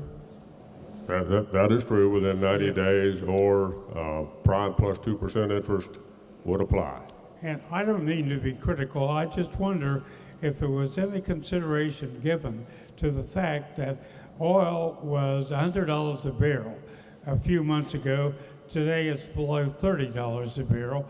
Natural gas was $13 a unit a year or so ago. Now it's less than $1. Was there any consideration, and as you well know, many of these leases have multiple royalty owners involved. Was there any consideration given to a dollar amount on the interest? Because some of these checks where they have multiple interest have maybe like 30 royalty owners. Divide that income by 30 and multiply it times the prices you get today, and there's not enough. There won't be $1 involved to pay interest on. Was there any consideration given to that? Well, yes, there was, and if you'll notice the title of the bill, it only applies to the horizontal wells. So it only applies to those wells that are really producing significant amount. It does not apply to the old traditional wells that many of us have on our property where you're talking about the royalty payment may be $2 a month. That's so it does not apply to that. I didn't realize it was only applicable to horizontal wells. The title of the section says Horizontal Well Transparency Act. Thank you. You're very welcome. You're doing a good job, better than I did. Lady from the 51st, Delegate Fleischauer. Thank you, Mr. Speaker. I rise in support of this bill. I remember the gentleman from Ritchie talking about this a couple years ago, and to me, it's to make sure that you're not being cheated. It's pretty hard to know if you have gas under your property whether or not the reports that are being made and the profits that are being made from what you own, whether you're actually getting them. And we have a lot of, despite the love for the free market, we have a long history of cheating in our country. That's why we have inspectors that check gas stations all the time to make sure that we're actually paying that what we're paying for, that the taxes are being paid and that it's all being done fairly. So this is one of those trust but verify things. This is a consumer bill that makes sure that people are being paid accurately. So I think it's a good measure. I urge adoption. Gentleman from the 56th, Delegate Howe. Thank you, Mr. Speaker. Pursuant to Rule 49, I am a leaseholder in a horizontal well and would be directly affected by this. To the gentleman, inasmuch as you would be affected by this, it would be as a member of the class, and therefore I would direct that you vote. Thank you. The lady from the 9th, Delegate Porter Shepherd. Thank you, Mr. Speaker Pro Tem. I rise in support of this bill because of my late husband's father, my stepfather. He's 92 years old, and to him, every 14 months is a long time. And he said he'd like to know what's going on sooner than 14 months. So thank you.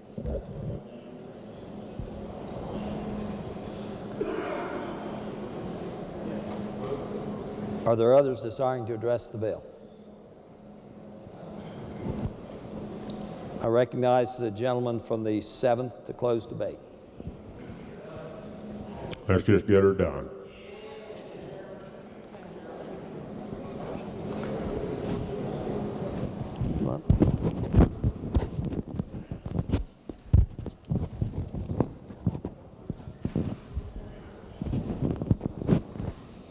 For purposes, gentlemen, for 30 seconds, seek recognition. Thank you, Mr. Speaker. I'm asking for Rule 49 determination. I have next of kin that my parents have active oil and gas lease. To the gentleman, similar to the previous ruling by the Speaker Pro Tem, you would be, to the extent it may affect you or your family, would be as a member of a class, and therefore the gentleman would be directed to vote. Question before the House is the passage of the bill. Those in favor of passage will vote aye. Those opposed will vote no. The clerk will prepare the machine. Has each member voted? So the clerk will close the machine and ascertain the result. On that question, 96 ayes, 3 nays, 1 member absent, not voting. Majority of members present having voted in the affirmative, I declare the bill passed. Clerk, please report the title. Committee substitute for House Bill 4500. Are there amendments to the title? No. Not the title is read by clerk will be and remain the title of the bill. Clerk, please communicate the action of the House to the Senate and request concurrence therein. Further bills. Committee substitute for House Bill 4507, providing an employer may grant preference in hiring to a veteran or disabled veteran. Question for the House is the passage of the bill. Gentleman from the 38th, Delegate Lane, to explain the bill. Thank you, Mr. Speaker. Ladies and gentlemen, House Bill 4507 permits an employer to grant preference in hiring a veteran or disabled veteran who's been honorably discharged from the United States Armed Services. The veteran or disabled veteran must meet all of the knowledge, skills, and eligibility requirements of the job. The bill expressly states that the practice may not violate any state equal opportunity law. The bill applies both to public and private employers and allows those respective employers to develop guidelines for hiring practices as they see fit and is a permissive, not mandatory practice. Veterans' preference laws have traditionally been justified as measures designed to reward veterans for the sacrifice of military service, to ease the transition from military to civilian life, to encourage patriotic service, and to attract loyal and well-disciplined employees to civil service and employment. Mr. Speaker, I urge passage of the bill. Gentleman from the 23rd, Delegate Nelson.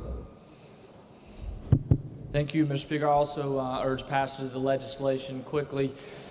Going into some detail, a lot of veterans are doing things like Veterans and Wars Agriculture, things of that sort, are forming companies that are veteran-oriented, or part of the marketing promotion is the fact that it's a veteran-ran company. And that is one of the key players in helping combat veteran suicide, is giving them a reason to carry on after they get home. Mr. Speaker, I also ask for Rule 49 because I'm currently in the process of forming a company that intends to do just that. To the gentleman, you would be forming a company that would actually provide services to veterans? Mr. Speaker, the company will be made up of all veteran employees. We intend to give extreme preference in hiring when we do so. To the gentleman, I know there are a number of companies that do have veteran preferences, and therefore I would believe that to the extent it would affect you, it would be as a member of a class. Therefore, the gentleman will be directed to vote. Gentleman from 66, Delegate Espinosa. I'd also rise in support of this legislation and would want to note that this was a recommendation of the Eastern Panhandle Business Association, who pointed out the fact that while a federal preference is permissible, it does require states to pass authorizing language in order to provide this preference. So I want to thank the Veterans Affairs Committee Chair and my colleague for the 65th for lead sponsoring this legislation. I do believe that it will provide a useful tool in providing employment opportunities for our veterans. Thank you. Lady from 65th, Delegate Upson. Thank you, Mr. Speaker. I'd like to request a Rule 49. My husband is a disabled veteran, retired. To the lady, to the extent that this will have an impact directly to you or to your husband, it will be as a member of a class, and therefore the lady would be directed to vote. Further members of society speak to the passage of the bill. Not the question for the House is the passage of the bill. Those in favor will vote aye. Those opposed will vote no. Clerk will prepare the machine. Has each member voted? If so, the clerk will close the machine and ascertain the result. On that question, 100 ayes, 0 nays, no members absent not voting. Majority of members present having voted in the affirmative, I declare the bill passed. Clerk, please report the title. Committee substitute for House Bill 4507. Are there amendments to the title? Not the title is read by the clerk will be and remain the title of the bill. Clerk, please communicate the action of the House to the Senate. Request concurrence therein. Further bills. Committee substitute for House Bill 4517, limiting the ability of an agent under a power of attorney to take self-benefiting actions. Question where the House is the passage of the bill. The gentleman from the 27th, Delegate Schott, to explain the bill. Thank you, Mr. Speaker. Committee substitute for House Bill 4517 institutes a safeguard against persons who hold a power of attorney preventing them from engaging in self-dealing to the detriment of the principal or heirs or descendants of the principal. For those of you who are not familiar with powers of attorney, this is one of the more critically important instruments in the legal world. It is a document by which you transfer and empower authority that you have to someone else. It can be limited, often called a limited or special power of attorney, such as you might give to someone to convey the title to your vehicle. If you're, for instance, not available, you might be moving from state to state and give someone a power of attorney limited to signing deeds and transfer documents if your home is sold. But there's also what's called a general power of attorney, more or less unlimited. And in that situation, you are transferring or authorizing someone else to do anything you might do for yourself. And it's a critically important instrument in that you are investing in that person absolute trust to deal with your property as well as your business transactions, just as you would yourself. So that person, the minute you turn your back, could actually go to the bank and close your accounts, transfer your stocks, change your life insurance policy beneficiaries, and so forth. Currently, the law that deals with powers of attorney has a loophole that basically allows family members of the person who gives you the power of attorney, that's referred to as the principal, to self-deal to the detriment of other members of the family. In other words, you could transfer a piece of property to yourself, you could transfer the title to the car, just about anything.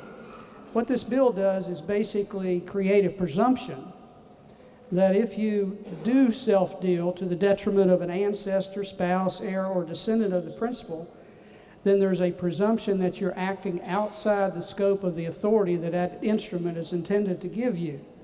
It is a presumption, which is an evidentiary matter, which you could overcome by showing a valid reason for the best interest of your principal to take that transaction. It also allows you from exercising that authority to create, in your own interest or in the interest of someone you have the legal obligation to support, an interest in that person's property, unless that power of attorney with some specificity gives you that authority in there. In other words, it could say, I give my power of attorney the right to transfer my house that's located on such and such a street to anyone, including himself or herself.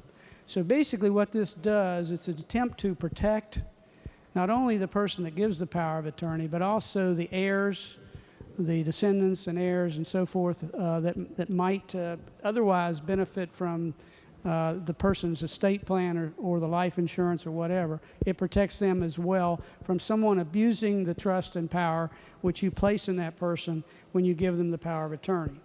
Mr. Speaker, I urge passage. Are there other members desiring to speak to the passage of the bill? Gentleman from the first, Elgin McGee. Will the chair rise for a question? Gentleman yields. Yes. If I grant someone a general power of attorney, which has extensive powers, as you just noted, legally, am I not de facto trusting them to act on my behalf? Yes, you certainly are trusting them, but there's also an implied duty not to act against your best interest along with that trust. But if I'm trusting them to act on my own best interest, isn't that an individual decision? So why do we need a law to try to cover up and deal with individual decisions like that? I think it's been mentioned previously here that not everybody does what they're supposed to do. And oftentimes these power of attorneys are given by someone who's either in an inferior position in terms of their mental intellect, their age, or whatever. It's often in the case of a parent to a child or a parent to another, or an older person to a friend or relative.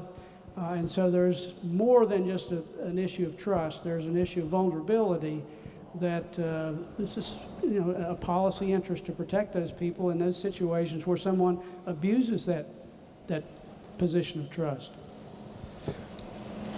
One more question. Do any of the sponsors on this bill have a self-interest in this bill with lawsuits in the practices that they currently practice with regard to suing people over powers of attorneys?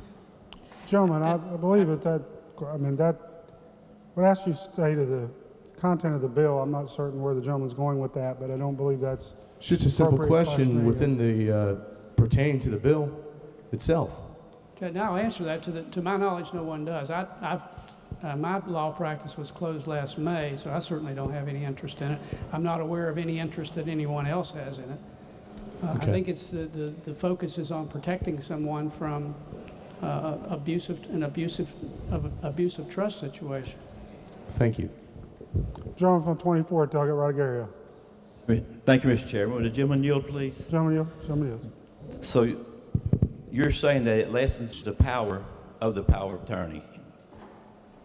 Yes, it does in some sense reduce the power to prevent self-dealing, only if you're dealing with yourself, okay? And to the disadvantage of the person that has entrusted you with that power, or someone else who's related to that person who might otherwise benefit had you not taken that action.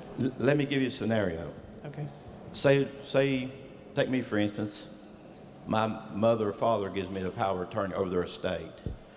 Say I have siblings that are irresponsible. Say they have several things that could be inherited. They have the right to protest what my decision is that my mother or father has asked me to take care of. Well, they'd have the right to do that anyway, regardless of whether they have the right, but just give them more power to do so. If you would transfer something to yourself for your own benefit or to the benefit of those people that you have an obligation to support, yes. Let me give you an example. Say I have a handicapped brother, and I see that if I don't take over and make sure that what's done for him is done properly, and if I don't have control of it, I know my siblings aren't going to do that. Where does that put me at as a power of attorney with what they can do to me?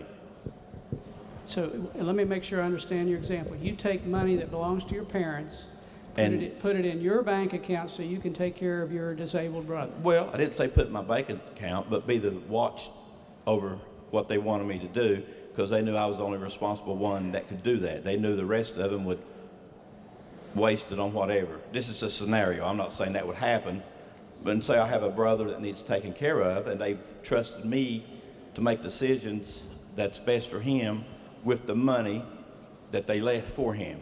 Do they have more rights with this law passed to try to come at me for the money or for whatever is left? Let me answer it this way. If you spent the money that they entrusted you with, their money, to take care of your brother, let's suppose you bought a wheelchair, okay? That would not be in violation of this because you're not self-dealing. You're dealing for the benefit of somebody else. Now, if you took that money and you said, I'm taking care of my brother and I deserve $300 a day to do that, then you've got a potential problem under the statute. There's a presumption that you're self-dealing. Now, you can overcome any presumption with evidence as to why it's in the best interest of the person who gave you that power. But it is a presumption because that money ends up in your pocket. So this is going to override what my father and mother's wishes would be? Yeah, and they certainly could come forward and say... say they're dead, say they can't come forward. Well, if they're dead, the power of attorney is revoked. Okay, so you would only be able to act while they're alive under that power of attorney. Okay, thank you. Thank you, Mr. Chairman. Jonathan 20, Doggett Markham. Thank you, Mr. Speaker. The gentleman continue to yield. Gentleman yield. Somebody else. We discussed this in committee, but for the benefit of the body, would we have to go back as attorneys and read through all previous power of attorneys that have been issued? No, your power of attorney would still be valid, and there would be no requirement to go back and do them. The only thing I would say, just as a matter of caution, if I knew of a client that I had created a power of attorney for, and I knew that there was some self-dealing involved between the person who gave with the person who was holding that power of attorney, I'd probably, just to be safe, want to call them and say, you know, you may want to get consent from the other people who are affected by this. If you're taking your resources, let's say in my case, my brother and I, we have 92-year-old parents who are not really able to take care of a lot of their own business affairs. We have their power of attorney. So if I were to do something for my own benefit, I'd certainly want to get his consent. And similarly, he would get my consent to cover this situation. But the power of attorney that we're operating under would still be valid. Okay, so let's use that situation. Your parents, let's say they gave you the ability to, you and your brother, to share and share alike or share equally, but it wasn't explicitly stated as to the house on so-and-so street, as to the blue car here and there. How specific do these new power of attorneys have to be if this passes?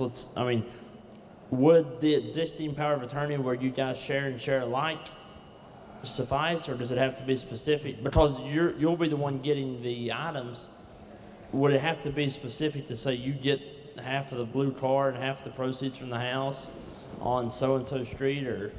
Okay, keep in mind this would only come into play if someone is disadvantaged by what the person with the power of attorney does. Someone who would normally receive the benefit from these folks. In my case, my parents, unless I've done something to really tick them off lately, my brother and I equally share in their estate, at least as far as I know. So he would be if I took everything they owned and put it in my name, then obviously he would be disadvantaged. And under this bill, he can challenge that, even though the power of attorney gave me that authority, because there's... Under the old law, though, a fiduciary duty is owed. That's one of the highest duties that's owed, even under existing power of attorneys. This doesn't change the fiduciary duty. This really attempts to codify the and I'm going to call it the smell that goes along with self-dealing. I mean, that's always not been permitted in the law, but this spells it out in more detail. Okay, so you have the fiduciary duty under existing law. And if you violate that duty, an individual can still challenge existing power of attorneys without this bill.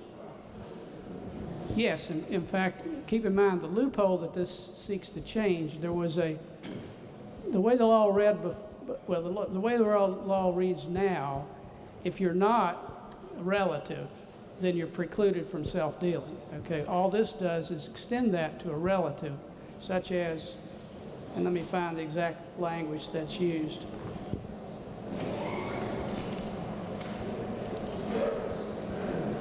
The way the law currently reads, an agent that is not an ancestor, spouse, or descendant of the principal may not exercise authority. So in other words, it was almost a blanket okay to self-deal if you fell within one of those three categories. This bill tightens that up and says, no, it's not okay unless the power of attorney gives you that specific authority, because otherwise self-dealing is not How permitted. specific does that authority have to be? I know when we discussed this, there was various viewpoints on how specific you had to be, and that was really a concern, that and the retroactive part of this. For all the lawyers in the chamber, are we going to have to go back and redo all of our power of attorneys that we've done previously, or is it legal malpractice? And second, the issue was how specific do we have to be? So I'll let you answer those two questions, and that's all I have. Okay. Well, the specificity would be like so many things in the law. It'd be a question of fact. Obviously, the more specific you can be, the safer you are. In other words, if you know that, for instance, my parents have lived in the same house for many years. If I knew that they wanted me to have the authority to transfer that house at their death, well, not at their death, while they were living, so for instance, they went into a nursing home, then to be safe, I would say the house at such and such address. The less specific you are, the more likely the judge may say you're not specific enough. I don't know if that's a good answer or not. Obviously, you could say something like any automobile that I own at the time of the transaction. Is that specific enough? It may be. It may be. But if you know that they're going to have the 1999 Ford Thunderbird, and that's the only car they'll ever have, then you may be safer to do that. As far as the malpractice issue, I don't think it would be.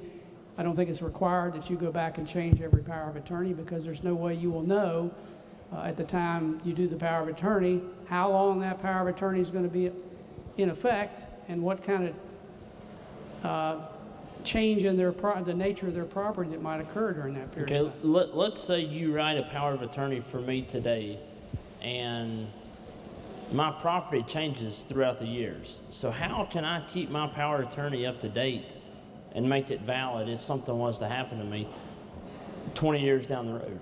I mean, power of attorneys, people enter into them and property changes. I mean, the disposition of their property changes. So how do you keep up with that? Do you have to keep going back to a lawyer? Or how do you keep up with that? The only time that this is going to be relevant is if you think the power of attorney is going to end up with that property themselves. Okay, and that's when you really, if that's what you want, let's suppose your will says, I want my younger sister to have that property, and you make your younger sister the power of attorney. Well, the relevance comes in if there's not likely to be anybody that's going to challenge that because that is consistent with the estate plan you have in place. Okay. So when the will is filed, let's suppose a year before the person dies, in your case, you, the year before you transfer that property, or the power of attorney transfers that property to herself. Well, nobody's disadvantaged by that because that's exactly what you plan to happen.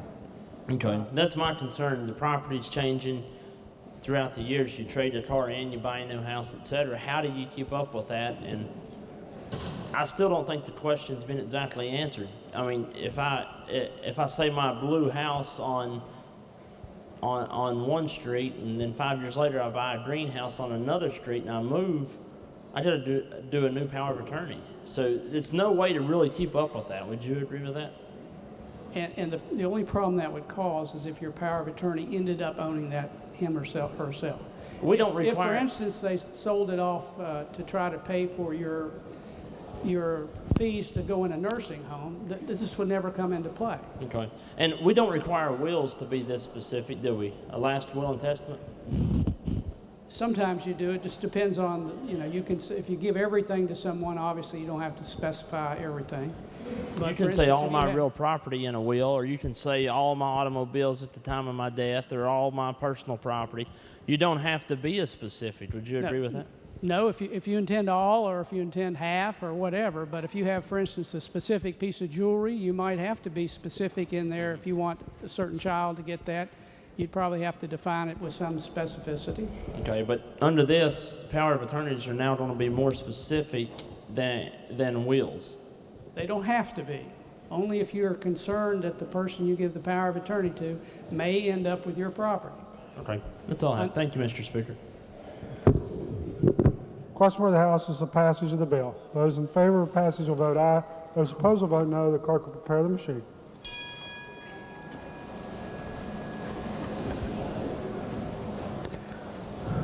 Has every member voted?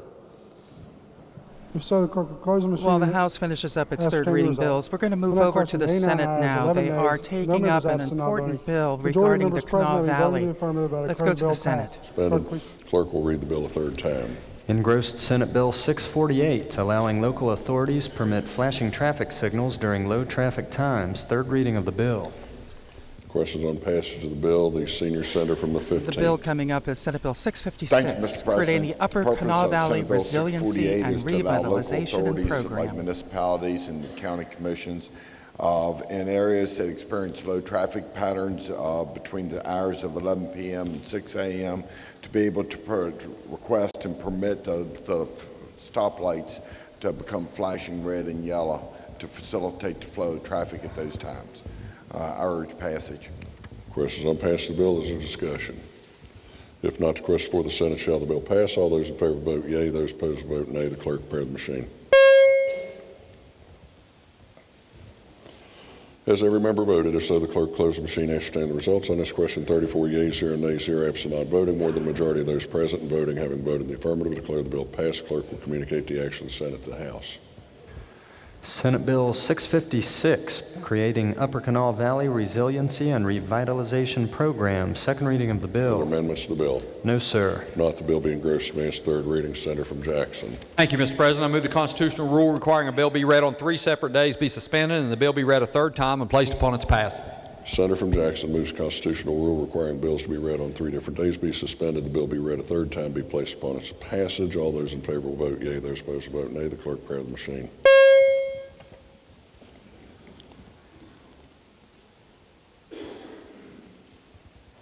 Senator from Roan. Has every member voted? If so, the clerk close the machine and ascertain the results on this question. 34 yeas, 0 nays, 0 absent, not voting. More than 4/5 of those present having voted in the affirmative, I declare the constitutional rule suspended. The clerk will read the bill a third time. Engrossed Senate Bill 656, creating Upper Kanawha Valley Resiliency and Revitalization Program. Third reading of the bill. Questions on passage of the bill. The senior senator from the 15th.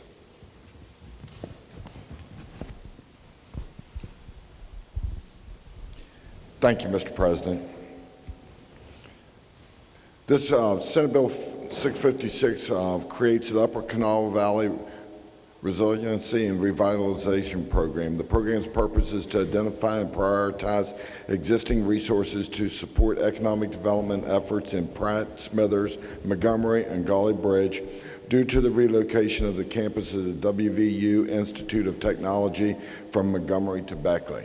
Mr. President, I'm actually going to pause and reserve the right to close. The gentleman from Fayette is going to speak to this, and in the interest of expediency, I'm going to reserve the right to close.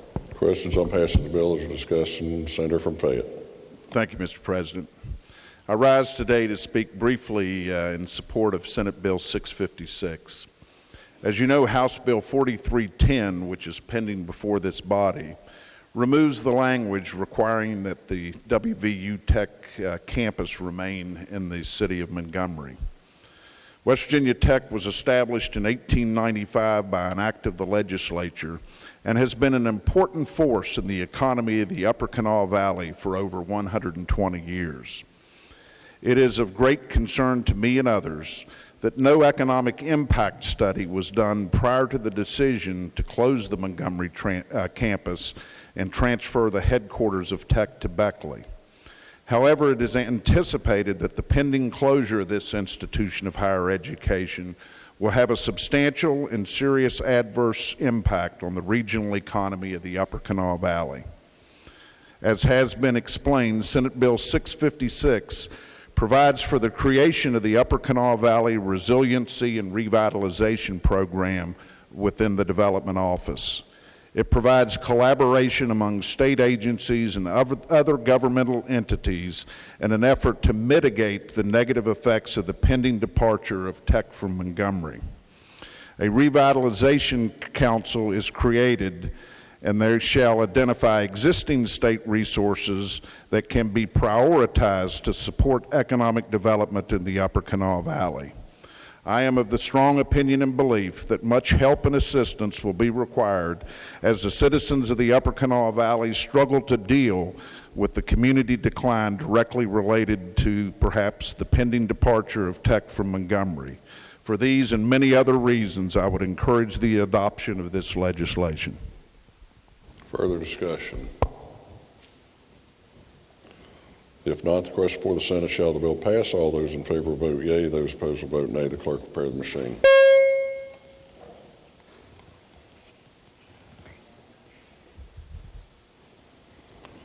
Has every member voted? If so, the clerk close the machine and ascertain the results on this question. 34 yeas, 0 nays, 0 absent, not voting. More than a majority of those present voting. Having voted in the affirmative and declare the bill passed, clerk will communicate the action of the Senate to the House. And we're going to go back to the House now. What was their opinion about this legislation? At this point, they're favorable. They've given me the okay. Okay, thank you. Yep. Thank you, Mr. Speaker. The House is discussing House Bill 4561 regarding the division of highways. Those in favor of passage will vote aye. Those opposed will vote no. The clerk will prepare the machine. Has every member voted? If so, the clerk will close the machine and ascertain the result. On that question, 98 ayes, 1 nay, 1 member absent not voting. Majority of members present having voted in the affirmative, I declare the bill passed. Clerk, please support the title. Committee substitute for House Bill 4561. Are there amendments to the title? If not, the title as read by the clerk will be and remain the title of the bill. Clerk, please communicate the action of the House to the Senate and request concurrence therein. Further bills. Committee substitute for House Bill 4566 relating to school personnel. Question for the House is the passage of the bill. Gentleman from the 66th, Doggett Espinosa, to explain the bill. Thank you, Mr. Speaker. This bill moves the various deadlines for county boards to notify and take final action on personnel transfers, releases, and reductions from March 1st to April and to May 1st for final action. The rationale behind this change is to allow more information on expected county board budgets and enrollments for the next year before disrupting the system with potential layoffs and terminations. The deadline for notice of retirement at the end of the school year is moved to March 1st to allow more time for personnel to consider this option, qualify for the $500 bonus, and free up positions for the next school year. The bill consolidates all provisions restricting the voluntary transfers of already employed personnel into newly vacant positions into a single section and begins the restriction at 20 days prior to the beginning of the instructional term. Early childhood classroom assistant teachers who work with students with autism or an IEP that requires one-on-one services are added to the existing restrictions on transfers for paraprofessionals, interpreters, and aides who work with these students. The current provisions limiting aid transfers are applied to all other service persons except extracurricular assignments for bus operators. These restrictions are less stringent and are only limited to one time during any one half of the instructional term. Also, transfers may occur more often if mutually agreed upon. Other provisions in the bill includes assistant and associate superintendents under the provisions for permanent administrative certification for superintendents. It requires the West Virginia Department of Education to report disqualifications to teach on the National Association of State Directors of Teacher Education and Certification database. It allows electronic notice to personnel with written receipt notification documented by the superintendent for personnel actions. It also allows filling positions known on or before March 1st to exist for the next school year from all qualified applicants currently employed and subject to release before posting for application for non-employees. It removes the requirement to notify all applicants of status of his or her application after a hiring decision was made. It provides for an annual notice to service personnel on the preferred recall list of position openings to be accompanied with instructions on accessing the postings on any website maintained by or available for the use of the county board. It requires the state board to review and, if needed, update competency tests for service personnel at least every 5 years.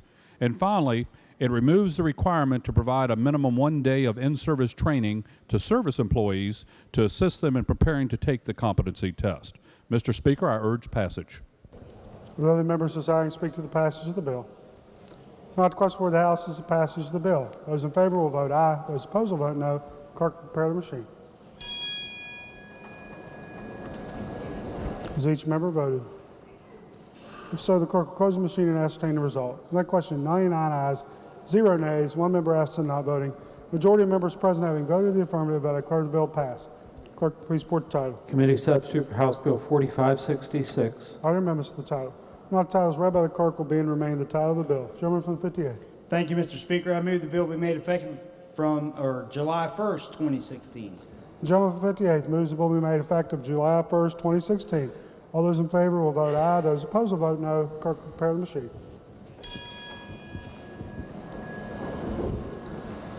Has each member voted? So the clerk will close the machine and ascertain the result. On that question, 97 ayes, 2 nays, 1 member absent not voting. 2/3 of the members elected having voted in the affirmative declare the bill effective July 1st, 2016. Clerk, please communicate the action of the House to the Senate. Request concurrence therein. Further bills. Committee substitute for House Bill 4575, creating criminal offenses relating to money laundering. Request before the House is the passage of the bill. Gentleman from the 35th, Delegate McCuskey, to explain the bill. Thank you, Mr. Speaker. Ladies and gentlemen, this is the first of several bills relating to drug trafficking that were recommended for introduction by the Joint Interim Committee on the Judiciary. House Bill 4575 establishes the offense of money laundering and is intended to disrupt and prosecute the drug enterprises out-of-state drug kingpins have used with local street-level dealers for wiring or transporting money back and forth out of state, which are the result of drug sales. Currently, in West Virginia, there is no law prohibiting money laundering. The only relevant statutes are 32A Article 2, in which it is made illegal to fraudulently structure financial transactions to avoid certain reporting requirements. During interims, the Joint Judiciary heard from law enforcement that the current laws are inadequate as it relates to drug enterprise and drug trafficking. Law enforcement said they need these money laundering laws to help prosecute those who are directing the drug trafficking. House Bill 4575 establishes two types of money laundering crimes. The first makes it a felony to wire monies that are the proceeds of criminal activity. The second crime created under this bill makes it a felony to transport, transmit, or transfer the proceeds of criminal activity. The penalties for both of these offenses are dependent on the amount of money involved. For instance, if the monetary amount involved in the offense is less than $5,000, the penalty would be imprisonment of not less than 1 nor more than 5 years and a fine of $5,000. However, if the amount is greater than $10,000, the penalty would be imprisonment of not less than 5 nor not more than 30 years. The committee substitute makes it clear that an individual may be charged in West Virginia if any element of the crime occurs in West Virginia. Finally, the bill states that each transaction, transfer, transportation, or transmission constitute a separate offense. Overall, the intent of this bill is to disrupt the back and forth flow of drug money and to allow for the prosecution of these individuals engaged in the criminal drug enterprise. Mr. Speaker, I urge passage. Are there other members desiring to speak to the passage of the bill? Not the question for the House is the passage of the bill. Those in favor will vote aye. Those opposed will vote no. The clerk will prepare the machine. Has every member voted? If so, the clerk will close the machine and ascertain the result. On that question, 98 ayes, 1 nay, 1 member absent not voting. Majority of members present having voted in the affirmative, I declare the bill passed. Clerk, please report the title. Committee substitute for House Bill 4575. Are there amendments to the title? Not the title as read by the clerk will be and remain the title of the bill. Clerk, please communicate the action of the House to the Senate. Request concurrence therein. Further bills. Committee substitute for House Bill 4576, increasing the penalties for transporting controlled substances into the state. Question for the House is the passage of the bill. Gentleman from the second, Delegate Weld, to explain the bill. Thank you, Mr. Speaker. This represents a continuation of the drug bills that we're currently on. House Bill 4576. This bill was recommended for introduction by the Joint Interim Committee on the Judiciary that we heard at several points in times last year. This bill increases the penalties for transportation of certain controlled substances into the state by individuals with the intent to deliver. As was mentioned yesterday, this bill will increase the penalties against those trafficking narcotics into the state by raising the penalty from 1 to 15 to a 10 to 30. Those individuals trafficking other illegal non-narcotic drugs into the state will face a penalty of 5 to 15 years. However, these penalties do not apply to simple possession, as I said. Rather, the statute requires the drugs are being transported into the state with the intent to deliver the same or with the intent to manufacture. In other words, these increased penalties are purely targeting the drug traffickers that are flooding our streets with narcotics and other illegal drugs. Mr. Speaker, I urge passage.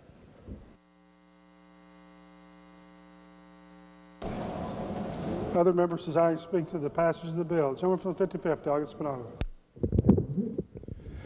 Thank you, Mr. Speaker. I'm rising in opposition to this bill. I just cannot believe that this legislative body is going to make marijuana a 10 to 30-year felony prison sentence. I just cannot believe that.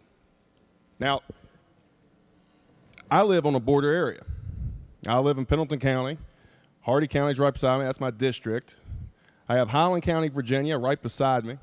I have Rockingham County right beside me, Augusta County right beside me. So let me tell you what intent to deliver is. I've represented kids that have done this.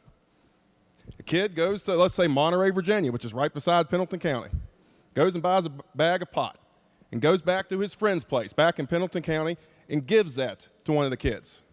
That's intent to deliver. That's a 10 to 30 years penitentiary sentence that you're putting on these people.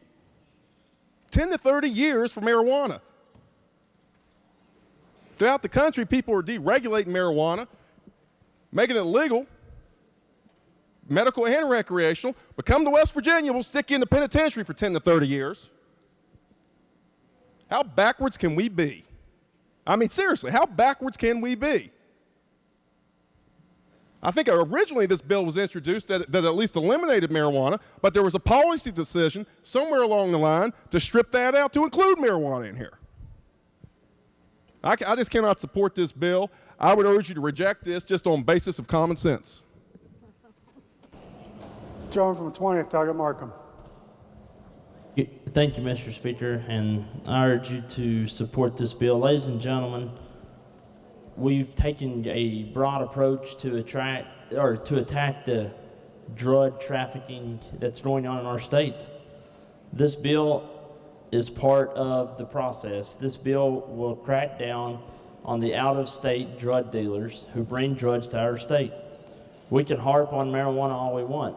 This bill includes heroin, Oxycontin, all your narcotic drugs, Schedule 1, Schedule 2, Schedule 3, the stuff that comes into this state and plagues our children, plagues our communities.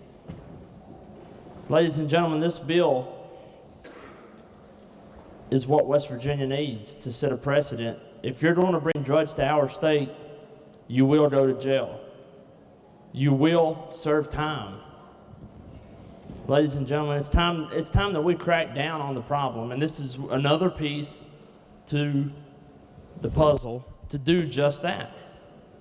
We have a chance to put our foot down and say, if you come in our state and cross state lines with a certain amount, this has a threshold of drugs. This is not bringing one joint across the border and going to jail for 10 to 30 years. Let's be clear about that now.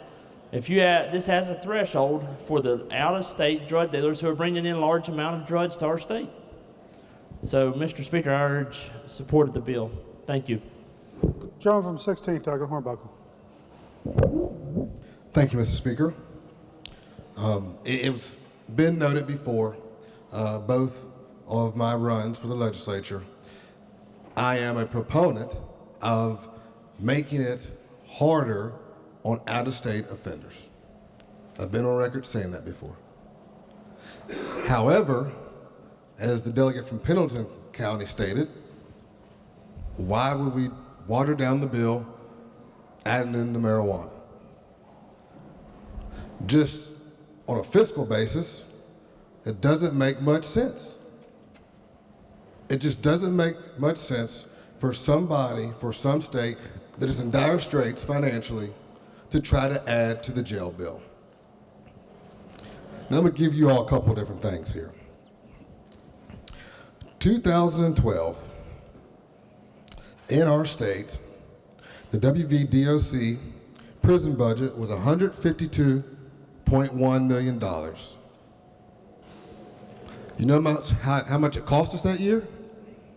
$169.2. It means you're going backwards. We got a few money managers in here, as well as myself, and a couple investors. We know numbers well, okay?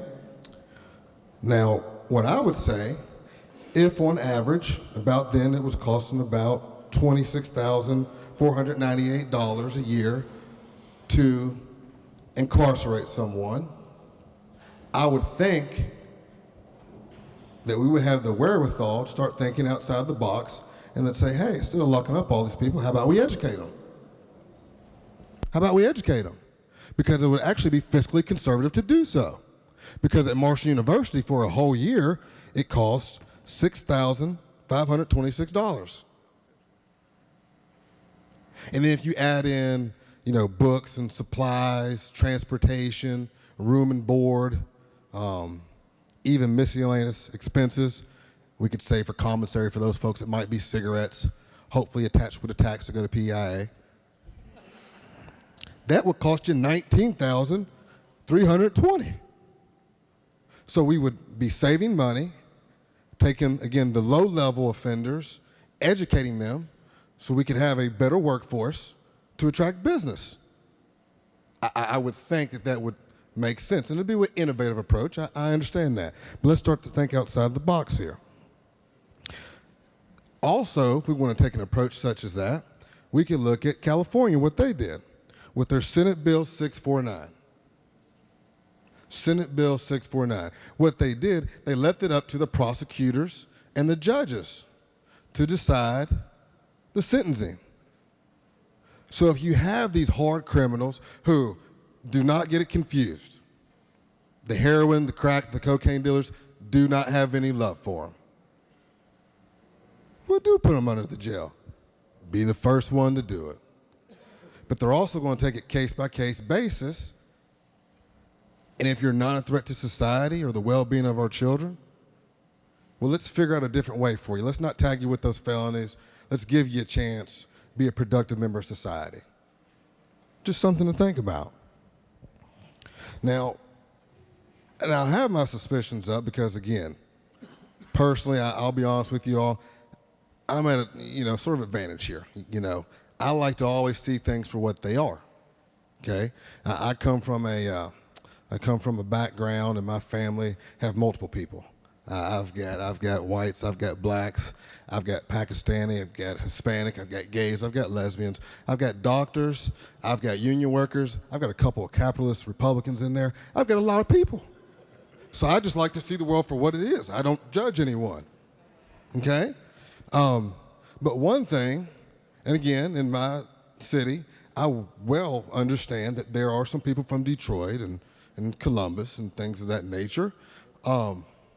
But I also know that there are people from, with the pills coming from, Hilton Head and Myrtle Beach. So we're going to start saying Detroit, Columbus, Hilton Head, and Myrtle Beach too. And we'll talk about, anybody know Jim Irsay? Anybody know who Jim Irsay is?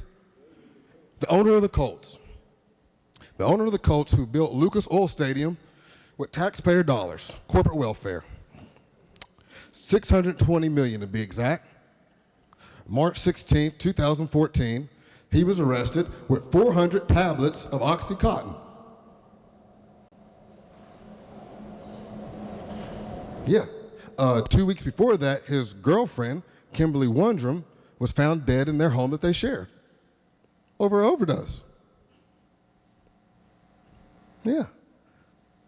So different people do bring these drugs into the state. Let's make that clear.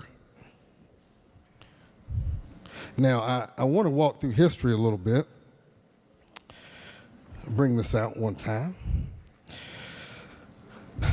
Harry Anslinger, the father of the war on weed, fully embraced racism as a tool to demonize marijuana. As the first commissioner of the Federal Bureau of Narcotics, a predecessor to the Drug Enforcement Administration, Anslinger institutionalized his belief that pot's effect on the degenerate races made its prohibition a top priority. Here are just a few of his most famous quotes. There are 100,000 total marijuana smokers in the U.S., and most are Negroes, Hispanics, Filipinos, and entertainers. Their satanic music, jazz, and swing result from marijuana use. This marijuana causes white women to seek sexual relations with Negroes, entertainers, and any others. Reefer makes darkies think that they're as good as white men. And I don't even want to go through this anymore. I'm getting disgusted.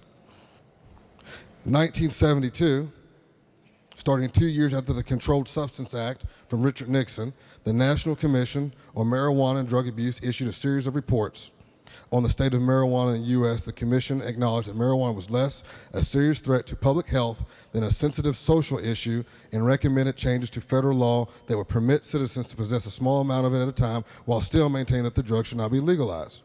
The commission's approach to drug policy did not resonate with many Americans or politicians at that time, who were far more concerned about the potential societal ills that could strike if marijuana was used left unfettered. An attitude that Sendrich said was partially based on racism. At the time, the majority of marijuana users were black and Hispanic, so it was a way for the U.S. government to keep tabs on the minorities that were living and working in the country. Now, again, folks, we need to be super, super strong on the drugs that kill people and ruin communities. And I'm not even talking about legalization of marijuana right now. Who throw that out the window? I'm not even talking about that. But for a state that is having trouble financially, if you want to lock up people, fine. I might even join you. But the little stuff is unnecessary. It's not good fiscal policy, if for anything. If for anything, it's not good fiscal policy. And we need to take our time and figure out better ways to lock up the vile, disgusting people who are coming in here, and the ones that are already here. Even if they're from West Virginia, I don't want them out. But the things that don't move the needle and push us further in the red is just not good fiscal policy. I urge strong rejection. John from 36 Daggett Road. Thank you, Mr. Speaker. Would the gentleman from the second yield? Gentleman yields. Question. Gentleman yields. I think that you said that this was the interim bill, and I can't remember. I get confused on interim bills, but was this the bill that the interim committee took marijuana out of, or was it another bill that we had? No, that's correct. It is this bill? Yes. That the interim committee voted to remove marijuana as one of the drugs that would be included in the terms of this for transportation. The gentleman's correct. Now, I've been looking at the bill, and I'm not sure if I quite understand it. It says that if it's a Schedule 1 or 2 narcotic drug, then it's 10 years minimum, correct? That is correct. Now, does marijuana fall under that, or is it the next one? No, I will direct the gentleman's attention to Subdivision 2, which is any other controlled substance classified in Schedule 1, 2, or 3. Now, marijuana would fall underneath that, because although marijuana is in Schedule 1, it's a non-narcotic drug. So the minimum on that would be? It's the 5 to 15. And is it correct that these are in addition to any other penalties that they would have for intending to deliver the drug? No, this is the, yeah, I mean, if they have, yes. Okay, so this is an add-on. This is for the transportation across state lines. In other words, if somebody's caught with it, they would have that penalty, that felony, and then if they had brought it from Ashland over into Huntington. Yeah, they would be separate offenses. So that would be 2 offenses, and they would get the penalty for both? That's correct. Okay.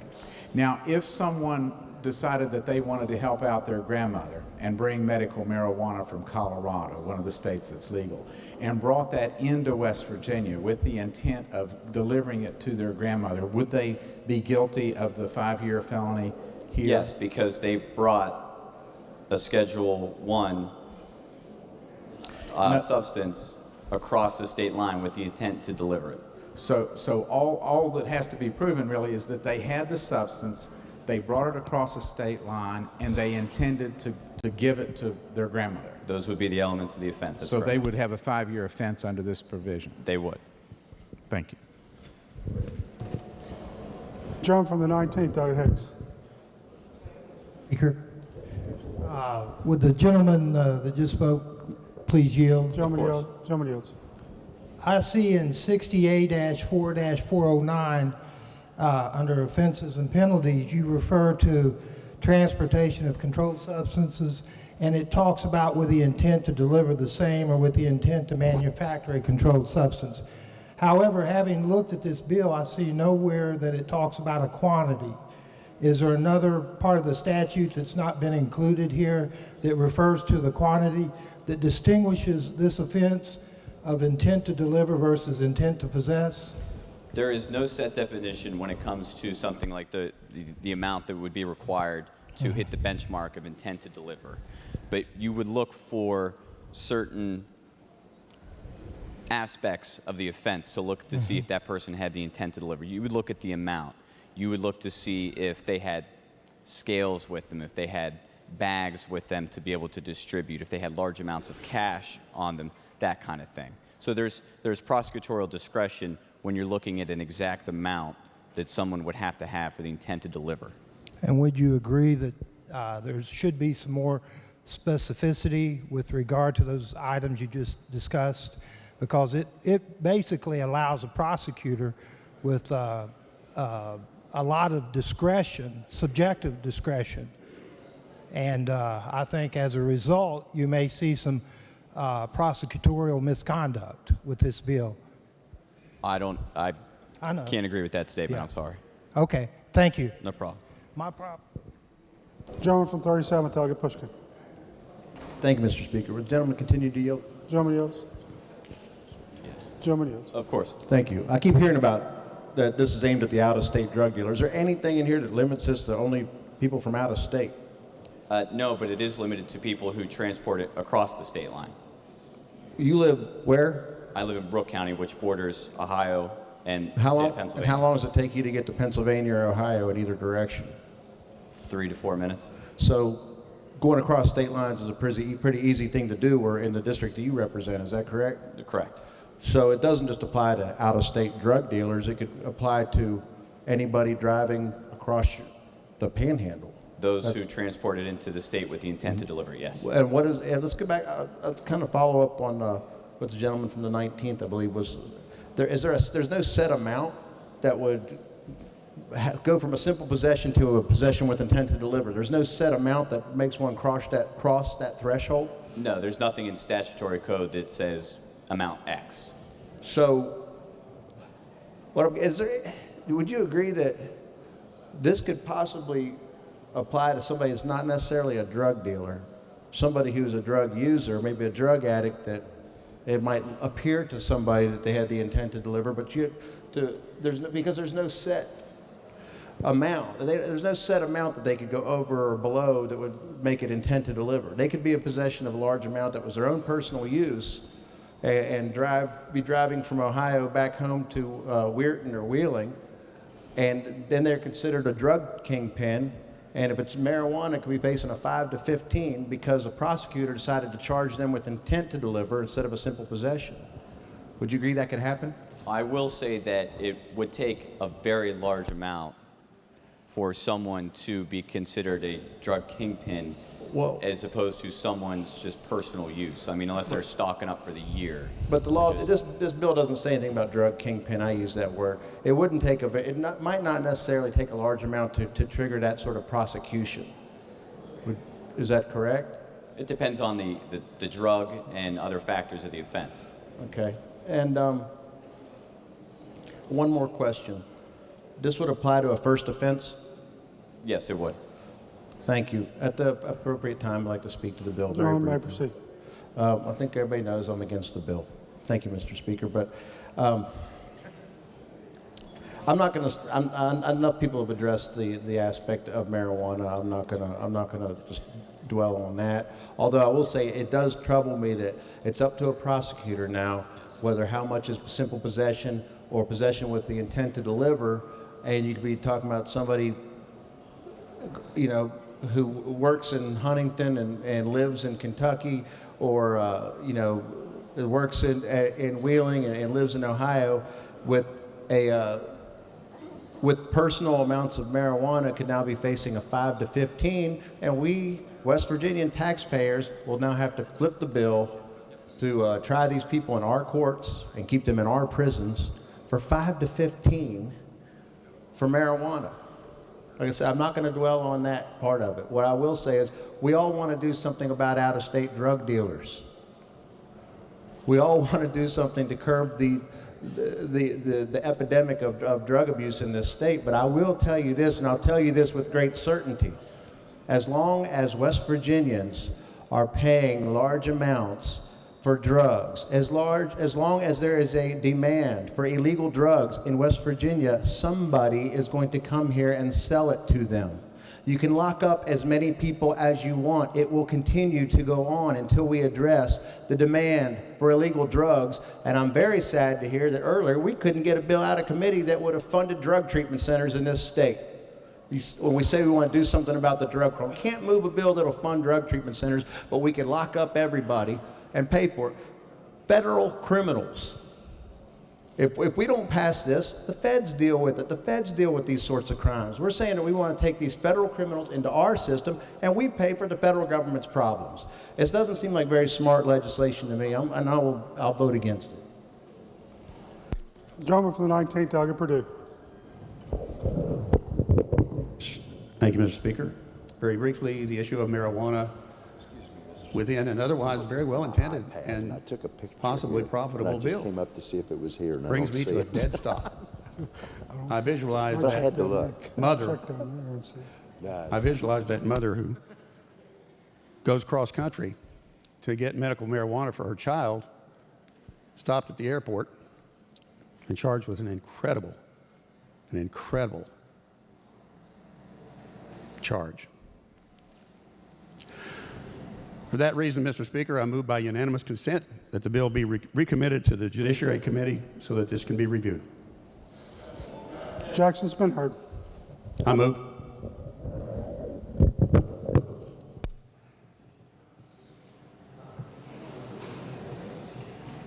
bill's already been moved. The gentleman from the 19th moves that the bill. recommitted to judiciary. This is House Bill 4576, increasing the penalties for transporting controlled substances into the state. Jump for the 19th has moved that the bill be recommitted to the Committee on the Judiciary. All those in favor of the gentleman's roll call has been demanded. Is demand sustained? Demand is sustained. All those in favor of the gentleman's motion will vote aye. Those opposed will vote no. Clerk will prepare the machine.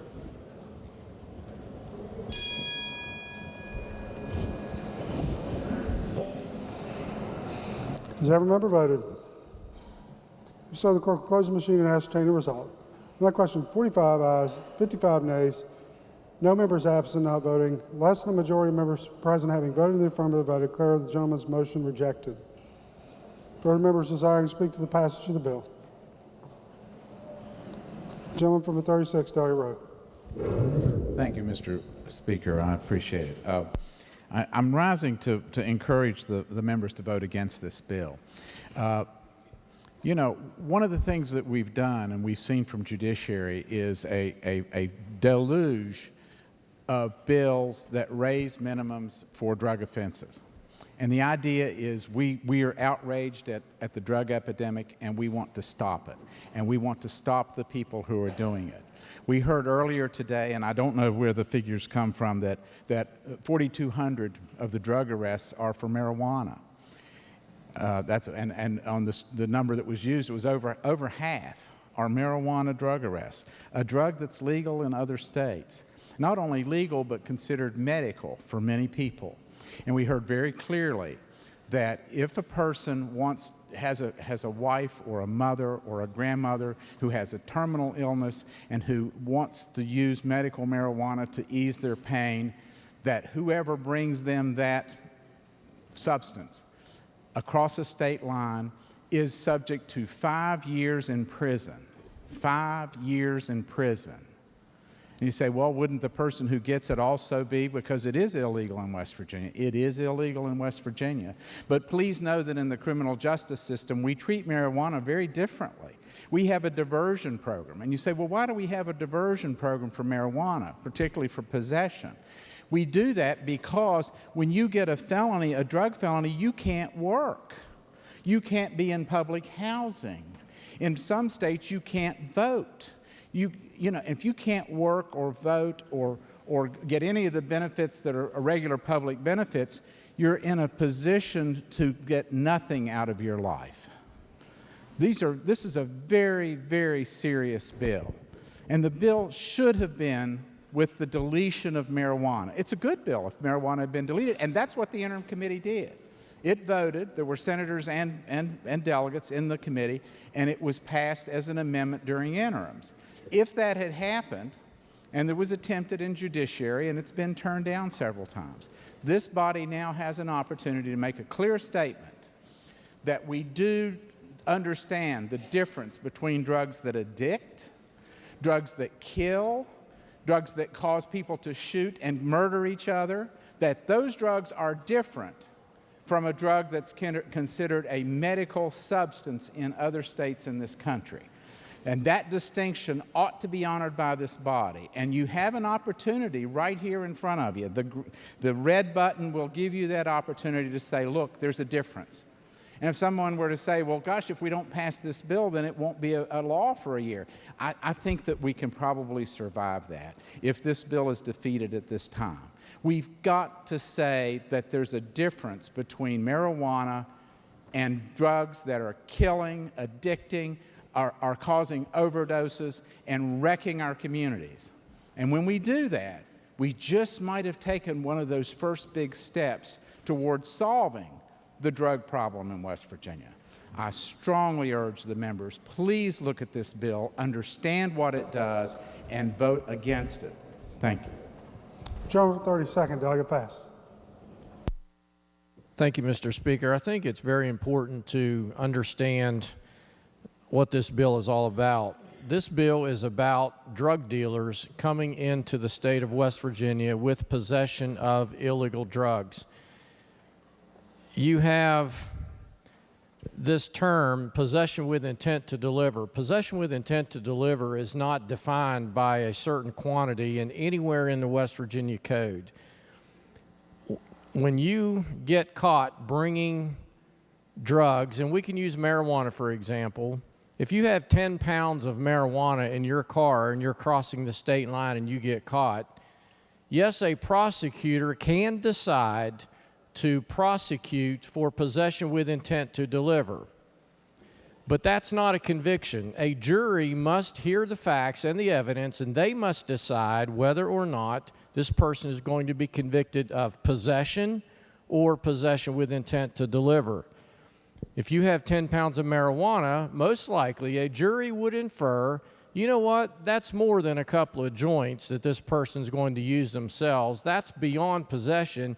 You know what, this person had the intent to deliver. In other words, this person is a drug dealer ready to sell this marijuana to our kids in this state out on the street. That's how that would work. The same with heroin, the same with cocaine, the same with any large quantity of Oxycontin or any other drugs. So that's what's going on here. And my friend just used the word wreck this state. Just did a little bit of research on even marijuana. It is addictive. It is a drug that causes a substantial amount of car accidents. It distorts perception. It distorts judgment. Medical or not, that's what it does. So again, this bill specifically pertains to possession with intent to deliver crossing state lines. That means if you're unfortunate enough to get convicted of that, you're a drug dealer. That's why it's so tough on the criminal penalties. You're not there and you don't have that for your own illegal use and enjoyment. You have it there to sell it to our kids and our people out on the street. That's why it's so tough on those people, and I obviously urge passage of this bill. Lady from the 18th, Doug Sabonia. Thank you, Mr. Speaker. I urge adoption of this bill. We passed this bill out of judiciary last year, and this was from efforts when we've had town hall meetings in the Huntington area on this drug issue for many, many years. We've had young people killed, murdered over the drug issue. We've had many people, many families that have been negatively impacted by this drug issue. And I'll just let the members know, in talking with my prosecutor, who happens to be a member of the other side of the aisle in party affiliation, he and his fellow assistant prosecutors helped write this bill. They worked with our judiciary attorneys, and they had a lot of input in drafting this bill. The way that it was drafted, it included marijuana, and it came from the prosecutors in Cabell County. Now, this is a policy decision, whether marijuana is in here or it isn't. There was a vote yesterday, and it was defeated on a 61-36 vote. This is a policy decision by this body. But it is important that we get this legislation out of here because our families are dying. Our young people are dying. The drug issue is one of the #1 issues affecting our citizenry. So I urge adoption of this. Keep in mind, it was written by prosecutors who are on the front line of these drug traffickers. It's not for simple users. It's going after traffickers, people coming here to do harm to our families. I urge adoption. Thank you, Mr. Speaker. The gentleman from the 51st, Doug Flanagan. Thank you. Would the gentleman from the second yield? Gentleman yield. Absolutely. Is the federal government still prosecuting marijuana transportation? Are they actively seeking it out? To my knowledge, they do, but like with any federal drug case, they tend to have a fairly high bar when it comes to cases that they The states that have legalized it, either recreationally, medically, are they going in and hammering them? Can you repeat the first part of your question, sir? So the states that have legalized it, either recreationally or medically, is the federal government going there to get them? I don't know what the federal government does in other states. Would chocolate chip cookies with medical marijuana in it be considered under this bill, if it was brought to somebody, say, going through chemo, would that have them arrested and spend 5 to, 15 years in prison? And I hate to answer a question with a question, but did somebody transport that over the state line with It would have intent to come deliver- across state lines, yes, sir. with the intent to deliver to another person? Intent to deliver to another person. Then yes, it would. May I speak to the bill? Gentleman may proceed.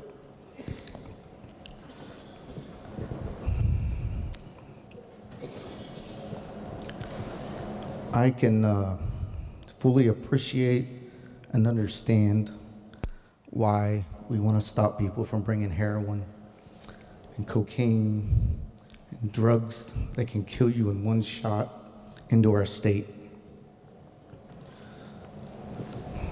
Why we needed to include a drug that is clearly being used for medical use in this bill and cost somebody 5 to 15 years of their life is beyond me.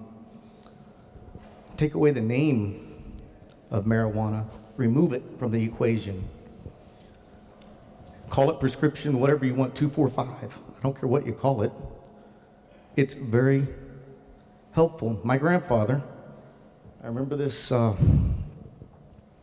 started his cancer in '89, died in '96, so 7 years of battle. Went through 3 to 4 treatments of chemo. At that time, I begged him to try medical marijuana. He was wasting away. That's almost 25 years ago. People were telling him, why don't you try it? He was an ex-law enforcement officer. No way, no how was he going to try something that was deemed illegal. In 1997, my wife's mother went through an 8-month battle with pancreatic cancer. Received her treatments in New York. 20 years ago, they had a hospital room set aside for use of medical marijuana to help her while she went through her chemotherapy. Has anybody else in here been through chemotherapy? I've still got the ridges on my fingernails. When I came here, I hadn't had my hair grow back yet.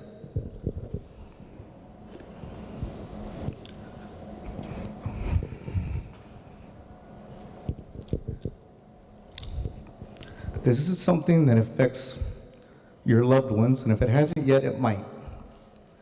This is something that, God forbid they ever have to go through it, you're going to want any medical opportunity to provide them with this compassion and care that they need. I was prescribed 150 pain pills, 3 prescriptions worth, to walk out after I was only 8 days into it, just over a week. And I was told that should get you through to your next month. I was given 4 different medications of anti-nausea medicines to get me through the 2.5 to 3 weeks until I came back into the hospital. Now, a very dear loved one brought me chocolate chip cookies. And I started using those because they had THC in them. I guess whatever the marijuana is that they can put into these cookies. I finished up my chemo. I had gained 18 pounds. I hadn't withered away. I had 142 out of 150 pain pills left. And all 4 bottles of anti-nausea medication were untouched. We've passed bill after bill out of this body, finding ways to treat people that are addicted to opioids, finding ways to help them save their lives. Let's go with Suboxone or whatever the next drug is that we can get them off of it. But when we're presented with a good alternative to the opioids, we still want to lump it in.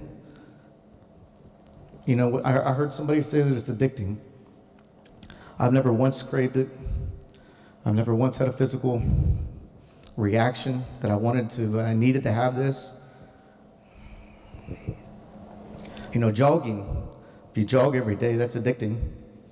I believe I read a study that said marijuana addiction is about 9%, and they couldn't even prove that that addiction was metaphysical. It was more the addiction of wanting to get to feel better. You get addicted to wanting to feel better, I guess is what they're talking about. Jogging, I believe, is 16%. I'm pretty sure self-pleasure is even higher. I think the internet's used for that. Maybe not the best example, but it's there. This bill could have been perfect. We could have put every one of these guys bringing heroin, cocaine, illicit OxyContin, anything else that we can think of under the prison. But to classify a medicine, and there's 27 states right now that have already decided it's a medicine, in the same category, kills the purpose of what we're trying to do. We can prevent people from getting on the opioids. I was scratching 4 days after being in the hospital. I'm itching like the guy on, like you see on the movies, looking for my next dose. I'm watching the clock count down, calling my nurse. Can I have another one yet? 8 days later, a simple chocolate chip cookie prevented so much, helped me so much. I urge rejection. Gentleman from the 50th, Caputo. Thank you, Mr. Speaker. I move the bill be tabled, and I ask for the yeas and nays. John from the 50th moves the bill be tabled. All those in favor will say aye. All yeas and nays have been demanded. This roll call's been demanded. This demand is sustained. Demand is sustained. All those in favor of the gentleman's motion that the bill be tabled will vote aye. Those opposed will vote no. Clerk will prepare the machine.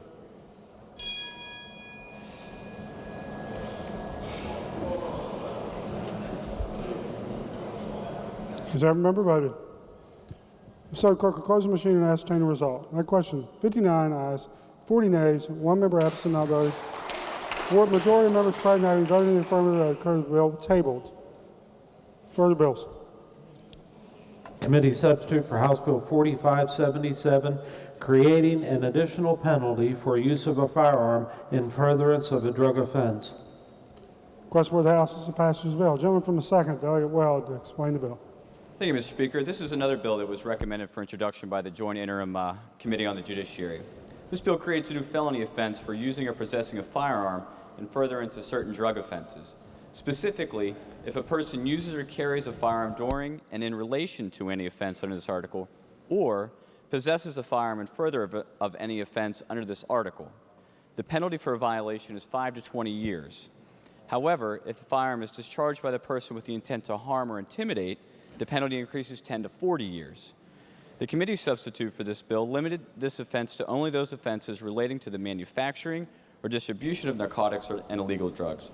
It also applies to the transportation of narcotics, and other illegal drugs into the state, as well as operating a clandestine drug lab. Mr. Speaker, I urge passage. The other members desiring to speak to passage of the bill. Gentleman from the 22nd, Delegate Eldridge. Thank you, Mr. Speaker. I would like to ask unanimous consent for the comments from the gentleman from the 51st be placed in the appendix of the journal. Without objection, remarks be printed in the appendix of the journal. Members desiring to speak to the passage of House Bill 4577. If not, the question for the House is the passage of the bill. Those in favor of passage will vote aye. Those opposed will vote no. The clerk will prepare the machine.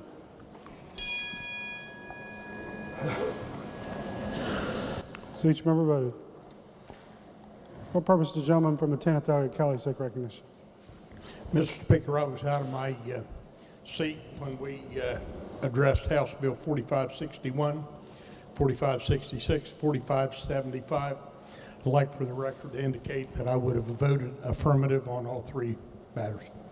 Without objection, the gentleman's preference will be printed in the journal. Has every member voted?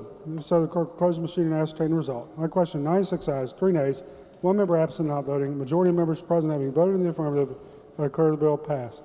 Clerk, please report the title. Committee substitute for House Bill 4577. Are there amendments to the title? If not, the title is read by the clerk will be and remain the title of the bill. Clerk, please communicate the action of the House to the Senate. Request concurrence therein. Further bills. House Bill 4578, creating a criminal offense of conspiracy to violate the drug laws. Question for the House is the passage of the bill. Gentleman from the second, Delegate Weld, to explain the bill. All right, Mr. Speaker, this is the third and final drug bill that we've got here in a row. This bill is the last of the three that was recommended for introduction by the Joint Interim Committee to the Judiciary. As we discussed earlier with the money laundering bill, West Virginia lacks sufficient laws to disrupt and prosecute the drug enterprises operating both in and out of state. West Virginia laws are focused on the individual sale or buyer of the drugs, and there are insufficient laws to prosecute the big dealers who have low-level sellers do all the work and send him or her to the money. House Bill 4578 fills this void within our laws. The bill creates a new felony offense of conspiracy specific to violations of the Uniform Controlled Substances Act and will allow for the large dealers to be held accountable for the actions of their street-level dealers. The elements of the offense track that of the general conspiracy statute, but are specific to controlled substance offenses. The penalty for individuals convicted of this offense is 2 to 10 years. However, the bill sets forth different quantity-based sentences of some of the more prevalent controlled substances in our state. This is one of the first times that a penalty is tied to the amount of drug involved in the underlying crime. The quantities and penalties are similar to the federal penalties and guidelines that are also based on quantities. Finally, the important aspect of the bill is found in subsection D, which allows for the application of quantities to all members of the conspiracy. This would allow the big dealer to be held accountable for all the quantities of drugs being sold by his street-level dealers. As was made clear by law enforcement during interims, this is a necessary law to aid in holding accountable the large dealers that insulate themselves and deal through low-level individuals. Mr. Speaker, I urge passage. If other members desire to speak to passage of the bill, gentleman from 13th, Delegate Ely. Thank you, Mr. Speaker. I feel like I should preface some of my remarks with some personal background from myself, and it's only to, I think, speak to what I'm about to say. I'm what you might hear of as a confirmed teetotaler. I don't even drink coffee, let alone alcohol, let alone smoke, or do anything else. And that's not to make any comments or judgments about anyone else. That's just to make clear about what my motivations are for my position on this bill. Also, I think I've spoken numerous times about how serious I personally take the drug problem. You know, I'm in the second safest city in West Virginia, and yet we are constantly on the evening news for the amount of drugs we're taking off the streets. This is serious stuff. I want to start out by pointing out something. 1 in 3 African American males are prevented from voting. Lest I be called to a point of order by one of my colleagues, let me point out that this is shockingly not a statistic about Jim Crow laws half a century ago. Rather, 1/3 of African American males are unable to vote due to the war on drugs. The war on drugs has disproportionately harmed young black males. Studies show that blacks are many times more likely to be convicted for drug crimes, even though African Americans and Caucasians use drugs at the same rate. You know, on my side of the aisle, when it comes to the economic issues, we're often really good at judging policies not by their intentions, but by their results. We recognize that in the business world, government laws can have severely damaging consequences. Frustratingly, however, we almost always put the blinders on when it comes to issues of justice. We often feel that because we hold no racial bias in our hearts, that must be good enough. It is not. Why are the arrest rates I spoke of earlier so high? It is not because that cops and lawyers are racist, because that's just not true. Rather, it is simply much easier to make arrests in densely populated urban areas rather than rural areas. And it's a statistical fact that those urban areas are decidedly more populated by African Americans. Also, arrest and conviction statistics are very important for police departments, and again, I speak from experience, who rely on federal money. Unfortunately, it is therefore the machine of big government which often produces an outcome skewed against minorities. Now, you might ask yourself, why am I saying all this? After all, West Virginia is an overwhelmingly white state. Certainly the same is true for my district, and I can guarantee you that my comments thus far are very unlikely to score me any political points. So maybe let's just take a step back and analyze the legislation before us. I noticed that of the approximately 24 House bills before us on the calendar before we got to this point, this is only the second one for which there is no committee substitute. This is not an accident. This is because HB 4578 was lifted almost verbatim from Title 21, Chapter 841 of the United States Code. You know, for all the complaining we do in this room about big government, Washington busybodies telling us how to manage our affairs, we sure seem to be copying a lot of the plays from their playbook. Right down to the amount of drugs used, the language is largely the same. This is why an analysis of federal drug law outcomes is more than fair. Number one, federal drug offenders are overwhelmingly low-level, non-violent offenders. Of the approximately 22,000 federal drug offenders sentenced in fiscal year 2014, 93% did not play any leadership or management role in the offense. Only 0.7% used violence or threats of violence. Number two, this bill doles out punishment based on drug quantity. Drug quantity does not properly reflect role and culpability. Mandatory minimums are based only on two facts: drug type and drug quantity. Quantity doesn't usually mean the person was a leader or kingpin. For example, drug mules may carry a large quantity of drugs only once, perhaps under pressure from a cartel to pay a debt or maybe for a small profit, leading to a long sentence. Also, street-level drug sellers may sell small quantities of drugs for little profit or to fuel their own addiction over a long period of time, leading to a long sentence. I want to give just a short example of one of those cases, if you'll bear with me here.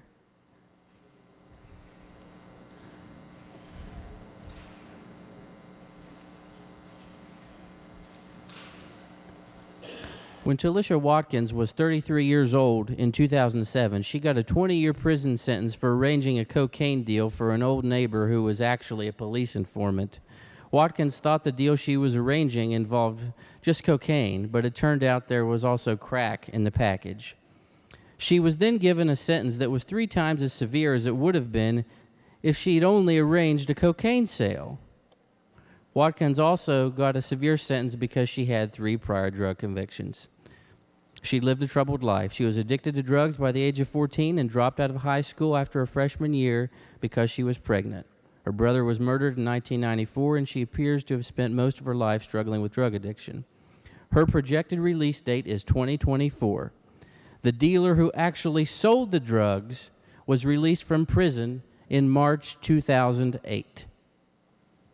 Keep in mind, this is started in 2007. So I move on to reason number 3. Conspiracy plus relevant conduct equals you're guilty of it all. You personally don't have to sell or distribute the quantity of drugs that triggers a mandatory minimum sentence outlined in Section D of the bill. You may be held to account for all the drugs sold or possessed in the crime, including by other defendants, even ones you may have never met. For example, you sell 1 gram of meth as part of a conspiracy in which all the participants sold 50 grams. Instead of being locked into a sentence range of 5 to 15 years, which is harsh itself, you may be sentenced anywhere from 20 to 60 years in jail. Another example, you are part of a drug ring for a month. You sell 1 kilogram of marijuana. You leave and it continues for 2 years, totaling 1,000 kilos. Instead of a 2 to 10 year sentence range, you are now also open to a 20 to 60 year sentence. Number 4, high-level offenders avoid mandatory sentences by giving substantial assistance. Higher-ups in drug conspiracies trade their knowledge of the crime and other offenders for sentences below the mandatory minimum term, something their low-level counterparts usually lack the information to do. For example, in fiscal year 2010, the U.S. Sentencing Commission, and by the way, we passed the bill establishing the West Virginia Sentencing Commission today, found that 32% of high-level suppliers and importers, 40% of leaders, and 50% of managers did not receive mandatory minimums because they gave substantial assistance. So in summary, I'm not trying to build sympathy for people who deal drugs. And while, yes, they are grossly unfair in many cases, ruining the lives of low-level nonviolent offenders, they also fail to achieve the policy objectives of putting the evil-doing drug ring leaders behind bars for a long time. Former Ronald Reagan federal judge located in San Diego said it best, "These laws have destroyed the discretion of judges." And that judge resigned for that very reason. These facts and opinions support the most damning statistic of all. The United States leads the world with 700 of every 100,000 people incarcerated. 48% of federal prisoners are in there for drugs. This can lead to one of two possible conclusions. Either the United States is home to the worst people on earth, or our drug laws have failed us miserably. Myself, I will choose the latter. Therefore, I urge a resounding rejection of this catastrophic and incompetent bill. Thank you, Mr. Speaker. John from 16, Tyler Hornbuckle. Thank you, Mr. Speaker. Just wanted to piggyback off of the delegate from the 13th's comments. You might not have scored political points, but being honest and truthful will always score you points with Lord Jesus, Savior and Christ. John from 37, Delegate Pushkin. Thank you, Mr. Speaker. The gentleman from the second, please yield. Gentleman yield. Gentleman yields. Of course. Thank you. You are a prosecutor, is that correct? I'm an assistant prosecutor. You're yes. assistant prosecutor? Yes. A couple questions about conspiracy. I'll try to cut to the chase. How difficult is it to prove conspiracy? Depending on, I think that the difficulty or the ease that you can do it would just be relevant to the facts of that particular case. I don't think that it's... With a conspiracy charge, it's not necessarily the person who sold the drugs, someone who's involved with the selling of the drugs. So I'm just thinking, how about this? How hard is it to disprove conspiracy? Depending on what that individual's role is. Again, they're so highly susceptible to the facts around each case that I can't just go by. I don't know what that individual's role would be. Okay. Obviously what I'm getting at is like, I'm trying to prevent innocent people from getting fairly large mandatory minimum sentences because they were involved in something they might not have known about. What is the definition of conspiracy? Like, what do you prove? Like, if you're charging with somebody with conspiracy, what's your duty to what are you trying to prove? Do you have this? Yeah. So basically, the elements or the offense is that you have to do an overt act. What's overt act? Overt, O-V-E-R-T, act to affect the goal of the conspiracy. Could an overt act be like letting someone borrow a cell phone? Did you know that it's hard to prove what somebody knows and what they don't know. Would you agree? Well, not necessarily. Again, depending on the facts of the case. If that individual, did they have reason to know, or did they know at the time that the individual borrowing the cell phone was doing it to effectuate a part of a drug deal? Would you agree that it might be difficult to prove or disprove what you do or don't know?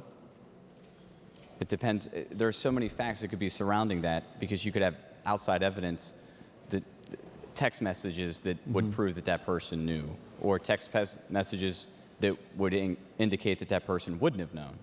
Do you see what I'm saying? Yeah, I see what you're saying. Thank you. Thanks. While the House continues to look at House Bill 4578, creating a criminal offense of conspiracy to violate drug laws, we want to take you to the Senate. Earlier today, the Senate took up very important bills Senate Bill 705, reducing the coal severance tax to 3% over 2 years, and House Bill 4012, the West Virginia Religious Freedom Restoration Act. Let's go to the Senate. Senator Kessler moved to amend the bill on page 1, section 3, line 6. Senator from Marshall.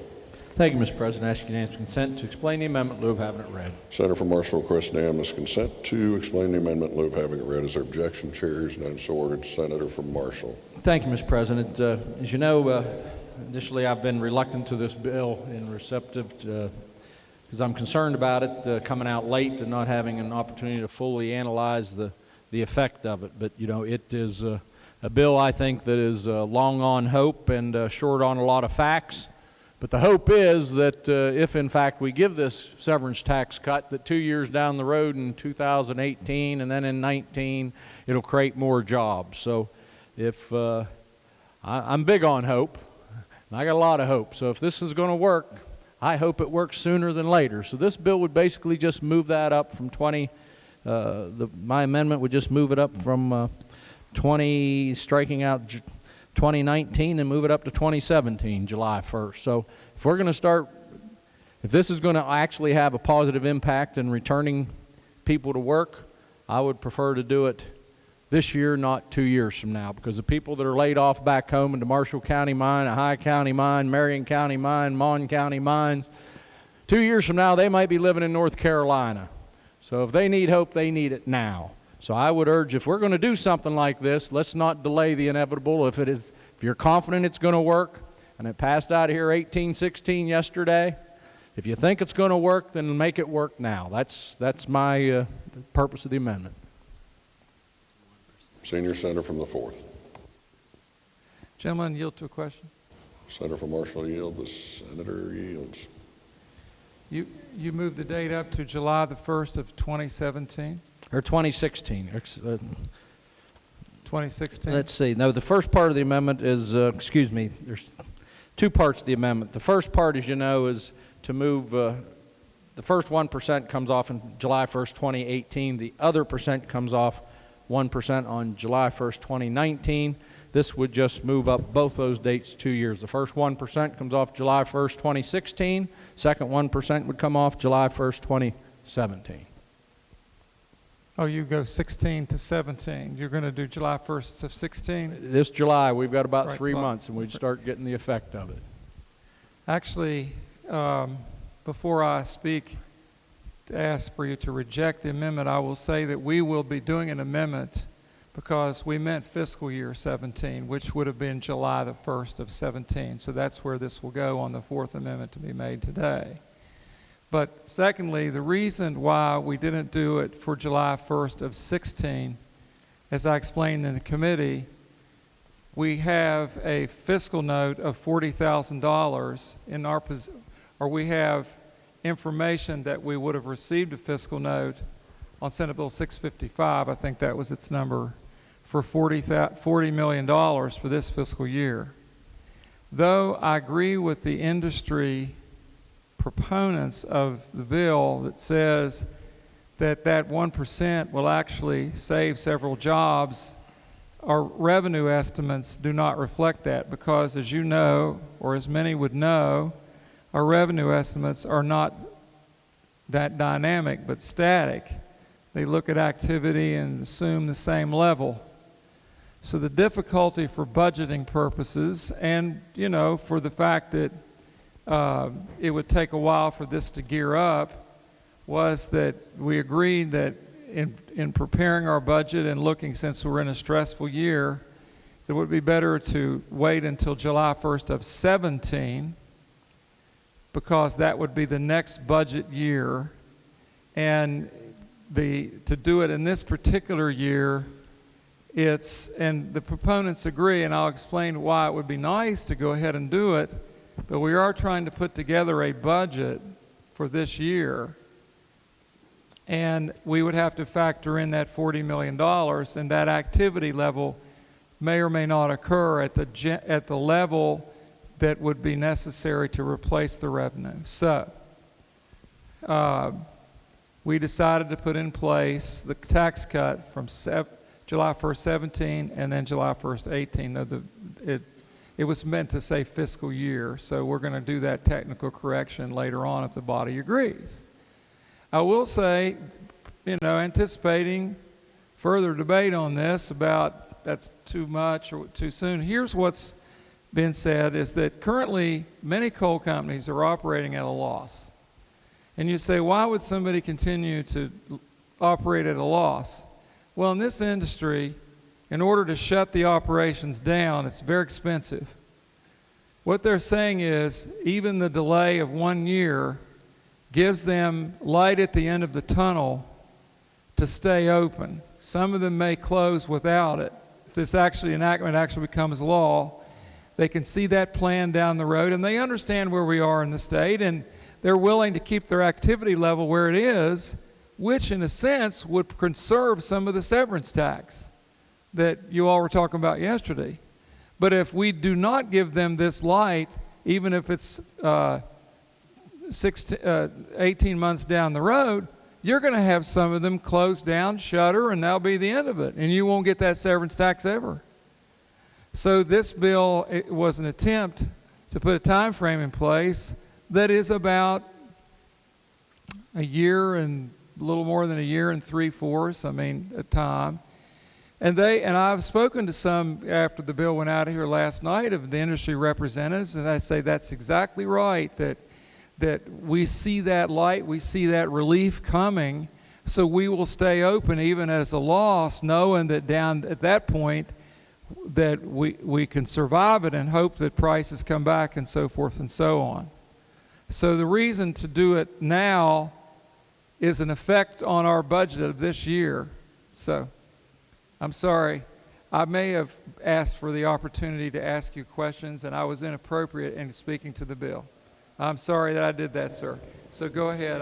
My question was simply what your dates were, and I will sit back down, and you can have the floor. Thank you. Senator Marshall. Well, that's the simple amendment. And while I understand the challenge and difficulties we have down here over the next couple of weeks in formulating a budget, I'm also concerned about the folks living back home in my communities that are working the mines that are laid off, and they have their own budgets, household budgets to worry about. And if we are confident, and we are confident in our assertion and our assumptions that in fact this will help save coal jobs and reverse the tide of layoffs and closings, I think that it would be more prudent to take that guess or lay that bet and lay it down now, so it minimizes not 2 years from now, so it helps our people that I represent back in my communities today.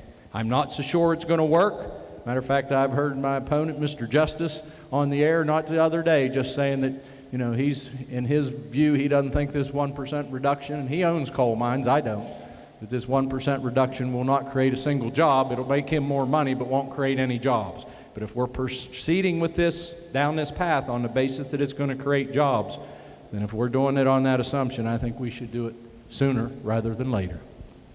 Senator from Jackson. Thank you, Mr. President. I just want to note for the record, a day makes a big difference. The attitudes are extremely different than they were yesterday with regard to this proposal, and so I urge rejection of the gentleman's amendment respectfully. And it's just, I will note for the record, that's just one more thing I disagree with Jim Justice on, and so what we tried to do with this is to bring a proposal to the legislature that gives coal, our beleaguered industry, an opportunity to rebound and be cognizant of the difficult budget conditions in which we found ourselves this year. And so we try to balance those interests in such a way that we don't immediately negatively impact our budget. And all of us here, Mr. President, have talked about the horrible condition in which we find ourselves from a budgeting perspective. And so the proposal was to give light at the end of the tunnel, as my good friend from Putnam had mentioned, for the coal industry. We believe it will create jobs. We believe that it will provide spin-off industries and put West Virginia at a more competitive advantage vis-a-vis our neighbors and our other states. And so let's do this in a responsible manner, Mr. President, as we've put forth in this proposal and as was adopted yesterday by the body and opposed, frankly, by our good friends on the other side of the aisle. And so for those reasons, I just would ask that we continue down the path that we struck yesterday and give the light at the end of the tunnel to our coal industry, provide jobs, hope, growth, and opportunity for our citizens, and pay attention to our budget this year. Thank you, Mr. President. Is there further discussion? Senior Senator from the 4th. Again, I apologize for encroaching upon the gentleman's opportunity to explain his amendment by answering a question, but just briefly, for budgeting purposes of this year and for the fact that the effect of doing this may not actually result in as much of the gain that it will once it gets geared up, it's a problem to move the date to the 16th. 17 takes us to the next budget year, but the advantage of doing fiscal year 18, which was intended, and which we'll technically amend that later if the body agrees, the industry is allowed to plan, and I'm told by some out there that represent the industry, I can't dispute a coal owner, but it seems the representative of the many owners of coal companies around the state say that there are some on the margins that may continue to operate and not close, knowing that even if it's delayed a year, that this relief is on the way. So in that sense, for those two reasons, I would reject the gentleman's amendment. Is there further discussion? Does the Senator from Marshall wish to close? Question for the body is the adoption of the amendment offered by the Senator from Marshall. All those in favor will say aye. Those opposed say no. Noes appear to have it. The noes do have it. Declare the amendment rejected. Are there further amendments to the bill? Are there further amendments to the bill? Yes, sir. Senator Kessler moved to amend the bill on page 2, section 3. Senator from Marshall. Thank you, Mr. President. I ask unanimous consent to explain the amendment in lieu of having it read. Senator from Marshall requests unanimous consent to explain the amendment in lieu of having it read. Is there objection? Chair hears none. So ordered. Senator from Marshall. Thank you, Mr. President. This amendment would effectively trigger the ability to use the reduction in the coal severance tax from the reduction from 5% to 4% and then 4% to 3% would be triggered and conditioned upon that the employment of the company that's the entity seeking the reduction or applying for the reduction or having the severance tax imposed would be maintaining at least 90% of their full-time employees that it employed back on July 1st of 2011. You know, we pass a lot of legislation around here that we try, if we're going to give tax credits, tax breaks, etc., we try to quantify the benefit and usually tie them to employment or to investment or to something or job creation. The way I read this bill now, it's open-ended. We're given a tax break whether it creates, retains, or even one job or permits or encourages even one more dollar of investment. I know just a couple of years ago, I think about 2014, we passed some legislation. It came out very late in the session. It was a Tourism Promotion Act. I think that the Greenbrier bill, they called it, if I remember. And people accused us of popping that bill out very late in the session without any discussion, without any figures, without anything, and we were criticized wholeheartedly because we were giving away, I think, a $25 million tax break over 10 years. It couldn't take more than $2.5 million per year. But keep in mind, that was conditioned on investment levels of, I can't remember the amounts, millions of dollars of investment. And it was conditioned on at least 150 jobs being created before you could even get the credit. Here we're getting ready to pass a reduction in severance tax without a guarantee of one job being created or without any type of investment threshold to trigger it. We're just given an open-ended tax break without any type of measurable measure. So this bill will say we're going to go ahead and reduce it, because if the impetus is it's going to create and maintain and create jobs, then let's have some measure so that we can see whether or not it works. If it works, you get it. If it doesn't work, you don't get it. Is there discussion? Senior Senator from the 4th. Thank you, Mr. President. At least we got 3 days reading on this one. I rise to respectfully reject the amendment. I think that for those companies that may be starting up, as I understood the amendment, that it puts conditions that may have unintended consequences, people being on the edge, hard to plan. Whenever you put lines in a bill, with the example that was used of the example that was used of the hospital in Greenbrier County, that was one specific location, one specific instance. We're talking about the coal companies, the variety, the many of them, and it would just be, in my opinion, it's for planning purposes for the small ones, the large ones. To me, it's just better to make it clean. You keep it, Mr. President, at the level that we put in the bill. Further discussion? Further discussion? The Senator from Marshall wish to close. Thank you, Mr. President. Again, there was a great deal of criticism issued a couple years ago because there was a $2.5 million credit being given out, a tax break. At best, we are giving away today potentially a $40 million per 1% tax break without any promise or any even type of measurable objective data to see if in fact we're going to create jobs. That's the whole purpose of it. If that is in fact the true purpose of it, let's ensure that before we start walking away from $40 million in tax breaks, that there's some benefit back in our communities in the people that work in the mines, our miners that we represent. And that's the purpose of the amendment. I urge its adoption. Question is the adoption of the amendment offered by the Senator from Marshall. All in favor will say aye. Those opposed say no. Noes appear to have it. The noes do have. Declare the amendment rejected. Are there further amendments to the bill? Yes, sir. Senator Snyder moved to amend the bill on page 3, section 3. Senator from Jefferson. Thank you, Mr. President. I ask unanimous consent to explain the amendment in lieu of having it read. Senator from Jefferson requests unanimous consent to explain the amendment in lieu of having it read. Is there objection? Chair hears none. So ordered. Senator from Jefferson. Thank you, Mr. President. What this amendment does is doesn't change any of the dates or percentages or anything. It just adds in to the coal severance tax reduction and dates of implementation as the bill came out of finance. It adds that those same percentages and dates will apply also, in addition to coal, it will apply to natural gas. And Mr. President, I'd like to speak to the amendment. Senator from Jefferson.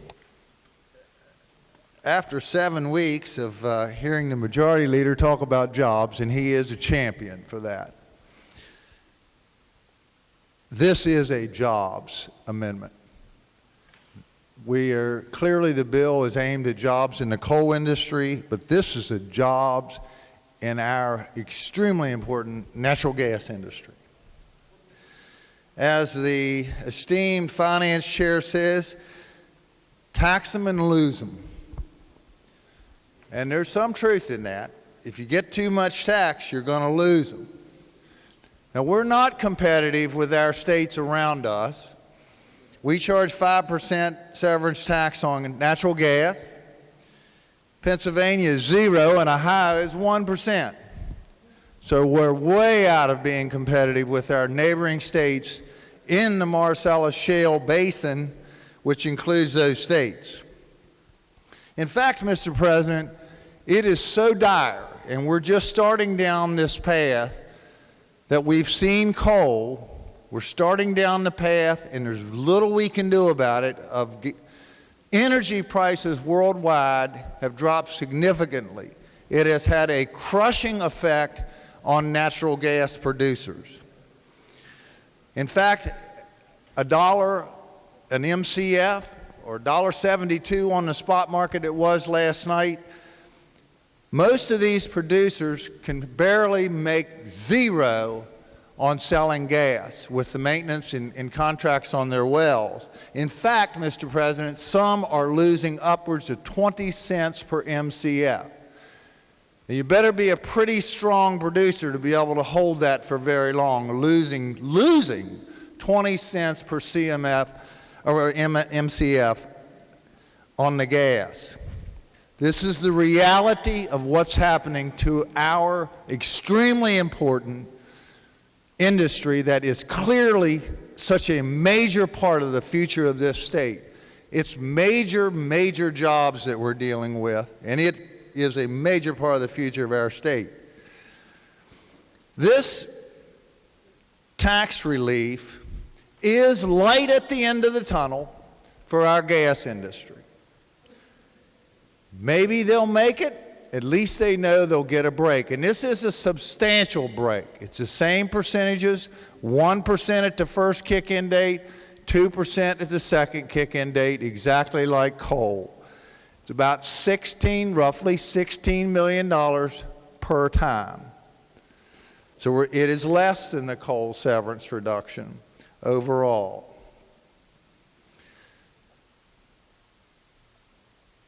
The majority leader asked in the integrated leasing bill that the gas companies were extremely interested in judiciary and in debate there, what can we do to help you if this bill does not pass? I believe this is one answer to that. Let's make this amendment law. Let's create more jobs and make West Virginia more competitive in the natural gas industry and help them weather this storm of extremely low energy prices. I urge adoption of the amendment. Is there discussion?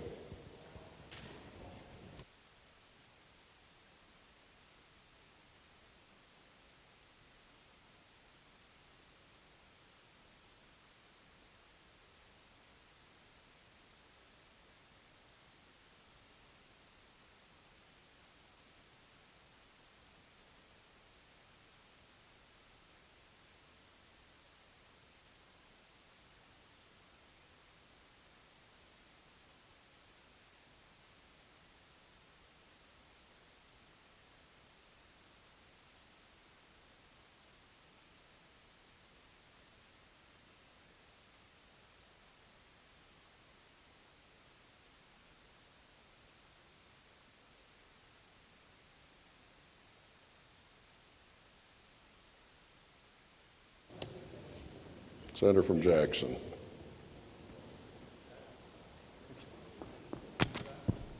Thank you, Mr. President. Ladies and gentlemen of the Senate, I rise in support of the gentleman's amendment. He's exactly right, and this is the exact reason we did this with the coal industry as well. We need jobs in West Virginia, and one thing that we know more than anything is that taxes, when we tax something, we get less of it. When we lessen the tax, we get more of it. And these are vital, important jobs to our state and to our nation and to the world, really. We need to do all that we can to encourage these jobs and to encourage development of our natural resources. And for those reasons, I commend the gentleman from Jefferson for offering this amendment, and I rise in vigorous support of the amendment. Thank you very much, sir. Senator from Braxton. Thank you, Mr. President. I guess if you try long enough, you can find something you can agree on. But you know, really, this is kind of serious issue here we're talking about. As regards the oil and gas industry, something that we need to remember, hundreds of these producers are West Virginia companies. Their money stays here, their job stays here, and these guys are struggling right now. And it's about like the coal situation. It's just the market is what the market is. But we know the importance of these industries to our state. We know the importance of the jobs, the taxes, and the corporate citizens that they are in their local communities. It's the right thing to do, and I would urge your support. Thank you. Senior Senator from the 4th. Obviously, we didn't consider this one in committee, but, you know, because we're quick thinkers around here and can do things quickly, you know, we've decided that the propositions that have been presented and the points that have been made actually do apply So the principles are exactly the same. And we've looked at, we understand where the revenue is, and we do have, I know the gentleman from what district? 3rd district back there, we do have several operators in our area that are really at the point of bankruptcy. So it's difficult for us to argue with such cogent arguments. So we will support the gentleman's amendment.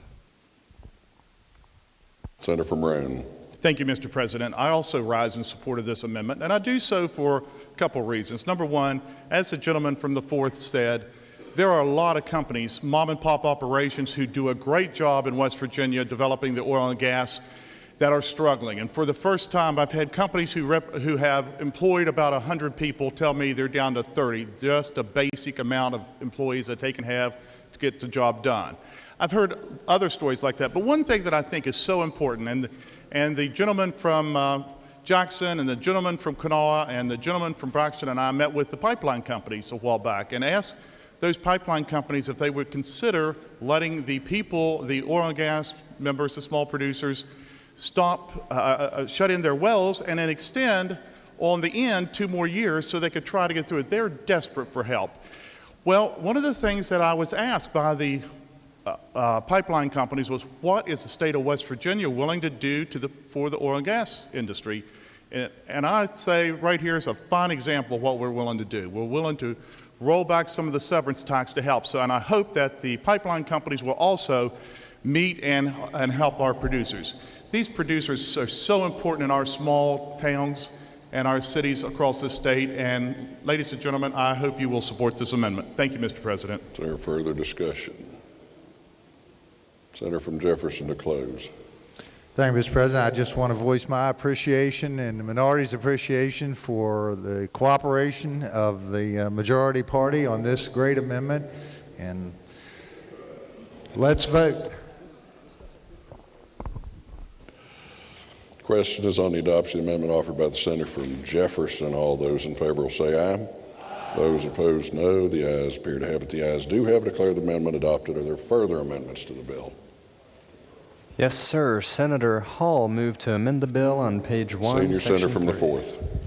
Thank you, Mr. President. Actually, it's like a technical correction. We meant to. Senator from the 4th. I can ask consent to explain my amendment in lieu of having it read. Senior Senator from the 4th requests unanimous consent to explain the amendment in lieu of having it read. Is there objection? Chair hears none, so ordered. Senior Senator from the 4th. Forgot you have a job to do, Mr. President. I wouldn't let you do it. It changes the dates to what we reflected. We meant fiscal year, and it showed up in another way, so it's just a technical language correction in the bill. Urgent adoption. Is there discussion? Questions on the adoption of the amendment offered by the senior senator from the 4th. All in favor say aye. Those opposed say no. The ayes appear to have it. The ayes do have. Declare the amendment adopted. Are there further amendments to the bill? No, sir. Not the bill be engrossed in advanced 3rd reading. Committee substitute for Senate Joint Resolution 14, Right to Farm and Ranch Amendment. Second reading of the resolution. Amendments to the resolution? No, sir. Not the resolution be engrossed in advanced 3rd reading. Engrossed committee substitute for House Bill 4012, West Virginia Religious Freedom Restoration Act. Second reading of the bill. Are there amendments to the bill? Yes, sir. The Committee on the Judiciary moved to amend the bill by striking out everything after the enacting clause. Senator from Morgan. Thank you, Mr. President. I ask unanimous consent to be able to explain the amendment in lieu of having it read. Senator from Morgan requests unanimous consent to explain the amendment in lieu of having it read. Is there objection? Chair hears none, so ordered. The Senator from Morgan. Thank you, Mr. President. Although let me disabuse everyone of any illusion that this will be quicker than reading it, because I intend to go through it, if I may, section by section. The Judiciary Committee's amendment is a strike and insert amendment for the entire House bill. And what I am planning to do, if with the body's indulgence, is just go through the Judiciary Amendment section by section and highlight for the members where the differences are between the Judiciary Committee's amendment in the House engrossed bill, and perhaps the House introduced bill as well when it's applicable. Both the strike and insert amendment and the House bill create a new article, would create a new article in the West Virginia Code. It would be Article 11C, located in Chapter 5. The Judiciary Committee strike and insert amendment has 7 sections. It's a little longer than the original House bill, which had simply 5 sections. There are 4 sections in both that are sort of similar. The House had 1 section, we do not, a separability section, and the Judiciary Committee's amendment had 2 sections. There's sections 6 and 7 of the strike and insert amendment that are different from the House bill. Section 1 in both bills is the short title for the act, and there's a difference there. The House bill was called the West Virginia Religious Freedom Restoration Act. The Senate strike and insert does not call it Religious Freedom Restoration Act, or RFRA. It is called, under the Judiciary strike and insert, the West Virginia Religious Freedom Protection Act. And the thinking behind the use of the word protection as opposed to restoration is simply that there's nothing to restore in West Virginia. The constitutional rights of freedom of religion guaranteed under the U.S. Constitution and the West Virginia Constitution exist fully in West Virginia. And so we don't call it the Restoration Act. That actually comes from the original Federal Act, which was enacted by Congress after the Smith case as a response to the decision in the Smith case. But we have had no such decision here, so I think it's accurate to say we're protecting rather than restoring. Section 2 of the Senate bill is the strike and insert is purposes section, delineates purposes of the act. It is very similar to the engrossed House bill. In fact, it is identical but for a couple of things. The Senate strike and insert refers to the affirmation of rights of West Virginians under Article 3 of our state constitution and under the First Amendment to the United States Constitution. And the House bill does not mention, for some reason, I don't know why, but it does not mention the rights guaranteed under the United States Constitution. So that's a difference. There's another subtle difference, and you'll see this, if I forget to mention it in each section, just pretend now that I've said it with each section. The Senate strike and insert refers to governmental action. The House bill referred to state action. It seemed to me and others to be more accurate to refer to governmental action as opposed to state action because there are references in the bill to local ordinances. And so technically, it seems to me, although I guess in an expansive view of what state action means, it could include local ordinances, but governmental ordinances clearly, or local government ordinances are clearly within the scope of what anyone would think of as governmental action. So that's a difference that is evident in Section 2, and it's in other sections of the bill as well. Section 3 in both bills, the Senate strike and insert and the House bill, are definition section. So in both, there is a definition of exercise of religion. And although there were earlier versions of a Senate piece that had a different version, this, which was adopted by the Judiciary Committee, I believe is identical, the definition of exercise of religion in the Senate strike and insert, to the definition which is contained in the House bill.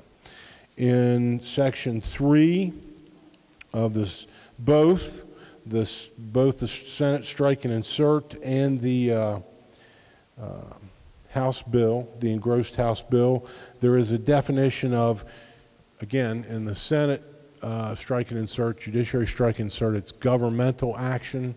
In the House bill, it's state action. But I think, other than the nomenclature, what we call it, they're the same, or very close to the same. Well, no, I take that back. There is a subtle difference. The House bill refers to persons acting under color of law. The Senate strike and insert refers to a person or entity acting in an agency capacity. We had some discussion in committee as to what the difference was. I believe actually the Senate strike and insert is broader. Okay, but within Section 3 in the Senate strike and insert, there's an additional definition. There's a definition of substantially burden, and that is not in the engrossed House bill. So while both bills refer to governmental actions or state actions which substantially burden persons sincerely held religious beliefs, the House bill does not provide any definition of what that means, what it means to substantially burden someone's sincerely held religious beliefs. The Senate strike and insert does. It's a definition actually that was taken from the Religious Freedom Restoration Act that was enacted in the state of Pennsylvania. This is almost verbatim what Pennsylvania adopted when they adopted a Religious Freedom Restoration Act. And there were four, as you'll see, there are four different things here. They're in the disjunctive. In other words, you don't have to have all four to substantially burden someone's religious beliefs. It's any one of the four under ours. Now, as I said, the House bill passed to us does not have a definition of substantially burden in it, although I would note that the original bill in the House of Delegates, the introduced bill did, and it was stricken at some point along the way in its progress toward passage to this body. Section 4 of both bills is really the heart and soul of the legislation. Section 4 provides the applicability. Both have the same heading. It's the construction of the article and the test. And what both and I don't know that there's any significant difference between the House bill or the Senate strike and insert as to that. Well, there may be some around the edges, but let me get to the main part of it. The main part of this Religious Freedom Protection Act as we have it, or a Religious Freedom Restoration Act as other entities have passed it, is to establish a test regarding how courts are to adjudicate cases when governmental action, it applies to governmental action, substantially burdens a person's sincerely held religious beliefs. So really the structure of it, the way it works is it's a four-part test. There has to be governmental action. It has to substantially burden a person's sincerely held religious beliefs. And if it does, then the remainder of the test is there a compelling governmental interest? Does the government, for those who study constitutional law, it's the strict scrutiny test that has been imposed and required by our U.S. Supreme Court when the fundamental constitutional rights of people are involved or under scrutiny. So the government has to be able to show a compelling state interest for its action, which is burdening or allegedly burdening someone's sincerely held religious beliefs. And then the second part of that half of the test is that the action is the least restrictive manner for the government to accomplish whatever it is that's in that is decided to be, if it is, a compelling governmental interest. And that test is what's embodied in Section 4, both of the House bill and the Senate strike and insert. And that is really subsection A. If you go to subsection B, the Senate strike and insert, there are some differences in the relief that can be afforded between the House bill and the Senate strike and insert. Under the Senate strike and insert amendment, remedies are limited to injunctive or declaratory relief, or as a defense in a judicial or administrative proceeding. Under the House bill, it's a little broader, and remedies are injunctive and declaratory relief reimbursement of costs and attorney's fees. So the House had language in theirs that said nothing could be construed to create a cause of action against a non-governmental employer.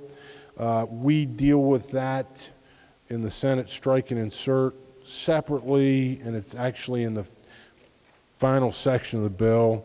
I think that at least there's some overlap there. In Section 7, subsection B, the Senate strike and insert says nothing in this article should be construed to create a cause of action for monetary damages. There is language in the House bill that says nothing in this article may be construed to constitute a defense to a claim based upon a refusal to provide emergency medical services. We have language in subsection C of section 4, which is very similar. It says nothing in this article may be construed to constitute a defense in any cause of action based upon a refusal to provide emergency medical treatment. And the difference between treatment and services is only that I think that emergency medical treatment is a term that is used in our code in another article or chapter. Okay, subsection D of the Senate strike and insert says the article does not apply to local or regional jail, state or federal correctional facility, or any facility that treats civilly committed sexually violent offenders. And that language is, if not identical, very similar to the final sentence of the House bill, subsection C.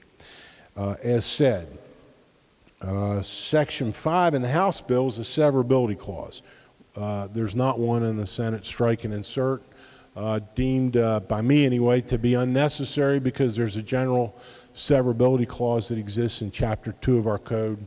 And so I think actually the effect of the severability clause in Section 5 of the House bill probably narrows the severability rather than expands it. There are other sections in our bill which are not in the House bill. We have Section 5 in our strike and insert that says a person's free exercise of religion shall apply equally to churches and religious institutions in or through which persons exercise or express religious faith, including their pastors, ministers, priests, rabbis, other clerics. Section 6 of the Senate strike and insert delineates a few specific actions that government is precluded under this strike and insert amendment from doing. And it says simply, no governmental entity. So that's no state government, no board, no local government, no county, no municipal government may, 1, compel a church or religious institution or cleric to perform any sacrament, ceremony, practice, ritual of his, her, its faith against its, his, her will. There are 3 others in here. There's a clause that says specifically the government cannot compel a minister of any church to marry someone if it violates or recognize a marriage if it violates the tenets of that church or faith. The final section of the Senate strike and insert is entitled Scope of Article Legislative Intent. Again, there's not a similar text in the House bill, but we felt, I think the committee generally felt, that it was important to adopt, worth adopting, to clarify that it is not the intention of the legislature to allow or enact a Religious Freedom Protection Act that can be used as a tool of discrimination.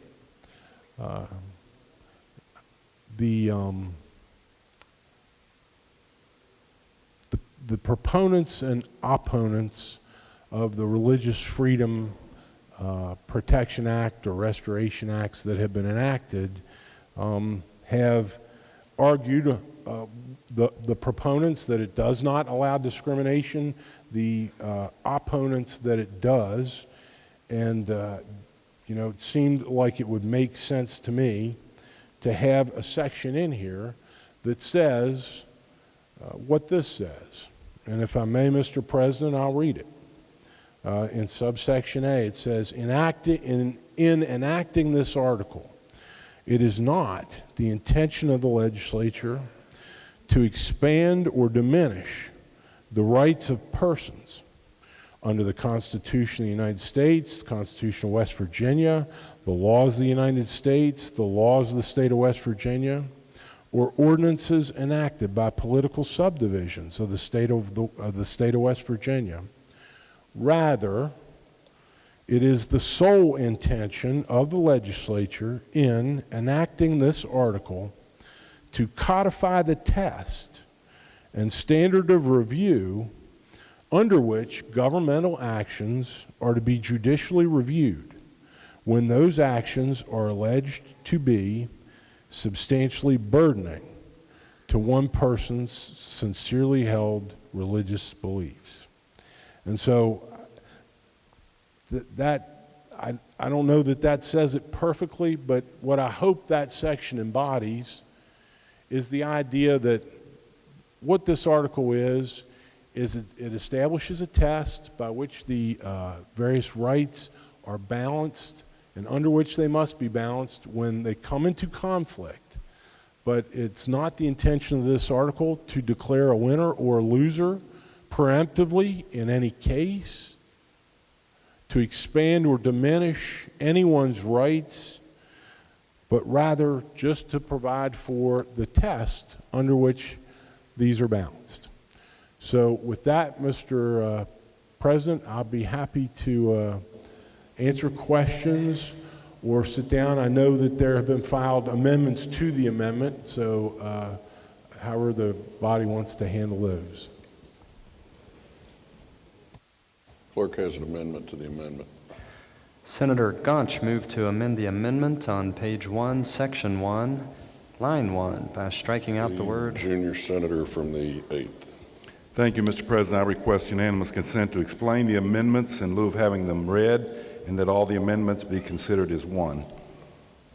Junior senator from the 8th requests unanimous consent to explain the amendment in lieu of having them read, and that all the amendments are to be considered as one. Is there objection? Chair hears none, so ordered. The junior senator from the 8th. Thank you, Mr. President. This really looks like it's a complicated amendment, but truthfully it's very simple. And first I'd like to say that I have great respect for the deliberations of the Judiciary Committee and its chairman, and I'm part of that committee. I'm proud to be. The reason, though, for this what looks like a complicated amendment, and the very simple part of it, is that the amendment seeks to replace the strike and insert amendment from the Judiciary Committee and reinsert the language that came over to us from the House. Reason being, from my standpoint, that body deliberated hours in committee and on the floor. They voted 72 to 26. I think they produced a very good bill, a bill that I don't think needed fixing. It had strong bipartisan support, and I'd like to see us return to that and vote on that.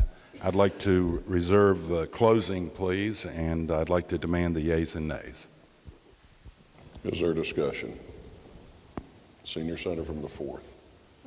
Could I have the Judiciary Chair yield, since the motion is to change the language? Will the senator yield? Senator, yes, sir. I'm trying to understand something, because it's in the purpose section of at least what I found on my system. It says the purpose of this bill is to codify the compelling interest test and strict standard test set forth, and then it lists 3 cases. It lists an a 1963 case, a 1972 case, and a 1966 case, which was actually a West Virginia case. Can you give me a brief synopsis of what those were all about? Because it's like this law its purpose is to codify actions that arose from these cases. So if we know what those cases were, it gives a little bit of insight as to what should be coming next.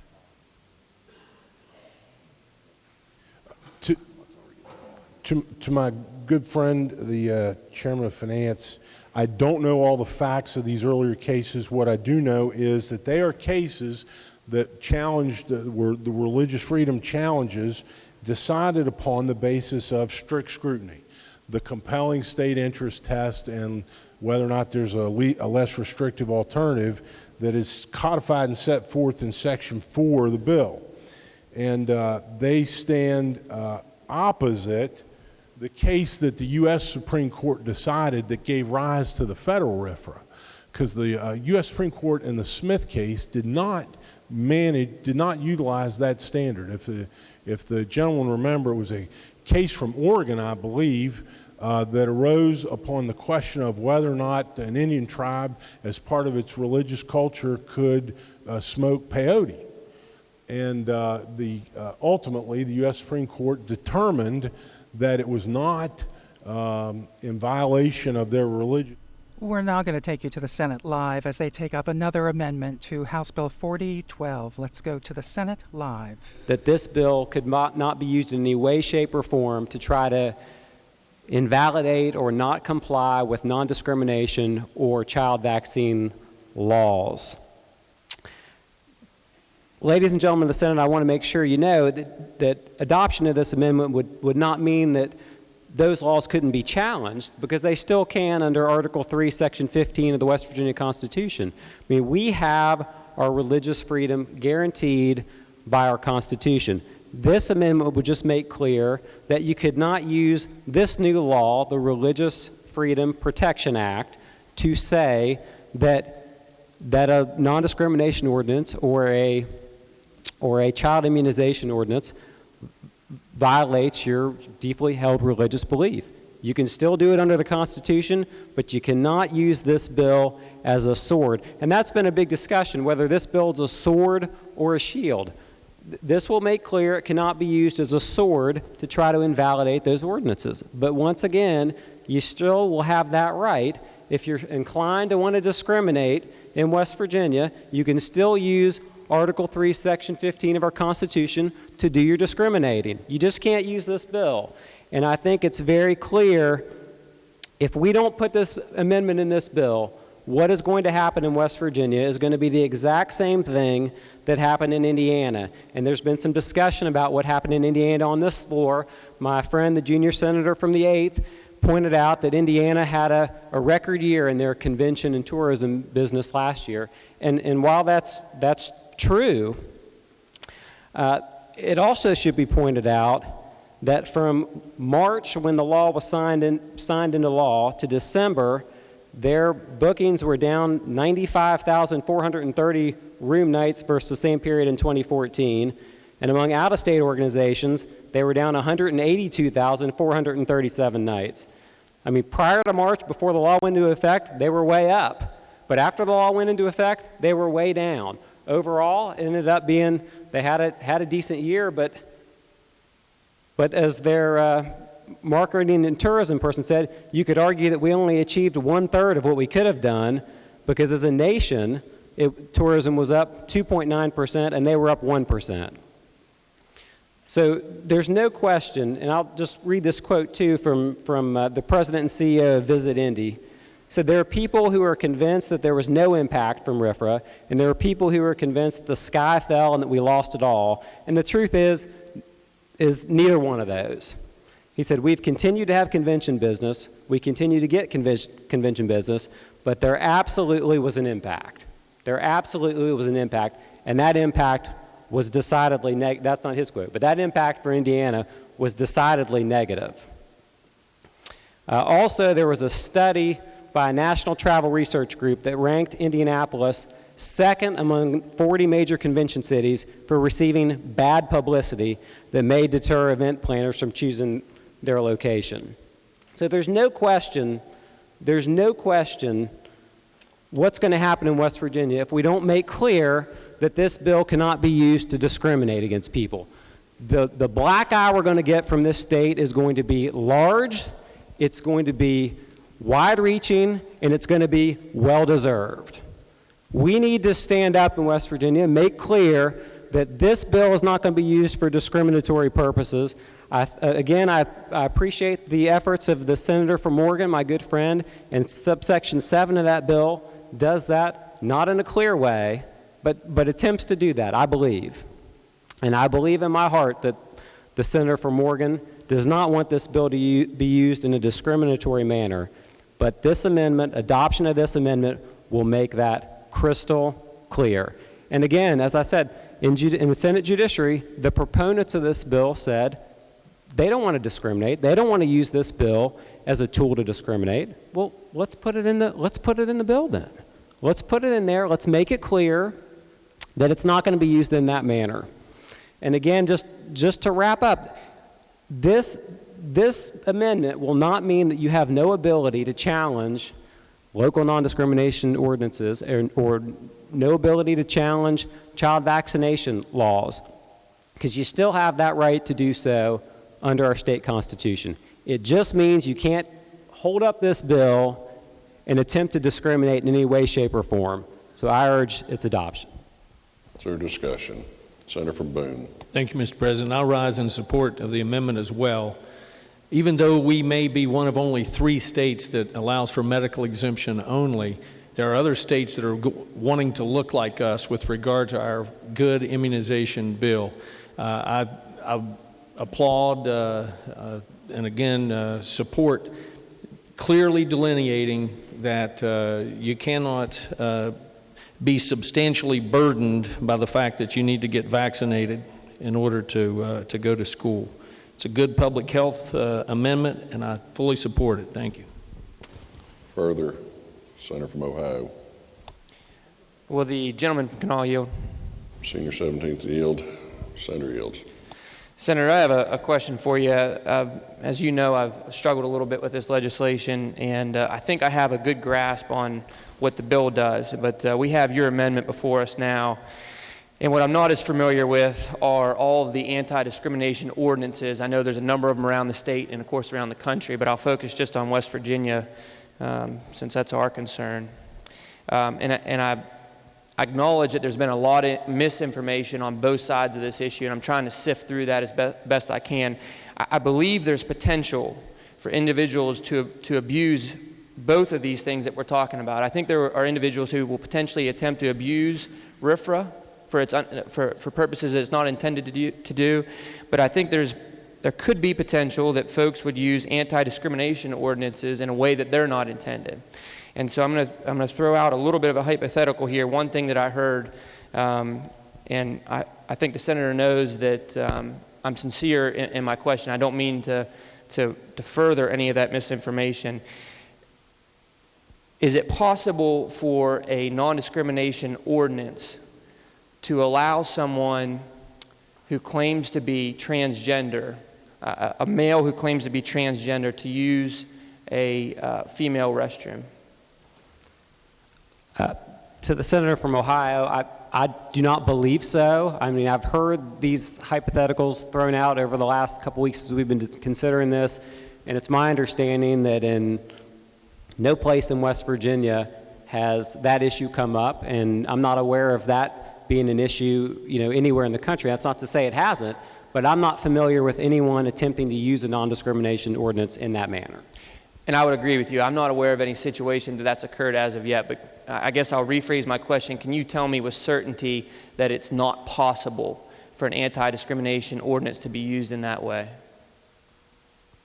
Well, I can't tell you with certainty how anything is going to play out. I mean, I do not believe that that's what non-discrimination ordinances are put in place to allow.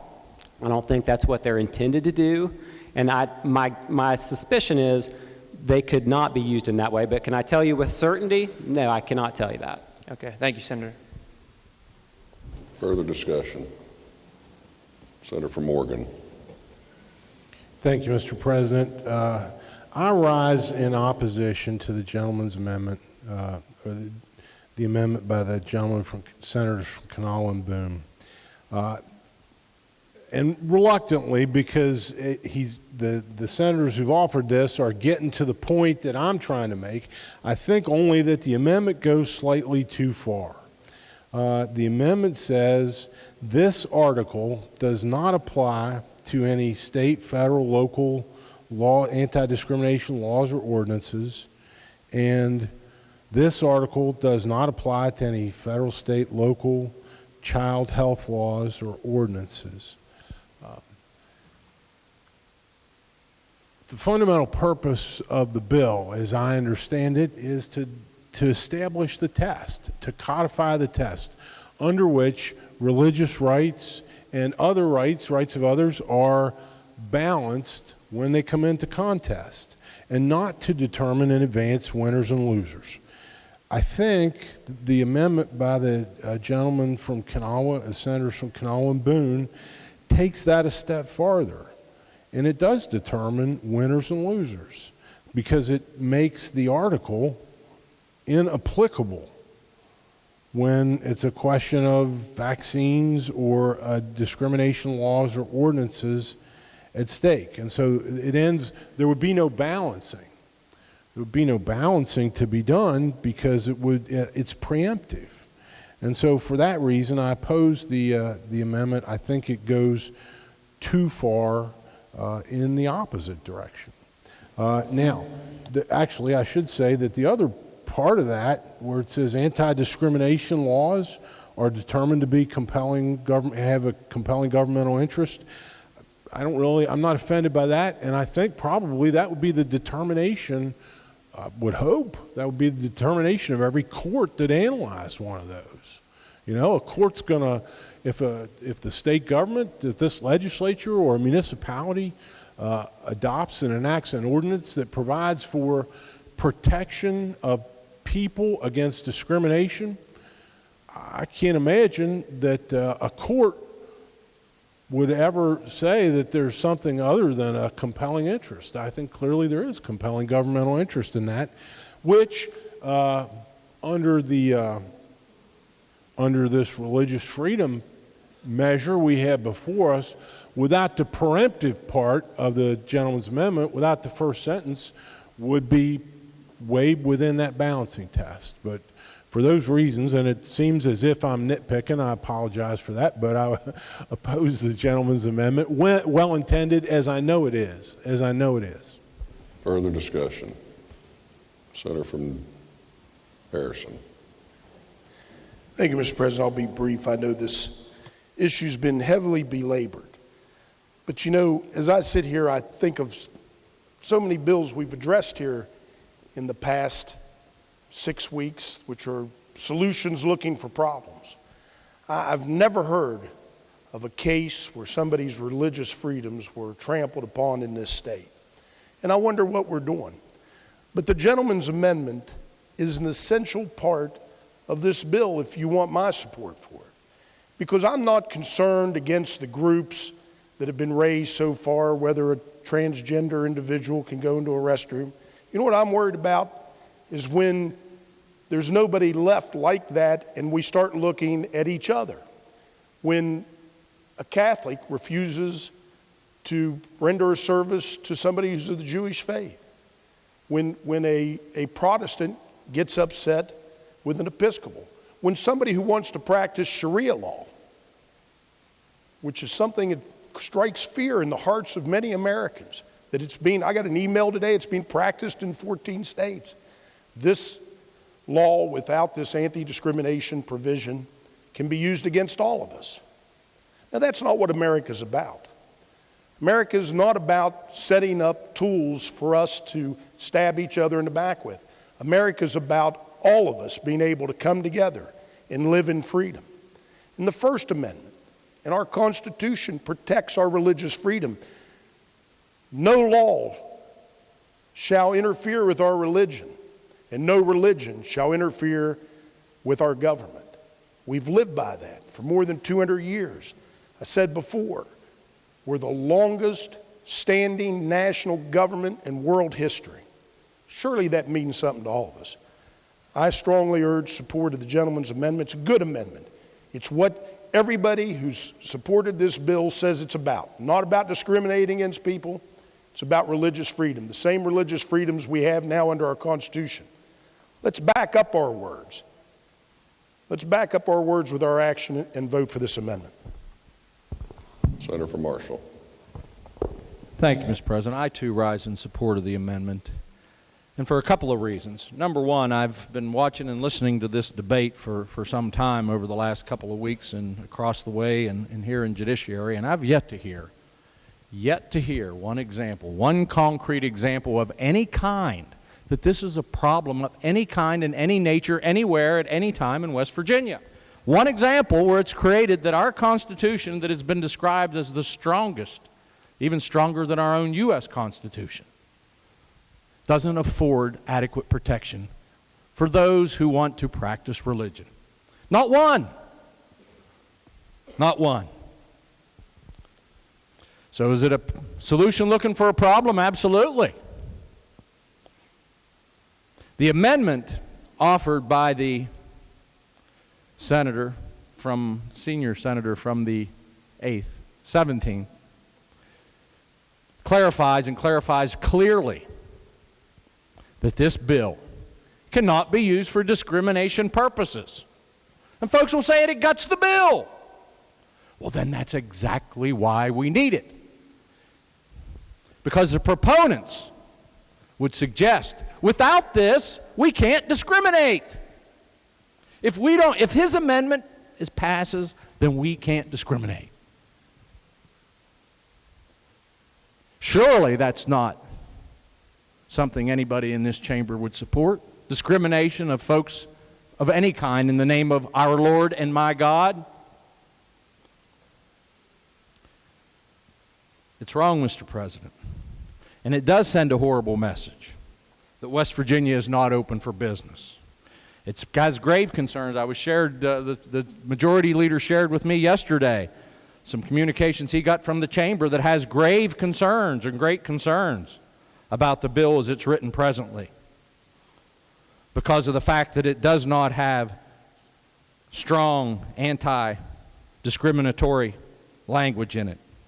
In fact, the letter I saw and he shared with me yesterday indicates the addition of anti-discrimination language remains a much-needed critical component of House Bill 4012. The absence of such anti-discriminatory provisions is problematic. We urge the Senate to reconsider its position on House Bill 4012. We have that opportunity here today to reconsider, to send out a message that, yes, West Virginia is open to business for everybody. Everybody. We reject this amendment, we will have a black eye, and we'll have worse. We will send a message to our children who are different, that they're not welcome here, and for the love of God, they may not want to stay here. You know, that is the biggest problem we have as a state. It's mostly a function of population. We don't have enough people. We surely don't have enough young people. But I think if you look at nearly across every college campus in our state, of our young people, of our future leaders, of our future population, they'll say clearly, don't pass this bill at all. But I assure you what they'll say. Clearly don't pass anything that doesn't clearly have non-discriminatory language in it. Nobody wants to live in a state that doesn't protect every one of us. That's all the amendment that the senator has proposed, is to clearly state that in this bill, in the name of God, you can't discriminate. And I don't know about your Lord and Savior, but I don't think mine would want to either, Mr. President. I urge the adoption of the amendment. The senior senator from the 8th. Thank you, Mr. President. I'm going to take my time with this and try to cover some points about where I'm at on this. First, I want to thank the Judiciary Committee. I think they've done a fantastic job in looking at this and being very deliberate in the process. I think that this bill has deserved the deliberation of this body, and I think that we've got a great process here in the Senate and the legislature. When people have come to me about other pieces of legislation, they ask, what are you all doing? And I say, please give the process time, because this process is a great process. It's one that's open, allows debate, allows ideas to be floated and to be discussed. I kind of want to go off of what the Judiciary Chairman said. He said the intent by the Judiciary Committee is to ensure that this act does not allow discrimination. The intent. I've been called by a law professor at West Virginia University.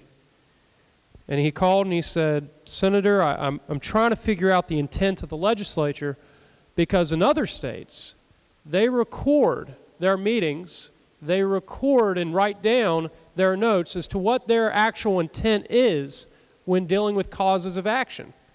In other states, they do that, so when judges deliberate on causes of action, they can know what the intent of us, the legislative body, was, so they can make a true and fair and accurate judgment. I think what's going on here, Mr. President, is the senior senator from the 17th, what he's trying to attempt to do is show in writing what the intent of the legislative body is. Trying to show and go that step to say that no one's going to come into the court and hold up this bill and say it can be used to take back vaccination laws that we're so proud of in this state. He wants that written in the bill, and I think that's important to be in the bill. I think the health and well-being of the citizens of the state of West Virginia is important. And I know the arguments. I know they're going to say government has a compelling interest. I know that that could be argued. And yes, it can be argued. But I'd rather not leave that up to some individual judge in some county. I'd rather have it written in that it is our intent, because our intent is extremely important. It is looked at. In other states, it is researched. They have professors at law schools that sit there and all they do is research what the intent was in laws passed throughout time. Mr. President, we're trying to get intent, what we're trying to do in here. I don't think that's something too out on left field. I don't think that's something that's misguided. I think that's something that's important. And I think that if we're saying, and the Judiciary Chair is saying, that committee's intent is this, then we need to write it down so that whenever those research studies are being done, when they're referencing this, that we can know that this is exactly what the intent of the legislature is. I can't underscore how important that is, Mr. President. I want to talk about a few other things. I want to talk about the state of Georgia. Everyone knows the state of Georgia just passed a law similar to this. And I want to talk about how we are in a crisis in West Virginia. We're in a crisis trying to bring jobs to our state. Moody's said we're in a recession, I heard brought up earlier, here in the state of West Virginia. Well, I know that the senator from the 17th did a fantastic job of talking about what the ramifications were, but I want to talk about what the ramifications were per the Chamber of Commerce in the state of Georgia. Their Chamber of Commerce produced a study that said that if that bill had passed without this language that we're trying to amend here today, that it would cost the state would lose an estimation between $1 to $2 billion of money for the state of Georgia. So to say that putting intent in doesn't have ramifications, that's the cost of ramifications by the Chamber of Commerce in the state of Georgia, was that without putting a non-discrimination language in, because of perception, but it would cost the state of Georgia between $1 to $2 billion in economic activity. We can't afford that in West Virginia, Mr. President. It's not something that we can afford to even risk. You know, I don't think this undermines the entire intent of the bill. At least I hope not, because I don't think the intent of the bill is to discriminate. I think the intent of the bill is to have a protection, a standard laid out in code, a test laid out in code. And if that's all it does, this doesn't undermine that test, Mr. President. It doesn't undermine that test at all. At least I don't see that it does. You know, we talk about the cities being sued, and I have to say that we look at this and we say in this amendment that you can't sue cities. This, shall not go against city ordinances. When Lewisburg, the city of Lewisburg, was considering a non-discrimination ordinance, the Family Policy Council went down there and said, I've got two words for you: litigation and legislation. Litigation and legislation. If you pass this, there will be litigation because of the legislation that we'll have passed. And it'll cost your city over $200,000 in defense fees. Mr. President, the threat of litigation is already there. It's already there for our cities throughout West Virginia. And I think that's wrong. I feel like we're kind of being used as pawns here to try to move that litigation forward. You know, when we talk about non-discrimination, everyone focuses on, gays and all that. Let's move from that for a second and talk about age, our senior citizens. Let's talk about sex, gender, male and female. Let's talk about race as well. This amendment protects those classes as well. They protect those classes from somebody that doesn't feel that they should serve a female or a female should hold a certain capacity. That's what non-discrimination protects. It protects people that are sitting there and say, I don't like that person because of the color of his skin, and try to find a way to rectify that. Mr. President, that's also covered in this amendment, saying that you can't do it based on discrimination. Whenever you talk about non-discrimination, everyone points to 8 cities, but I have to point to every other city in the state of West Virginia and every other town in the state of West Virginia.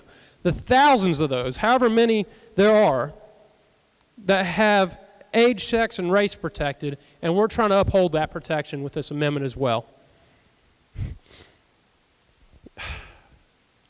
I don't think there's anything wrong with this amendment, Mr. President. I think this shows our case. This gets rid of that black eye. This allows us to keep businesses coming forward in the state of West Virginia. I love the way that our Constitution is written in West Virginia. And just like the senator from Oregon, I learned how amazing it is, how well it's written, how great our religious freedoms are protected. And I'm so proud of that. I love being a West Virginian. I try to tell all my friends that are my age not to look at this, but to look at all the other things that make West Virginia great. And that our Constitution is one of those things. Now, I'm trying to tell them that West Virginia is a place that's welcoming and accepting and is a great state. This amendment just puts into writing everything that we know to be true. That we know that we're proud of our medical vaccination laws in West Virginia. We are. Matter of fact, we were so proud of it last session that we did everything we could to protect them. I remember working alongside just about all of you all for that. And this just says that you can't hold up a sheet of paper in court and say it's their intent to have a cause of action against that. And Mr. President, we're proud to be welcoming to anybody in the state of West Virginia. And I don't think that we want to put anything out that would show that we're not. I don't mind doing all we can to protect people based on their religious beliefs because, Mr. President, they deserve to be protected based on those. But I just want it to be written down in this law. Our intent is to not create lawsuits throughout our cities against our municipalities. Our intent is not to discriminate against anybody, and that our intent is to uphold our great vaccination laws that we have in West Virginia. I hope that this body agrees, because it will be a sad day if it does not. Thank you, Mr. President. Senior Senator from the 4th. Thank you, Mr. President. I'll be brief. I know the hour is late, but this issue has been nothing but a struggle for me from the very beginning since it came to me. I've been in this legislature for 22 years. I've ran for office 32 years ago. I'm an ordained Presbyterian Church in America minister, retired honorably now. A lot of you may not know, and I just say Presbyterian, but we are a very conservative denomination. We actually believe the scriptures to be inerrant, and a lot of traditions do not. I say that to say this. Sunday morning I went to church, and there's a young girl who works over here at the University of Charleston, who works with international students and with students. And we actually this Sunday, and sorry for the detail, but most will know, and I'm sure the senator from Berkeley will know, we were looking at what we called the Constantinian era. That means the church suffered dramatic persecution until the 300s, when Constantine basically declared the empire Christian. And for the first time in 300 years, our persecuted church was wedded to the state, or became involved with the state. And ever since then, this has been confusing for us, hasn't it, Senator from Berkeley? And I've always, in my tradition, believed, and I want to get to the story of the young girl in a moment, but that we don't need the state to accomplish our mission. We didn't have your help for 300 years, and in parts of the world we don't have it now. And so as a Christian, I'm not compelled to have the state come and protect me. Now, I like that protection, but I don't like it's needed. But here's what she said to me. After that Sunday school lesson, she came up to me and she said, "Mike, what are you all about to vote on up there? Something that's going to discriminate?" And I said, "No, I don't think so, but I understand that's what you could believe about it, but I'm not certain." And she said, "Well, I work with kids and students and so forth that they I've just jumped to the chase." She said, "Why would you vote for something that builds a wall between people?" And I just thought this was a very interesting thing.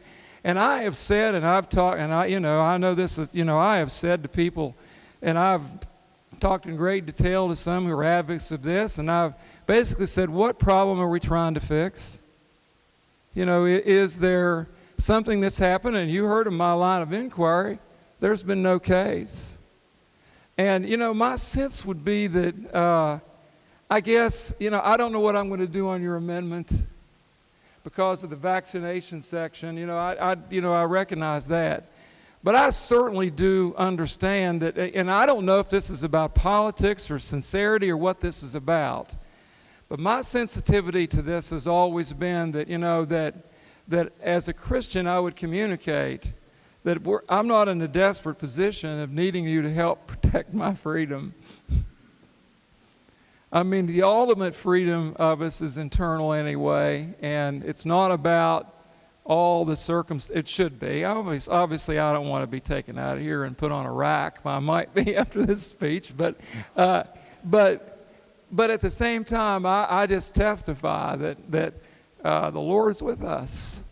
And, we don't, so I just don't want to build walls. That's when she said that, that's what hit me.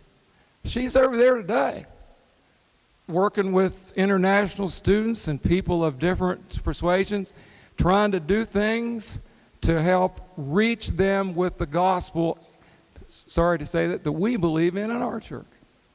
And said, we just don't need more barriers. And I know that might be misunderstood. Maybe that's a miscalculation.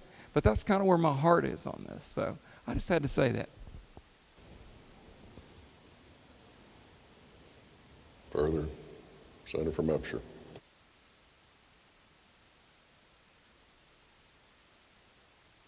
Senator from Upshur. Thank you, Mr. President.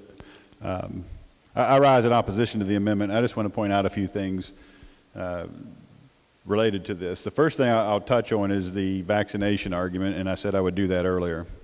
And the same case, and it was decided, and it was related right here to West Virginia, a woman trying to use her religious views as a reason to not vaccinate her child, and that decision was decided not in her favor. And it was decided not in her favor using a rational basis review.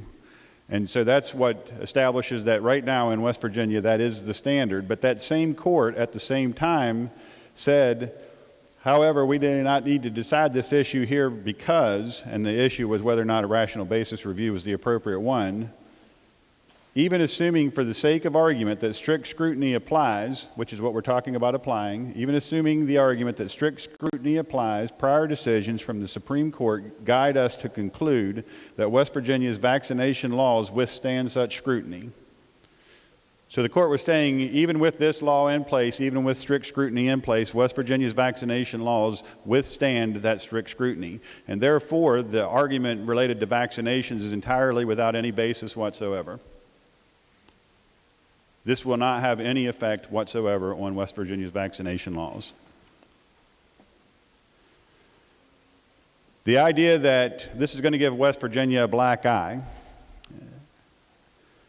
the question I would have is, does it give South Carolina a black eye? Did it give Tennessee a black eye? Did it give Kentucky a black eye? Did it give Virginia a black eye? Do we consider Connecticut to be a hotbed of racism and discrimination because they have a RFRA law? What about Rhode Island? Do we know that Rhode Island, is that someplace we would think of as being a discriminatory state? Do we have such a bad black eye view of the state of Rhode Island? They have this law. This law is on the books by judicial decision in Massachusetts. In Illinois, they passed this as a legislative act.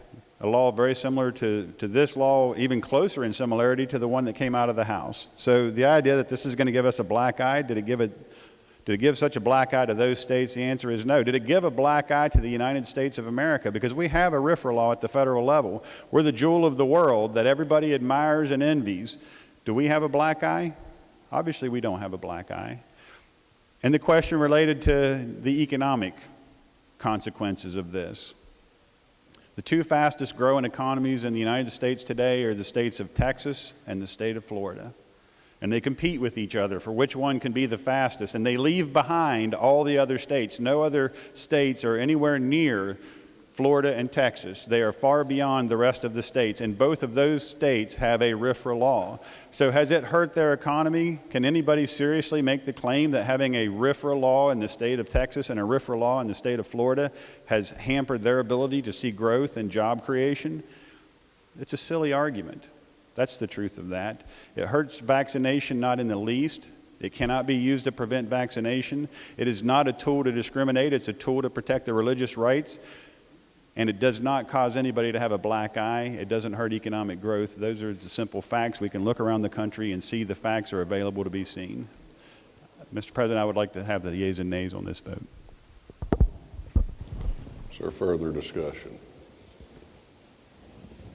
Debate about an amendment to House Bill 4012. Senator from Jackson. Thank you, Mr. President.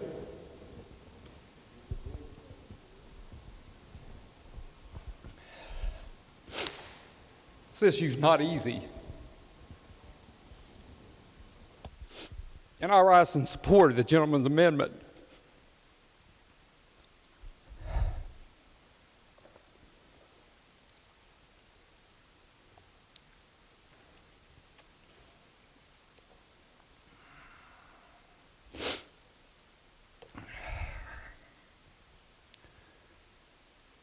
I prayed for clarity, wisdom, and discernment on this.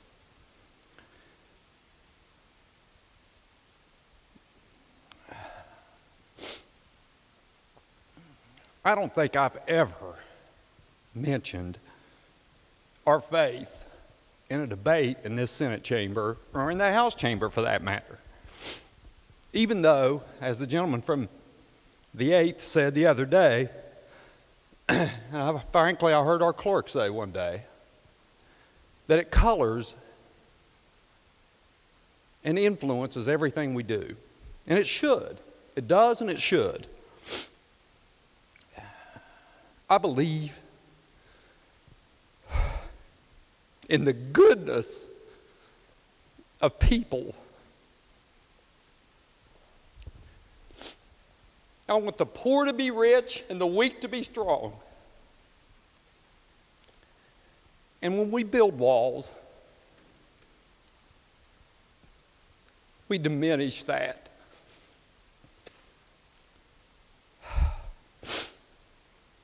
To the aggrieved is a shield against discrimination any different than a sword to perpetrate the act?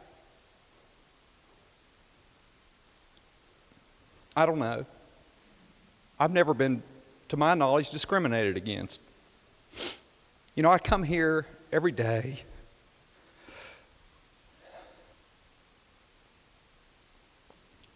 and really in my life with a joy. And people even mention it, you know. They say, God, you always seem happy. And I am. Because what's inside of me is better than what's outside. I just think this sends the wrong message, Mr. President. I think we need to value the human dignity and the goodness in people. I don't want this to be used, and I know those who promote this do so with the best intentions. Everyone here is, I am just, you know, I never quote scriptures, but one of my favorite scriptures is to value others is better than yourself. And certainly, I do that here. And I don't want us to go down this path. I just don't. I work hard for jobs and opportunity. And for those reasons, I would ask that we adopt this amendment, and then we can vote for this bill, allow it not to be used for discriminatory purposes, to value the religious freedom and protection that we hold so dear, and to recognize the human dignity and goodness of people that are different than us. Thank you. Is there further discussion?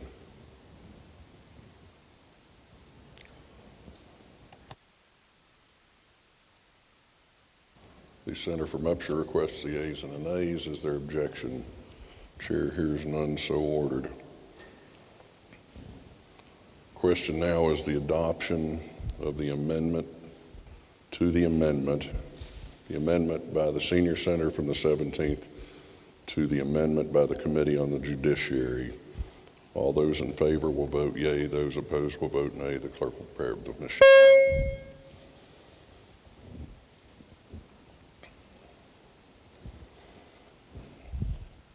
Has every member voted? If so, the clerk close the machine and ascertain the results on this question. 23 yeas, 11 nays, 0 absent, not voting. More than a majority of those present voting having voted in the affirmative, I declare the amendment adopted. Are there further amendments to the bill?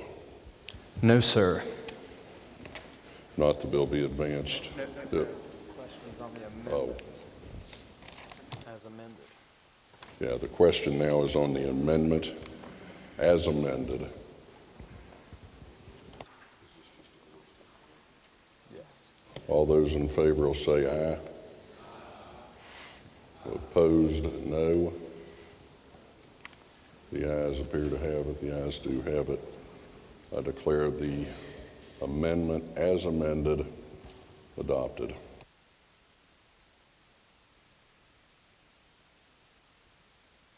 Are there further amendments to the bill? No, sir. Bill be advanced. A very passionate close to House Bill Bill's on 4012 first and the amendment on the West Virginia Religious Freedom Restoration Act. They were just debating amendments to this bill. This bill will be up on third reading for debate and a vote tomorrow on the Senate floor. This concludes today's broadcast of the West Virginia Legislature on the West Virginia Channel. We are monitoring the West Virginia House of Delegates, and we hope to bring you a live floor session tonight from the House at 7 p.m. Hope you'll tune in for that. Also, this program reminder about the legislature today, coming up at 6:30 and 11:30 on West Virginia PBS, on public radio at 6:30, and here repeated weekday mornings at 6:30. For now, I'm Beth Voorhees for the West Virginia Channel, a service of West Virginia Public Broadcasting.